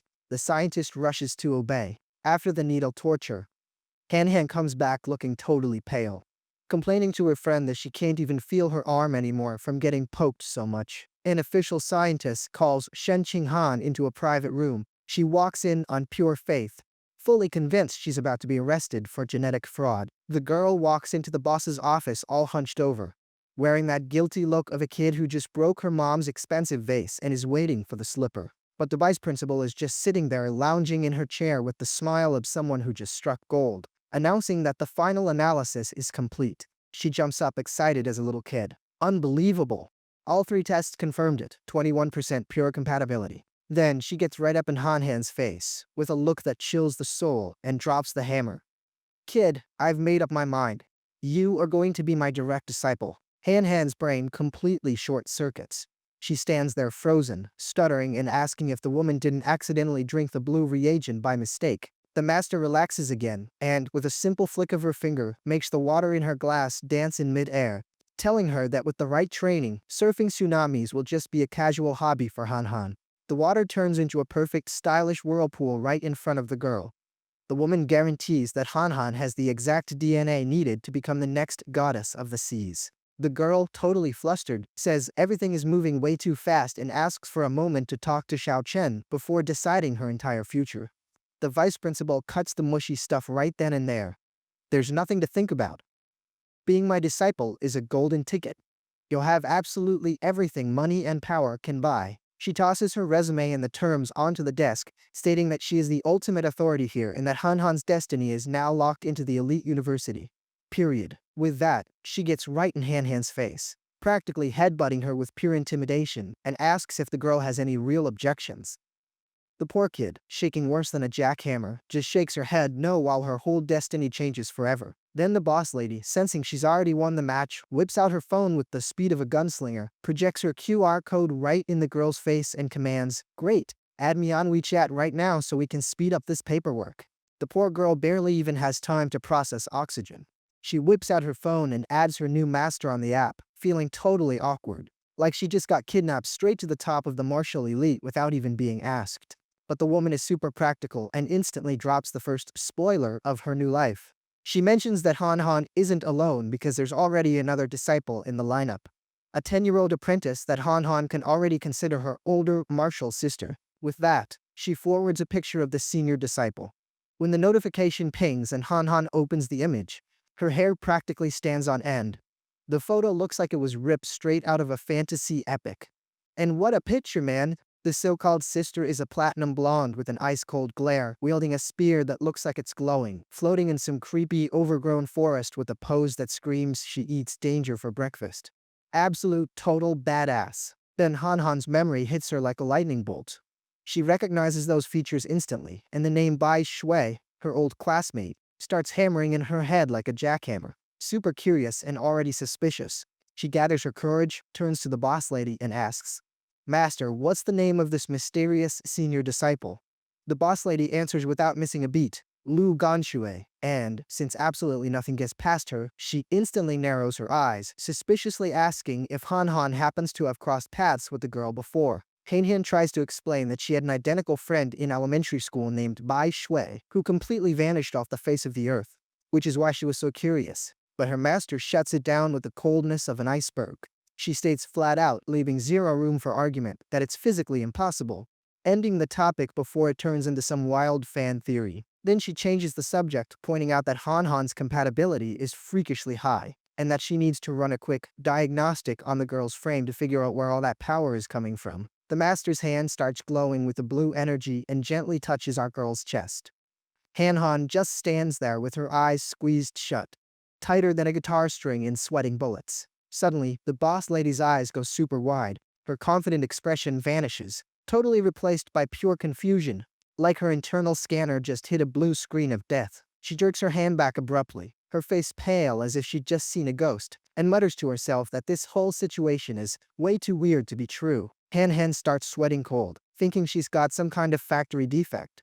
But her master explains the crazy paradox. Her body seems way too normal, completely lacking the expected mutations for someone rocking a 21% affinity. To protect her brand new golden goose, the master announces she's going to officially Photoshop the report, lowering the score to 16% just to throw off any vultures or shady people. After signing all the paperwork, she sends Han packing, telling her to get some beauty sleep because it's been a massive day and the night is already taking over the sky. Han says her goodbyes all awkwardly, practicing her new title of master, and bolts out of that room that felt more like a spy movie interrogation. The door shuts with that heavy magnetic click of an electronic lock, and the first official meeting of the new dynamic duo finally wraps up. Now totally alone, the master sits on the ledge of the giant window, just radiating power, and immediately starts firing off voice memos on her phone, not wasting a single second of productivity. She calls up her old man and drops the bomb.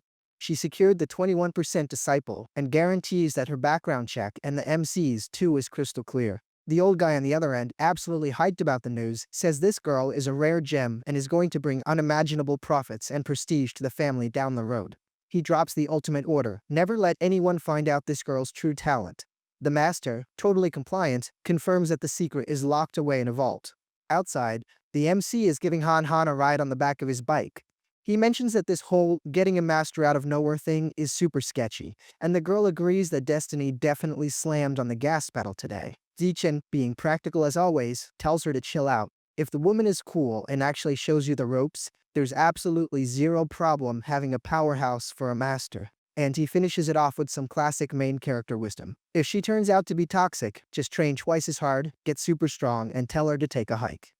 Han laughs and finally feels the massive weight lift off her shoulders. Just then, both their moms pop up on the sidewalk, looking crazy excited, announcing that a celebration banquet at a fancy restaurant in the city is already booked for tonight. The whole crew pulls up to the restaurant in a nice ride, and the gossip is flowing faster than the waiters.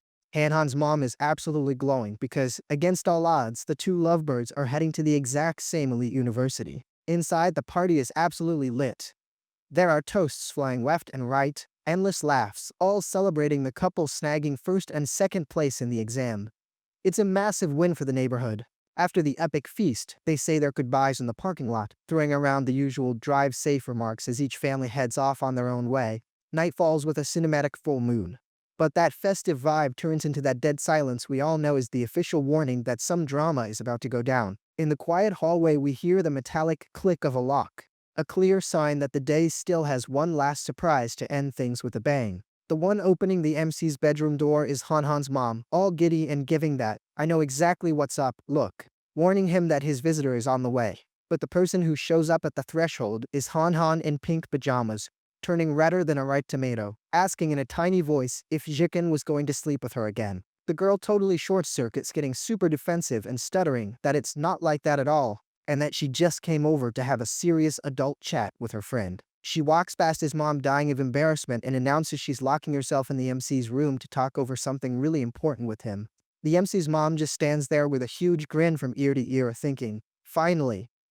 The girl's going to confess now that the mood is just right. The girl knocks on the bedroom door, nervous but determined, saying, "Xiaochen, open up, I've got something really serious to tell you." The MC opens the door in his pajamas, wearing that look of someone who was about to pass out, totally clueless about the urgency of this late-night visit. The girl walks in, sits down, and drops the bomb about her master, leaving the MC looking completely lost, trying to remember which of the 10 masters that showed up today she's even talking about. Hunched over on the edge of the bed, she confesses, "That full-body exam she didn't find absolutely anything special about me."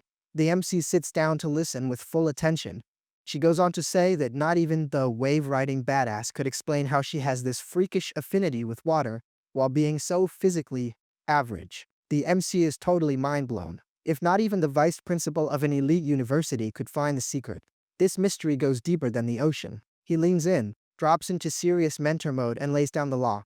Do not let a third person know about this, Han. If word gets out that your talent is some unexplained anomaly, the backlash is going to be massive. The girl agrees right away. We'll study this quietly once we're high enough level to actually defend ourselves. Then she remembers that little family detail. Oh, and she told me about my older martial sister, her other disciple. She pulls up the photo on her phone for Jichin and swears on her life. I am absolutely positive that this is Bai Shui. There's no way it's anyone else. The MC analyzes the image with his mental eye of the sky. He agrees the features are a match, but notices that the girl's aura in the photo feels way heavier and much darker. He focuses on the background of the image and, hitting her with that elite detective look, asks, Han, do you have any idea where this creepy wilderness is? The girl shakes her head no and immediately grabs her phone. I'm going to ask my master right now. My curiosity is literally killing any chance I have of sleeping tonight. The master replies with that classic mysterious mentor talk. She says Han is still just a rookie, and will only find out the location once she levels up and gets stronger. She turns to the MC, phone still in hand, and tells him that the only clue the Dragon Maiden dropped was a super ominous name, Lands of Origin. No coordinates, no map. Jichen decides he's had enough mystery for one night. His brain is already frying, so he decides to put the investigation on hold until the dust settles. The day wraps up with the two of them lounging on the exact same bed, sharing the space with an intimacy that passed the just friends phase a long time ago, each scrolling on their phones. Han has that blank stare aimed at the ceiling, clearly with her head on Mars, fixated on some totally random thought. Out of nowhere, she breaks the silence and asks, Xiachen, is it true that guys have a weakness for girls who wear a kipao? The MC freezes. He remembers the Dragon Master and wonders if the boss lady is already doing some kind of aesthetic brainwashing on the girl. He makes the fatal mistake of imagining Han in a tight kipao. He instantly turns beet red and admits that on her, that look would be an absolute knockout. The girl corners him, wanting to know if he personally likes it.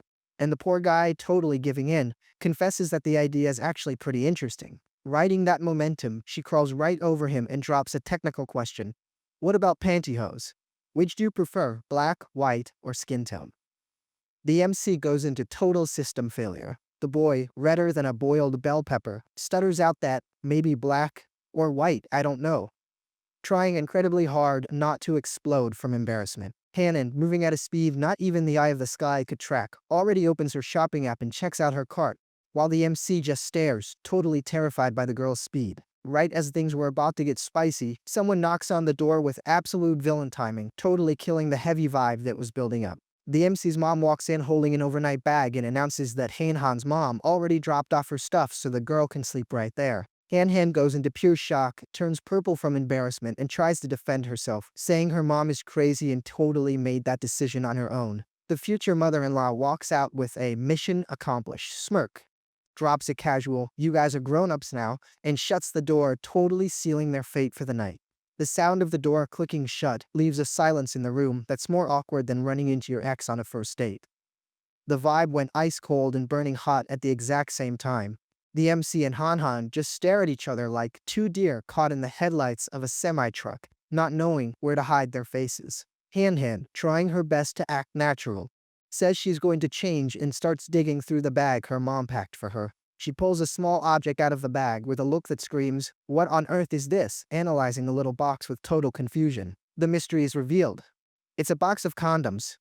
The girl's eyes go so wide they practically pop out of her head, and she lets out a muffled squeal. She feels this in pure terror and embarrassment, wondering what kind of upbringing her mom thinks she had to pack that in her luggage. In a total panic, she stutters that she needs to change a diaper, her power leaking out from sheer nerves, and makes a run for the bathroom, knocking everything over on her way. The MC just lies there flat on the bed with a blank stare, practically blowing steam out of his ears as he tries to process the absolute chaos his night has turned into. Cut to the next scene.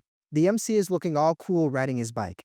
He tells Han to hold on tight and narrates that they both officially got accepted into Shanghai University. Our girl does not waste a second and grabs him tightly around the waist, which is definitely causing a major tactile short circuit for both of them. Our boy yells that it is showtime, and we find out they are now part of his buddy He Yu's martial arts school.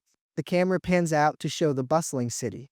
The MC explains they are heading to an official promotional event for the school. Barely setting foot on the main street, the MC feels a presence. A bunch of tough-looking dudes completely block the bike's path. A bearded older guy, leading a whole squad of black belts, steps up and asks with a booming voice if he is the famous Lin Zichen.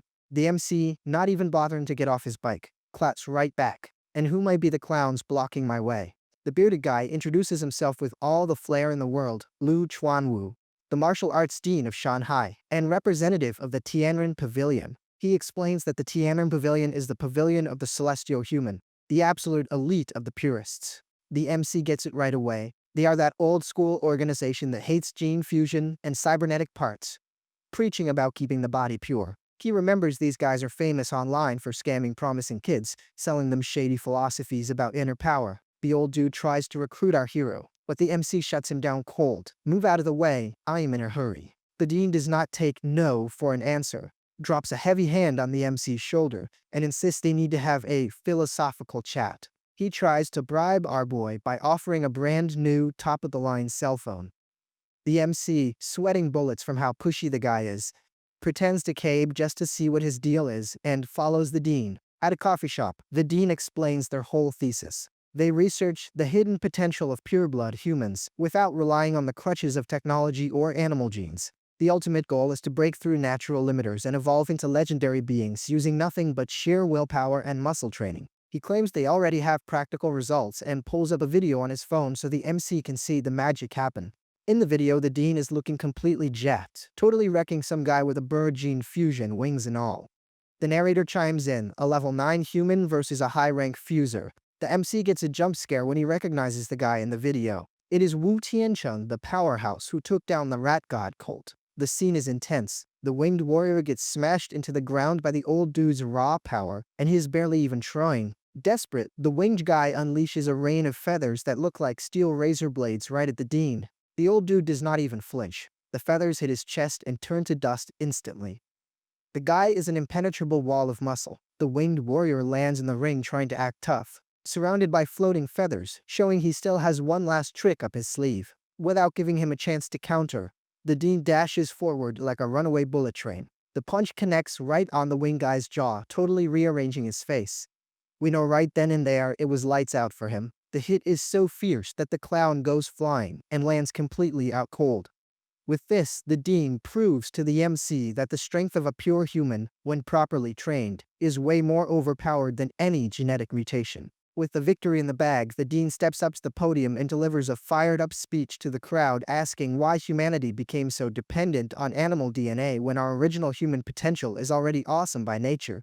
He hypes up the purebloods as the only real resistance. Back at the coffee shop table, Zichen, who is basically born with his BS detector cranked to the max, analyzes the video.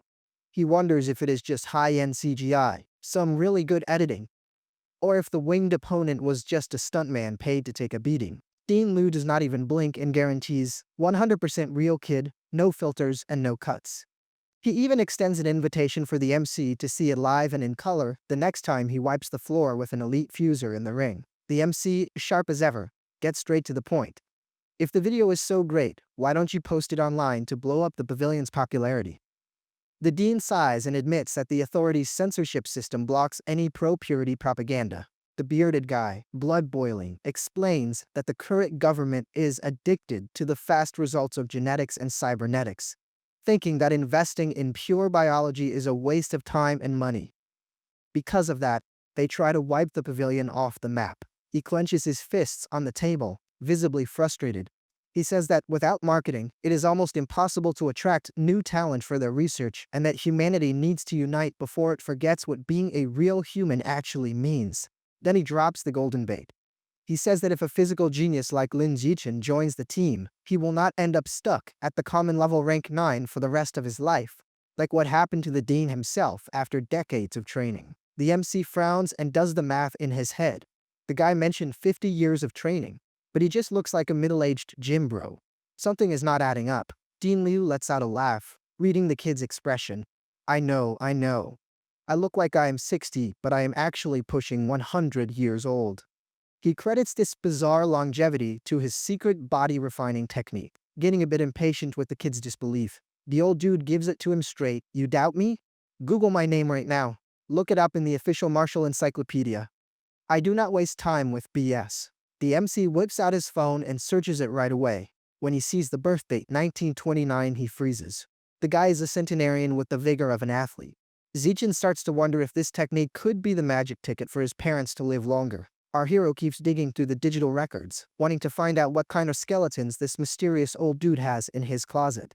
That is when he finds the dossier. Lu Chuanwu was the prodigy heir of the prestigious Lu Marshall family, a bloodline that ran everything before fusion technology took over the world. But the tide turned. The Lu family went bankrupt and was thrown into exile because they absolutely refused to mix their noble blood with mutant animal genes. They chose honor over easy power. The story gets heavy. The dean ended up all alone living among ruins after his own wife and kids abandoned him, claiming that his purism was a social and physical dead end. The MC glances sideways at Han, who is just sitting there sipping her tea. He thinks she would never ghost him like that, since their bond was forged in the steel of friendship, and maybe something more. Suddenly, Zichen's eyes lock onto a specific paragraph in the bio and he gets a chill. What the heck is this? He reads the name of the dean's ex-wife, Yuan Dongji, the exact same dragon maiden who became Han's master. And to make matters worse, the pictures of his kids are in grayscale with dates indicating they passed away. The guy lost everything for his ideology. Our boy stays at the dean with a whole new level of respect and caution. He realizes that this old dude is not just some gym freak, but a survivor who should absolutely not be underestimated.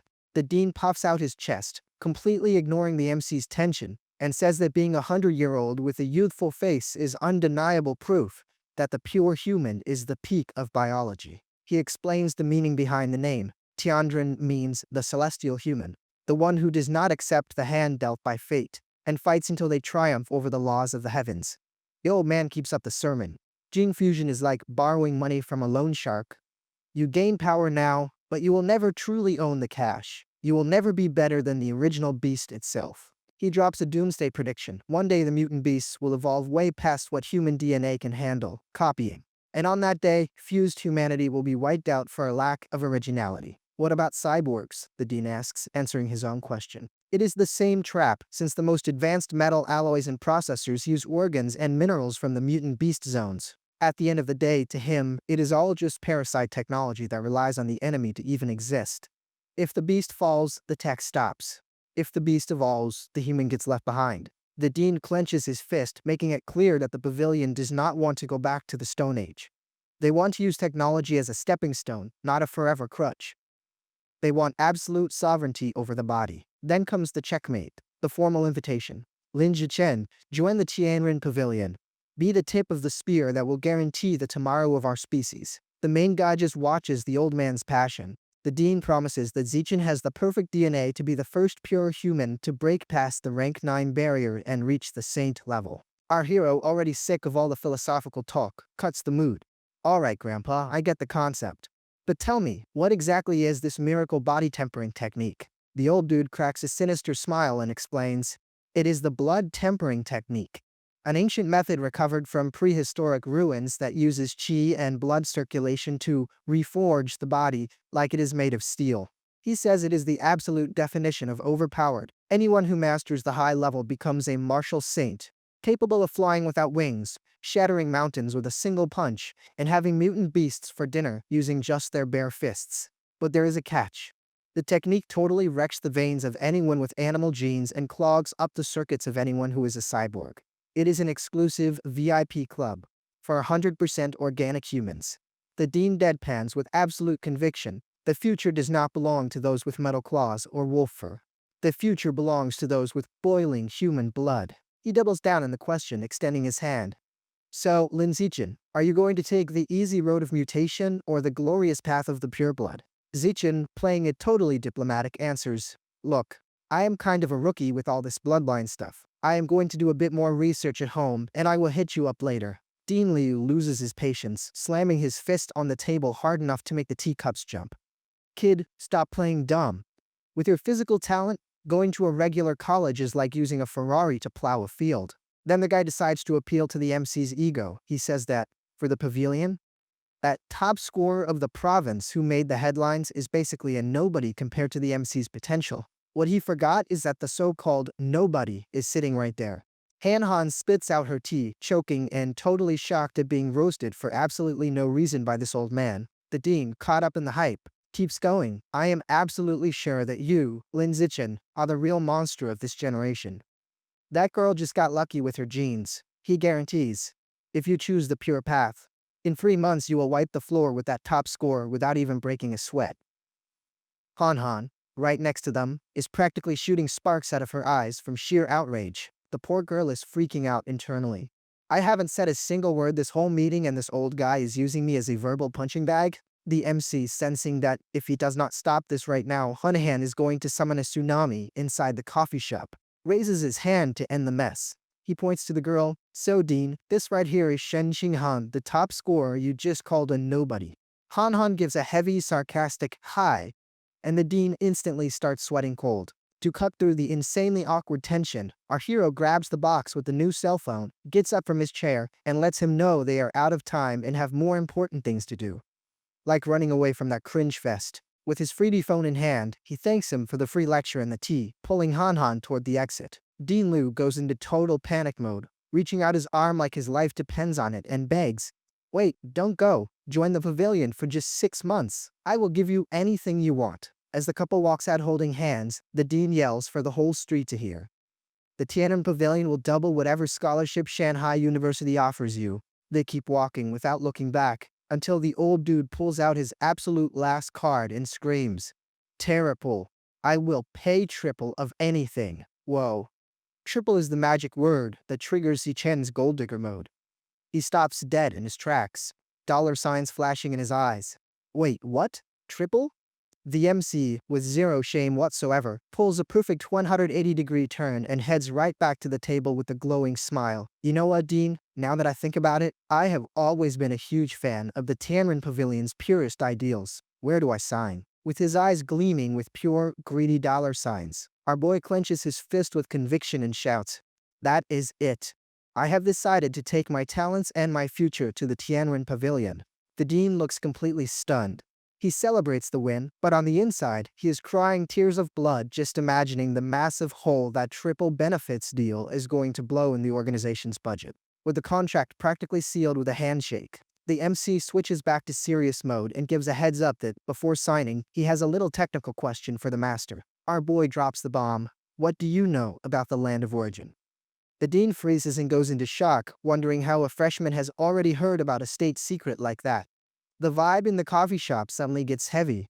The bearded guy explains in a grim tone that this place is considered the cradle of all organic life on the planet. And he follows it up with a terrifying part. Absolutely every single mutant beast that hunts us today came from that nightmare zone. Right then, the narration shows a visual nightmare. A horde of monsters so ugly they make regular beasts look like little kittens, proving that the land of origin is the true headquarters for these demons.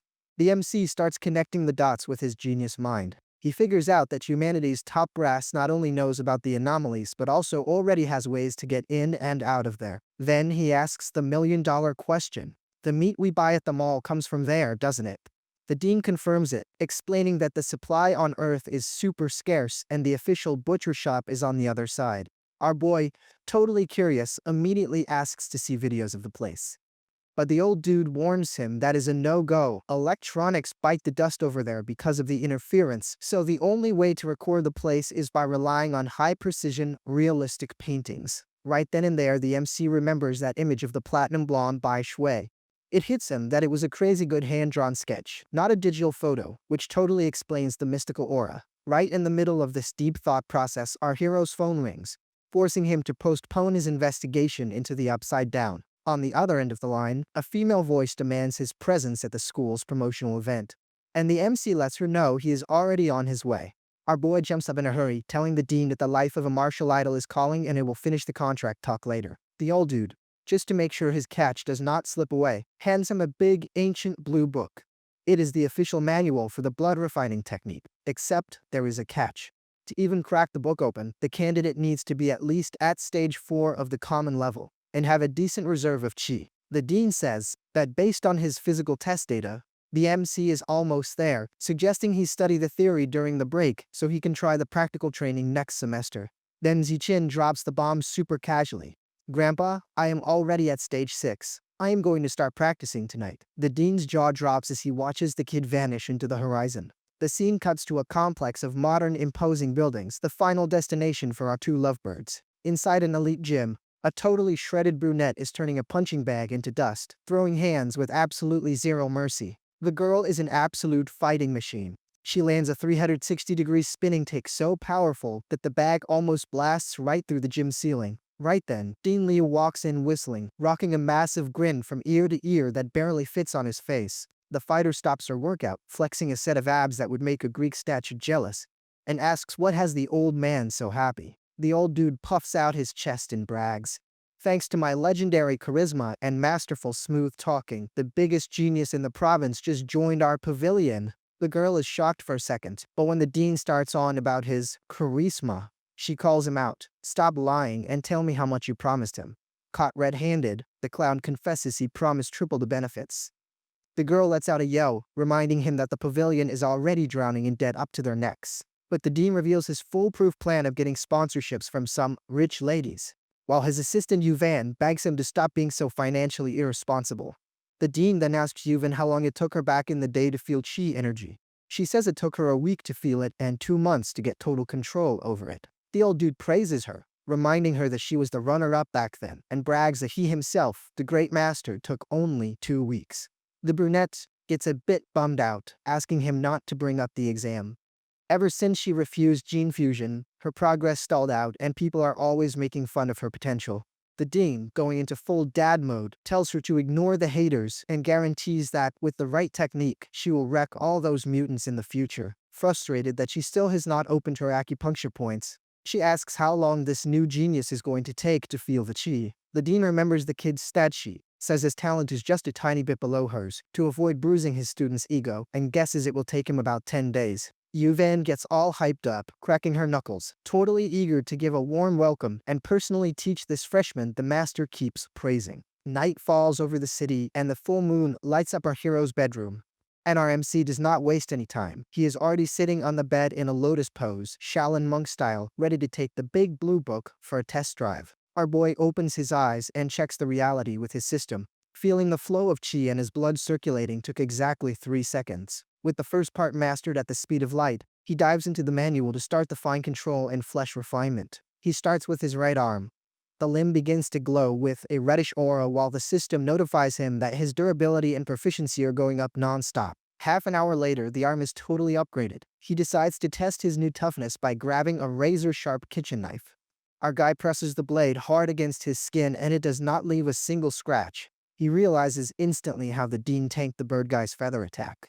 It is literal skin of steel. The MC gets super pumped, doing mental math on just how invincible he is going to be after completing all 5 cycles of total refinement. 3 hours later, our hero is exhausted. He refined both arms, but burned through a third of his chi. He figures he will finish his whole body in less than a week, something the dean thought would take months. Just as he is finally about to crash onto his pillow, his phone chimes. It is almost midnight, the official time for life-changing texts. It is Han Han, sending that classic late-night text. Xiaochen, are you asleep already? He replies that he is awake, and the girl tells him she prepared a surprise in her room, and that he needs to come over right now. He accepts on the spot, without even thinking twice. Already up on his feet, our boy starts wondering, what kind of surprise does a girl prepare at an hour like this? The vibe in his room is already getting hot just thinking about it. The MC steps out of his room and bumps right into Han Han's mom in the hallway. He awkwardly explains that her daughter called him over to check something out. His future mother-in-law, acting like the biggest wingwoman in history, gives him a thumbs up and tells him to hurry up. The MC walks up to her door feeling like he is heading into an S-rank mission. He gently knocks on the door to let her know he's there. Hanan replies with a "come in" from inside, and the boy's heart must be beating faster than the blood refinement he just finished. Our boy opens the door with his heart in his throat. He walks into the room walking on eggshells, having absolutely no idea if he's going to find a monster or a love confession. And the scene he finds gives his brain the blue screen of death. Han Han is sprawled out in the middle of the bed, completely wrapped in a thick blanket right up to her neck. The MC can only think, wait, did she turn into a human sushi roll? The girl, who is currently a shade of red that would put a tomato to shame, confirms with a trembling voice that this is his late birthday surprise. Oh boy, the tension is getting thick. Our guy, who isn't nearly as clueless as he looks, asks straight up why she's looking like a cocoon. His mind is already racing, imagining that his present comes with a bow and everything. He tries to keep his cool, pretending it's just something simple, like a watch or some training gear. But Hanan cuts the small talk and tells him to find out for himself. The MC sits on the edge of the bed, feeling totally awkward and sensing the heat radiating from there. The girl, putting on an Oscar-worthy mystery act, orders him to lift the blanket. Her face is burning up. She's lying there in a mix of maximum expectation and the desperate desire for the ground to swallow her whole. And our hero isn't far behind. The boy is completely flush, looking like he's about to cut the red wire on a ticking time bomb. With a hand shaking like a leaf in a hurricane, our guy starts to pull the edge of the sheet back to reveal the mystery. Then, when he removes the cover, the surprise is jaw-dropping. Han is wearing a white silk chi-pao, super tight, flattering every curve, and leaving almost nothing to the imagination. The boy completely short-circuits. The blood rushes to his head, his face turns beet red, and the poor guy's operating system throws an error 404. The girl, super embarrassed and trying to adjust herself under his gaze, asks in that tiny, shy voice of someone fishing for a compliment, Does it look pretty on me?" She is playing hardball with our hero's heart. Our boy freezes up like a wax figure. He can only stutter out that she looks great, amazing, absolutely next-level gorgeous. Except Han's decided that today is the day she finishes him off. She lets him know she bought those black pantyhose he mentioned and asks if he wants to see the complete outfit. The MC tries to keep up his cool master persona, but he's sweating bullets from every pore. He gives her the green light, but inside, his soul has already flatlined. And then things enter the danger zone. She starts putting the pantyhose on right there, right in front of him, taking her sweet time. The camera focuses on the details of her legs. And man, the artist was definitely inspired today. The artwork is on a level that actually deserves a round of applause. Our hero can only swallow hard, his mouth completely dry.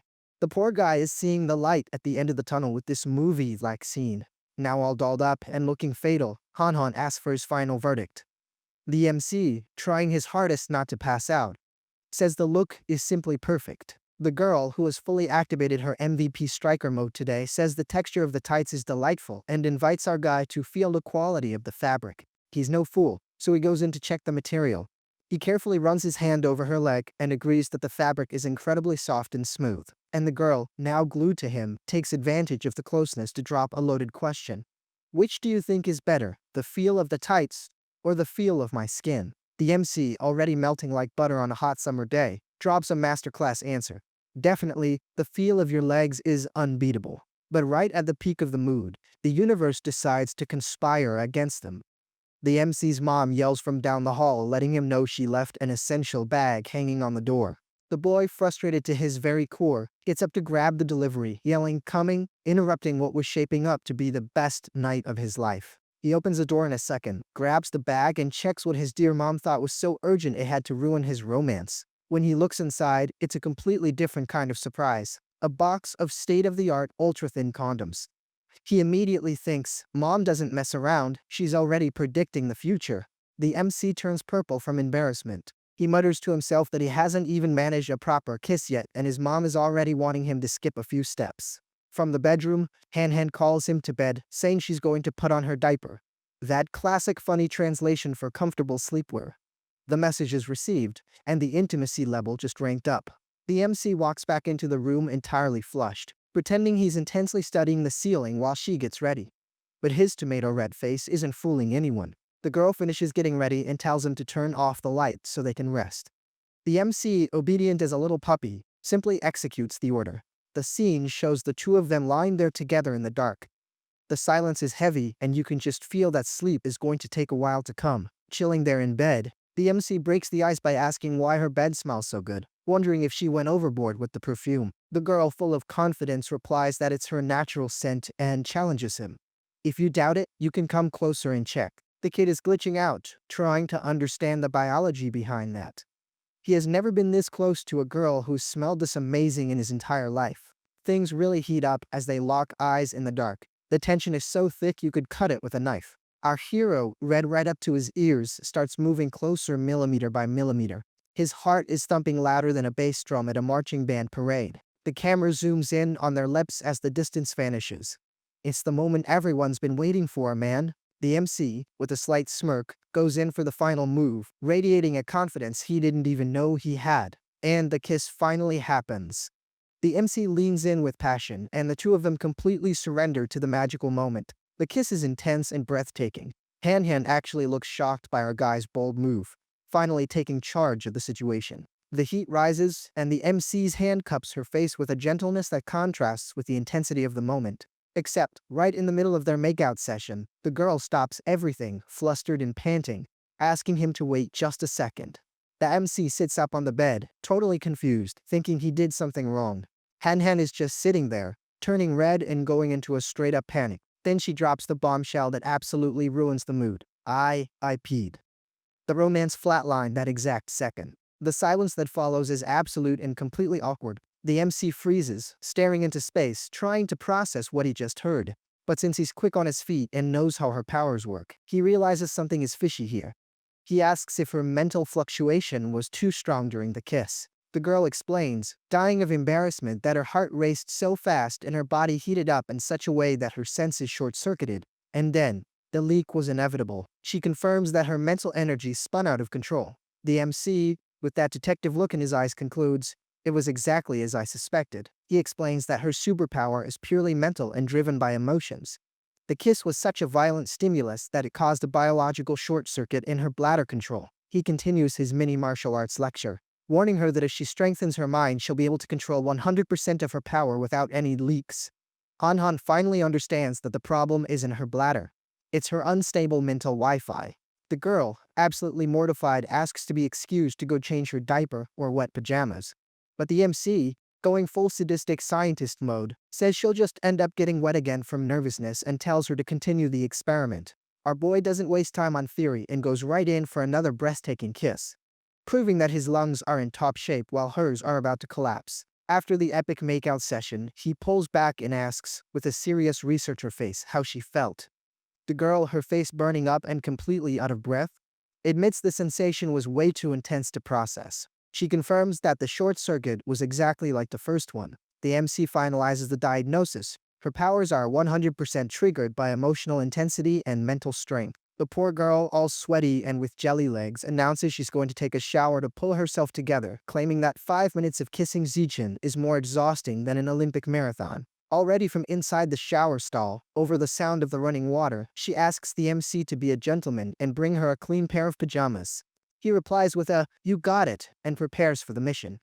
The boy walks over to his sweetheart's wardrobe, feeling like he's crossing the border into sacred and dangerous territory. He opens the closet doors and is greeted by the female multiverse. An organized stack of bras in every color and lace imaginable. His system almost crashes again. The MC ends up grabbing a pair of white panties with a delicate little bow and just stands there looking at them like a goofball, thinking it's the cutest thing in the world.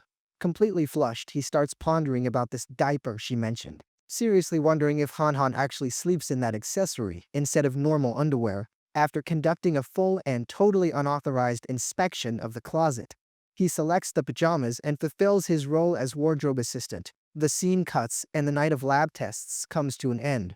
The camera shows the lovebirds sleeping back to back in a romantic, post-war vibe. But our hero's sleep is lighter than a feather. He's lying there, eyes wide open, staring at the ceiling and processing the night's events. He slowly turns over and sees Han Han knocked out cold in a deep sleep, with a tiny bit of drool sliding from the corner of her mouth. The absolute peak of relaxation. With a little smirk, the MC, going 100% affectionate mode, wipes the drool away with his finger. Our boy is officially falling hard for this girl. As the sun starts to rise, our hero gets up to sneak out. It's time for a strategic retreat before the whole house wakes up. But his luck is terrible. He runs right into his mother-in-law right at the bedroom door. She, giving him a look like she knows exactly what they were dreaming about, invites him for coffee, and he accepts just so he doesn't look guilty. Already at the table, the mom asks about her daughter. The MC, keeping his poker face strong, lets her know the princess is still in a deep coma in bed.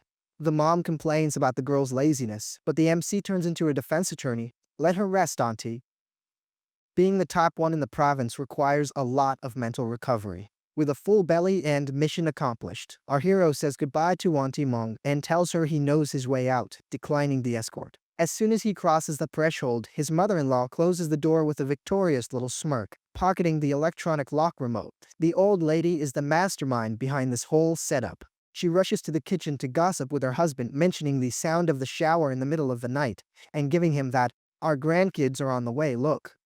The dad listens with the absolute seriousness of a man planning a wedding. The mom, super hyped about the progress of her favorite ship, whips out her phone to spread the gossip to all her friends and relatives. Back in his own apartment, the MC walks in with the swagger of a guy who just survived an epic battle and emerged victorious. The boy takes off his shirt, showing off the refined physique he got from blood tempering, and tosses his clothes from the night into the washing machine to destroy any evidence of Hanhan's leak. But his peace is short-lived. His mom pops out of nowhere in the middle of the living room, super excited, shouting for her big boy, with a thumbs up and a huge smile stretching from ear to ear. She praises his ability to get things done quickly. The poor guy just stands there, shirtless and totally lost, not realizing that his mother-in-law's gossip has already arrived via text. The scene cuts to the imposing facade of the university.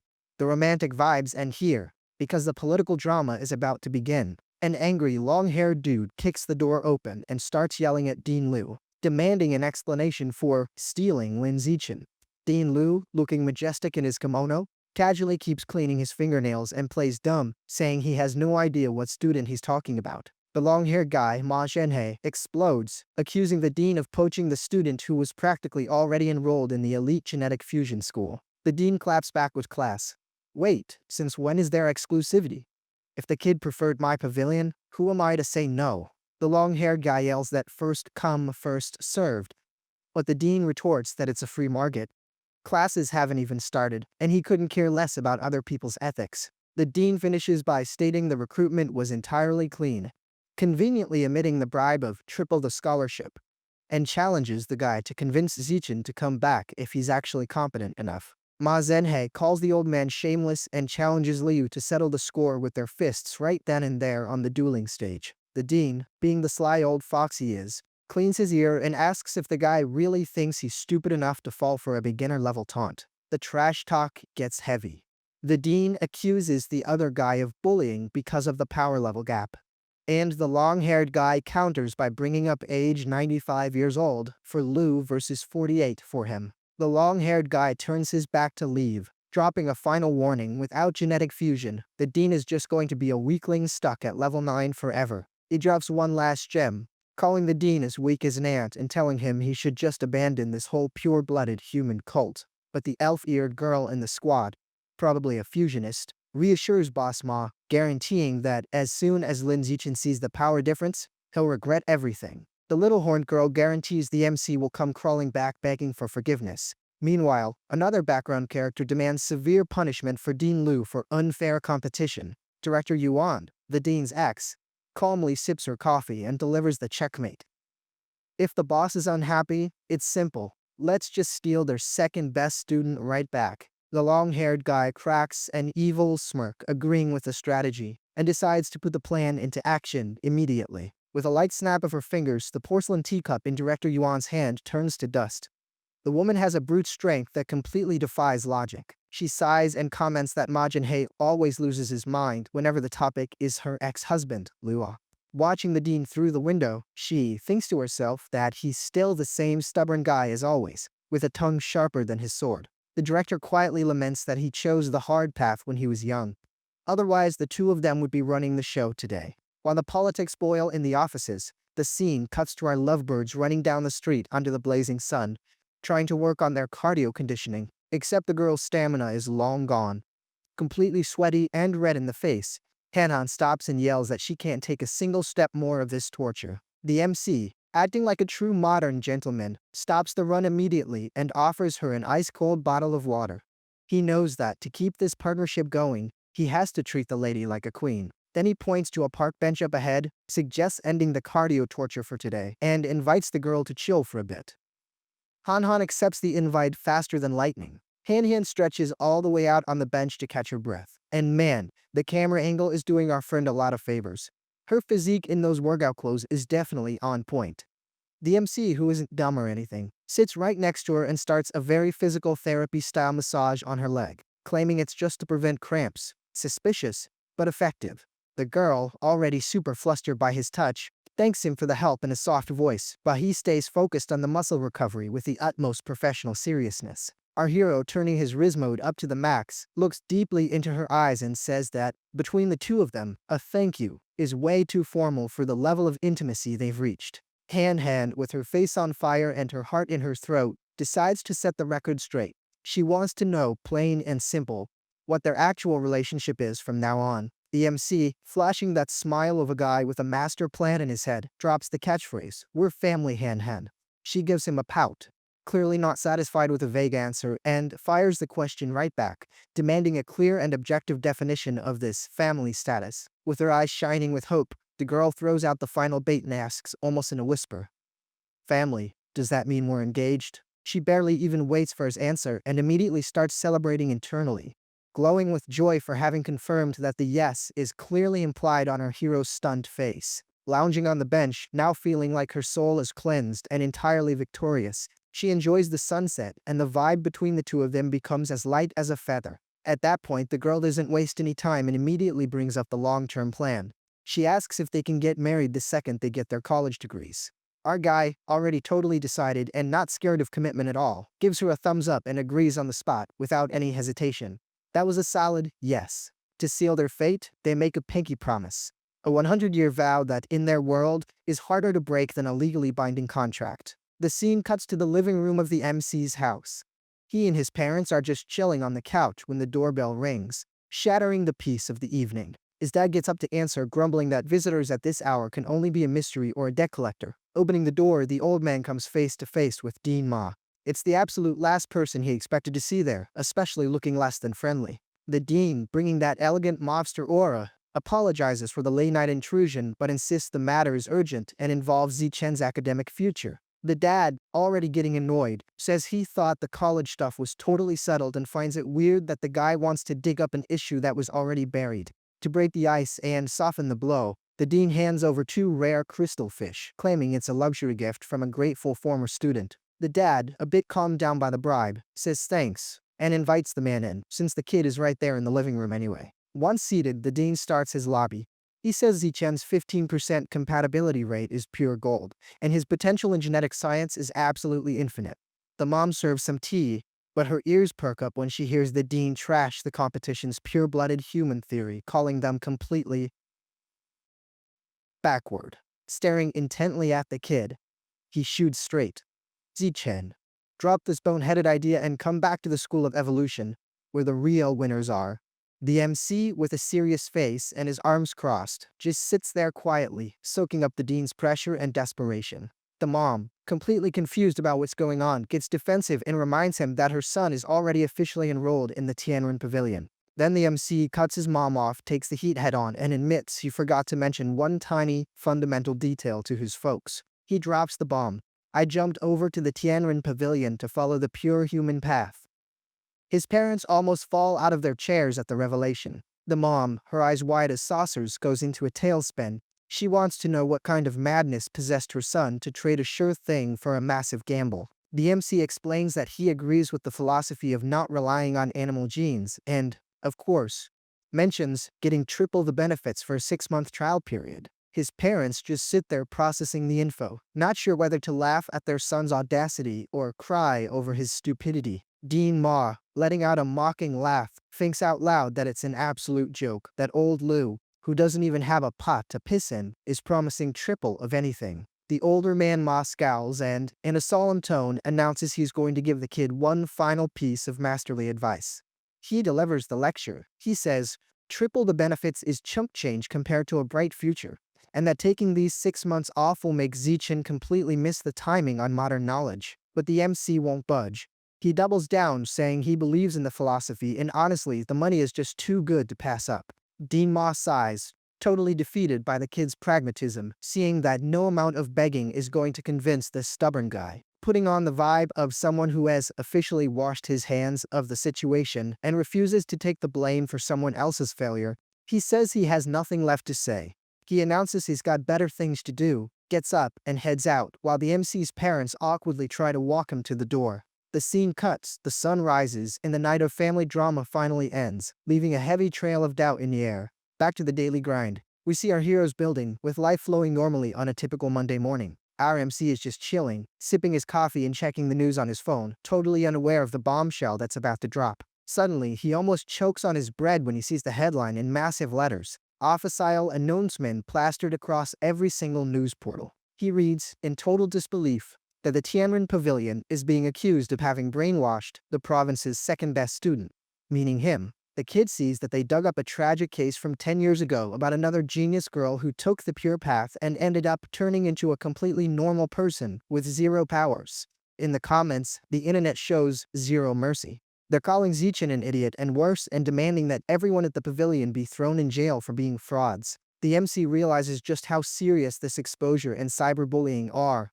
He's worried crazy cultists might track him down, and he instantly suspects this doxing leak is Dean Ma's doing. Without missing a beat, he contacts the platform's support to report the post that criminally doxed his personal info. 2 hours later, our boy checks his phone lying on the couch and sees that the official post was nuked and is fully offline. But his peace of mind is short-lived, as his phone pings with a new notification that promises a much bigger headache than the last one. In the squad's group chat, the gossip is traveling faster than fiber optics. Everyone is talking about the pavilion and Zichin's leaked photos. Some are outraged at his choice, but there's a whole female faction that just keeps complimenting how good the kid looks in the picture. The MC, with a furrowed brow in his analytical mode turned on, realizes this goes way deeper. The leaked photos weren't random. They were hand-picked to either ruin his reputation or attract some seriously unwanted attention. Night falls over the city and that heavy silence takes over the air. It's that classic time of day when all your problems decide to come knocking at your door. Speaking of doors, Han pops up out of nowhere, already in her pajamas and wearing a look that says, "I won't take no for an answer," announcing that the vibe outside is weird and she's sleeping at his place tonight. Already making herself comfortable on the couch, she starts scrolling through the news and unleashes her wrath on the guys who doxed him. Zichin explains, with the calm of someone who has seen it all, that this is just a fight between the big dogs in the power factions. Then the girl has a stroke of genius. Xia Xiaoshan. What if I ask my bat-ass master to clean up this mess? The MC, being the rational guy he is, throws a bucket of cold water on that idea. He says this is a political conflict between purists and evolutionists, and her master, being the queen of fusion, has absolutely no reason to help a pavilion rebel. But Han totally ignores the political logic. She dives onto his bed, pulls out her phone, says, "It never hurts to try," and fires off an SOS to the Dragon Maiden. On her phone screen, the master's reply comes in the blink of an eye. A short, dry, "It's handled." An efficiency that makes the MC question if the woman is human or just a pure algorithm. The kid goes into total shock.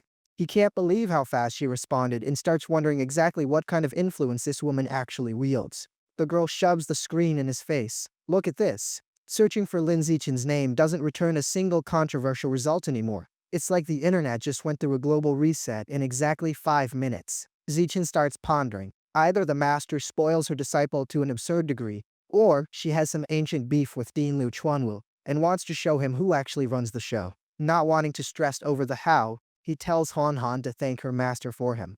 But since he's smooth and never misses a shot, he immediately asks, "And what about you?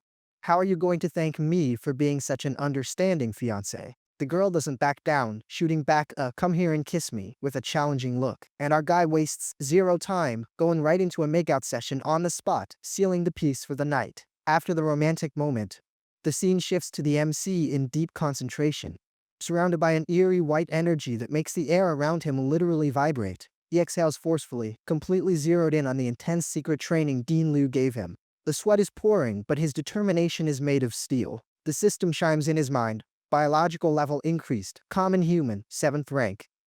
He celebrates finishing the skin tempering stage. His shell is officially bulletproof now. His status screen glows. Lin Zichin, 18 years old, rank 7, showing a list of physical stats that would make a bull jealous. With a little smirk on his face, he brags to himself. His 9 pure attributes are already equal to 10 common genetic fusions. He feels like he could curb stomp any 4 fusion genius without even breaking a sweat. But the peace of mind only lasts for the span of a sigh. His phone buzzes on the bed with another one of those notifications that send a chill down your spine. It's an urgent text from his mom. She warns him that Han is at risk of losing her fertility due to the side effects of high-level fusion, and she urgently needs to freeze her eggs. Right after that, an invite arrives from Han herself, asking him to go with her for the retrieval procedure next Monday. The MC, being an A-plus partner, says yes immediately. Monday rolls around, and the crew pulls up in front of a luxury hospital that looks more like a tech building in Silicon Valley. Inside, Han is already on the exam table, wearing only the top half of her hospital gown. And let's be honest, the artist was really feeling it with those anatomical details. A very busty nurse walks in, lets them know the prep injections have already been administered, and tells them to come back tomorrow morning for the actual retrieval. The MC grumbles about the red tape of having to come back, while Han quietly confesses that she's an absolute nervous wreck about the procedure. To lighten the mood, Shushin, who tagged along as a party crasher, suggests an intense shopping day to calm their nerves, and Han lights up instantly. Shopping, the ultimate female stress reliever. They invite Zichin to be their official bag carrier, but the hero gracefully declines, claiming he has urgent business, heavy training to take care of at home. Shushin celebrates Girls' Day with a battle cry, and the MC is just left standing there, looking like he just got traded for a new pair of shoes. Back in his sanctuary, our guy sits in the lotus position. He tells himself playtime is over and it's time to temper his muscles. He dives deep into meditation and the system starts pinging like crazy, bumping up his proficiency in skin, muscle, and blood tempering point by point. After spending the entire afternoon focused exclusively on his right arm, he flops onto the bed, feeling his head spinning from massive chi depletion. To refuel, the kid attacks a box of bread like he hasn't eaten in 3 past lives. That's the price of power. The training results are insane. His brute strength increased by 50% in just one arm. The blood tempering technique is totally real and way too OP. Right in the middle of his post-workout thoughts, Han knocks on the door. She looks entirely refreshed after her shopping spree, but she has something to say. She walks in and tells him Chushin planned a fairball trip for everyone to hit the beach before college classes start, and obviously, she already RSVP'd for him. The MC, turning on charmer mode, holds her hand and says, "If you're going to be there, I'd go to the end of the world, let alone the beach." Han gets a little shy, but explains the real reason she's scared. She wants to go, but she's terrified of ruining the group's vibe because of her deep trauma with water. She recalls, her eyes getting teary, the terrifying sound she hears whenever she gets close to the ocean. The trauma is deep, and her fear is completely genuine. The MC, like a perfect gentleman, comforts her by saying he'll be by her side the entire time, and they don't even have to dip a toe in the water if she doesn't want to. The girl finally relaxes. The scene sharply cuts to a colossal dark cave, featuring a suspended platform over a boiling sea of lava. The place reeks of sulfur and death. In the center of this sinister platform, a solitary figure stands meditating in a place where any normal person would melt in seconds. A giant, buff green ogre approaches respectfully and reports to a Lord Envoy, letting him know the rats, the diggers, finally finished their dirty work.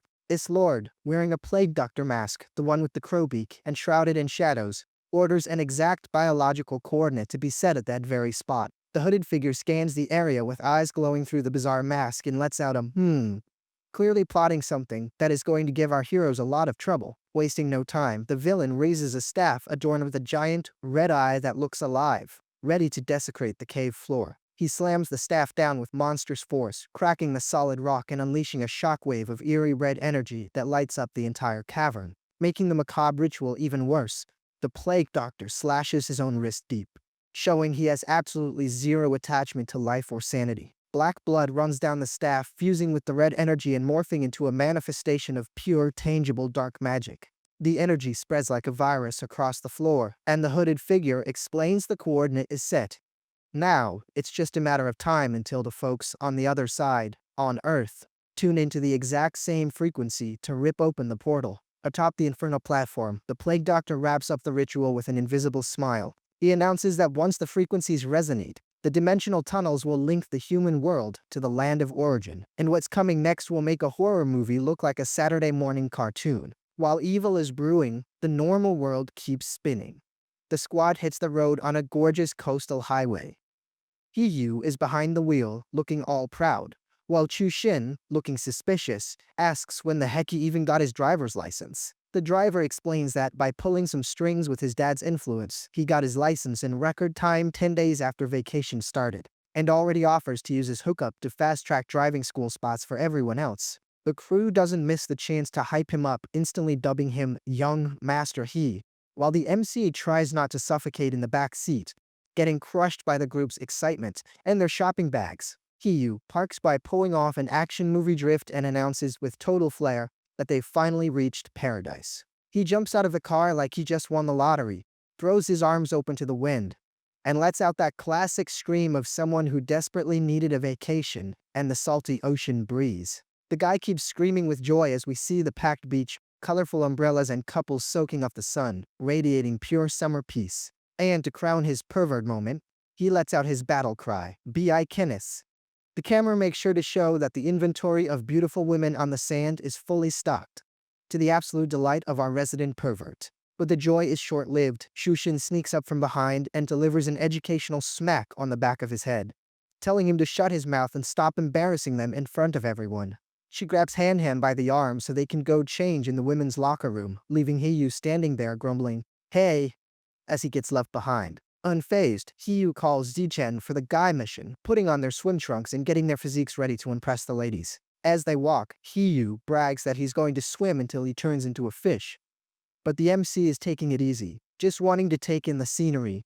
And Han, obviously. Except fame follows our hero everywhere. Some random beta dude walking by instantly recognizes Zichen as the genius who took second place in the province and became the center of all that drama. Within seconds, a little group of haters starts whispering loudly, calling the MC the golden idiot, who got brainwashed and threw his future in the trash by picking the Tenrin Pavilion. The random guy who recognized the MC, surprisingly, turns out to be his biggest fan. He turns to the haters and goes off on them, asking who they think they are to judge someone with Zekin's talent. The losers, who are clearly all talk, start shaking in their boots under the fans' pressure and quietly sneak away to avoid embarrassing themselves any further. The MC, who hates the spotlight, pulls Hiyu away from the drama and tells him not to waste his time on small-minded people. But his friend is still foaming at the mouth with rage over the injustice. Hiyu praises Zichen's monk-like patience, and the MC sets it straight. He only spends his energy if it's something he actually cares about or involves people he loves. His friend, super curious, asks, "So what exactly is it that you care about so much?"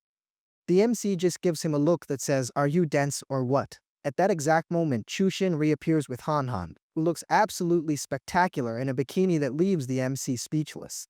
Chushin answers for him. The thing he cares about most is Han, obviously. Hiyu is left looking dumbfounded, and Chushin, bossy as ever, orders the two guys to hurry up and change before the sun goes down. Now properly dressed and showing off shredded abs that make the sand shake, the MC goes on the offensive and volunteers to put sunscreen on Han's back. The girls are chilling on the beach chairs, and Han, smiling from ear to ear, accepts the offer instantly, absolutely loving the sweet gesture from her fiancé. Our guy starts rubbing the lotion in with a slow massage and asks if the pressure is okay.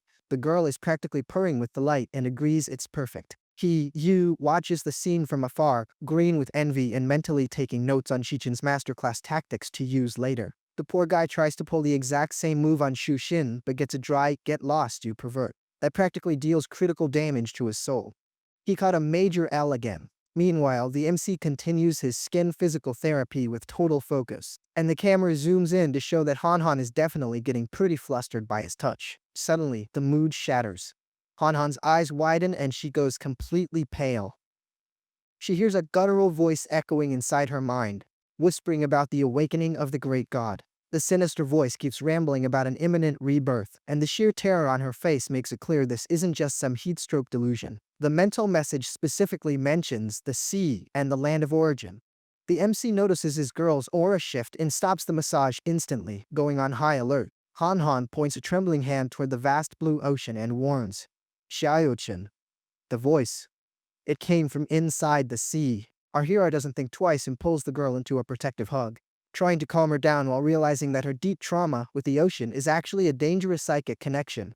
Through chattering teeth, she repeats the words about the great god and the land of origin. The MC realizes that what Dean Liu said about the place being the cradle of monsters is a lot more real than he thought. He gets lost in thought. He knows the land of origin is the secret behind everything, but he feels that, as a rank 7, he's still way too weak to face this mystery. He calms Han down and suggests that once classes start, she should investigate this with Master Dragon Maiden, who definitely knows what's hiding in the depths. The scene jumps to the MC's room days later. He is in a deep trance, sweating buckets after finishing his muscle tempering. He has started the most brutal phase, bone tempering. The kid is suffering like he's going through a meat grinder. He had no idea that refining his skeleton would be hundreds of times more painful and slower than refining his flesh. After hours of pure agony, he collapses on the bed, feeling every inch of his body vibrating. But he hit the goal. All 206 bones in his body are now as dense as metal. The system delivers the triumphant verdict. Ordinary level, 9th rank. He is at the absolute peak of the common tier, just one step away from becoming an evolved/advanced being. Exhausted, he opens the pavilion's manual and reads that to level up, he needs to open an aperture, an acupoint, to let his chi flow. But the text is so vague, it might as well be Greek. He slams the book shut with a determined look in his eyes. He decides that if the old manuals won't show him the way, he'll forge this evolution path himself, the hard way. Finally, the big day arrives. The family pulls up in front of the colossal gates of Shanghai University. The MC's mom announces with pride, "We've reached the destination, kids." The second they step out of the car, Han gets super nostalgic. She spots an old ice cream shop near the gate and yells, "Shelchin, look! That ice cream shop we used to go to when we were little is still there."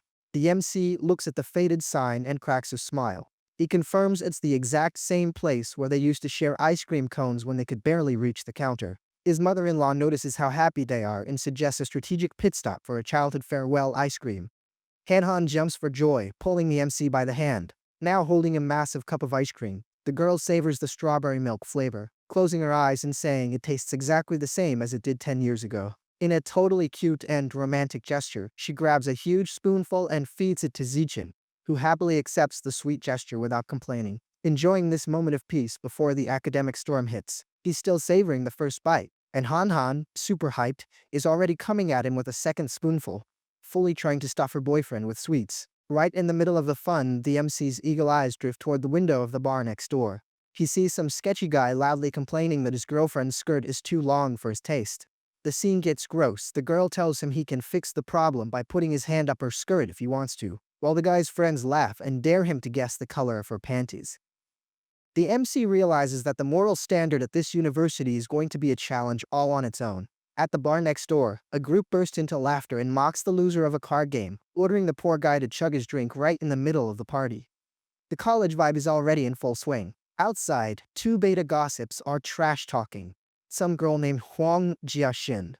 They say she plays the pure innocent saint over at the School of Arts, but the second she saw a hot guy from the School of Evolution, she threw herself right into his arms. The MC, while eating his ice cream, filters out the useless chatter and zeroes in on what matters: the mention of an inner campus. He realizes that's where the real game begins. A quick mental map forms in his head. The outer campus is the playground for humanities and arts majors, while the inner campus is the fortress for the heavy hitters in evolution, mechanics, and martial arts. The inner campus is practically Area 51. Public access is strictly forbidden, and the security is incredibly tight to protect corporate secrets regarding genetic fusion and cybernetic mods. Zichin's mom uses the environment as an excuse to deliver her farewell lecture. She warns them that, despite college freedom, they better not spend all their time partying and need to stay 100% focused on their studies and training. His dad, as always, defends the kid's maturity but checks his watch and says time is ticking. They need to get the two of them to the inner campus gates before they close. During the emotional goodbye, his dad squeezes Xiaoxin's shoulder and hands down a sacred mission. Look after Han, son. Once you're inside, you only have each other. At the entrance to the restricted zone, guards who look like they stepped right out of RoboCop block the way.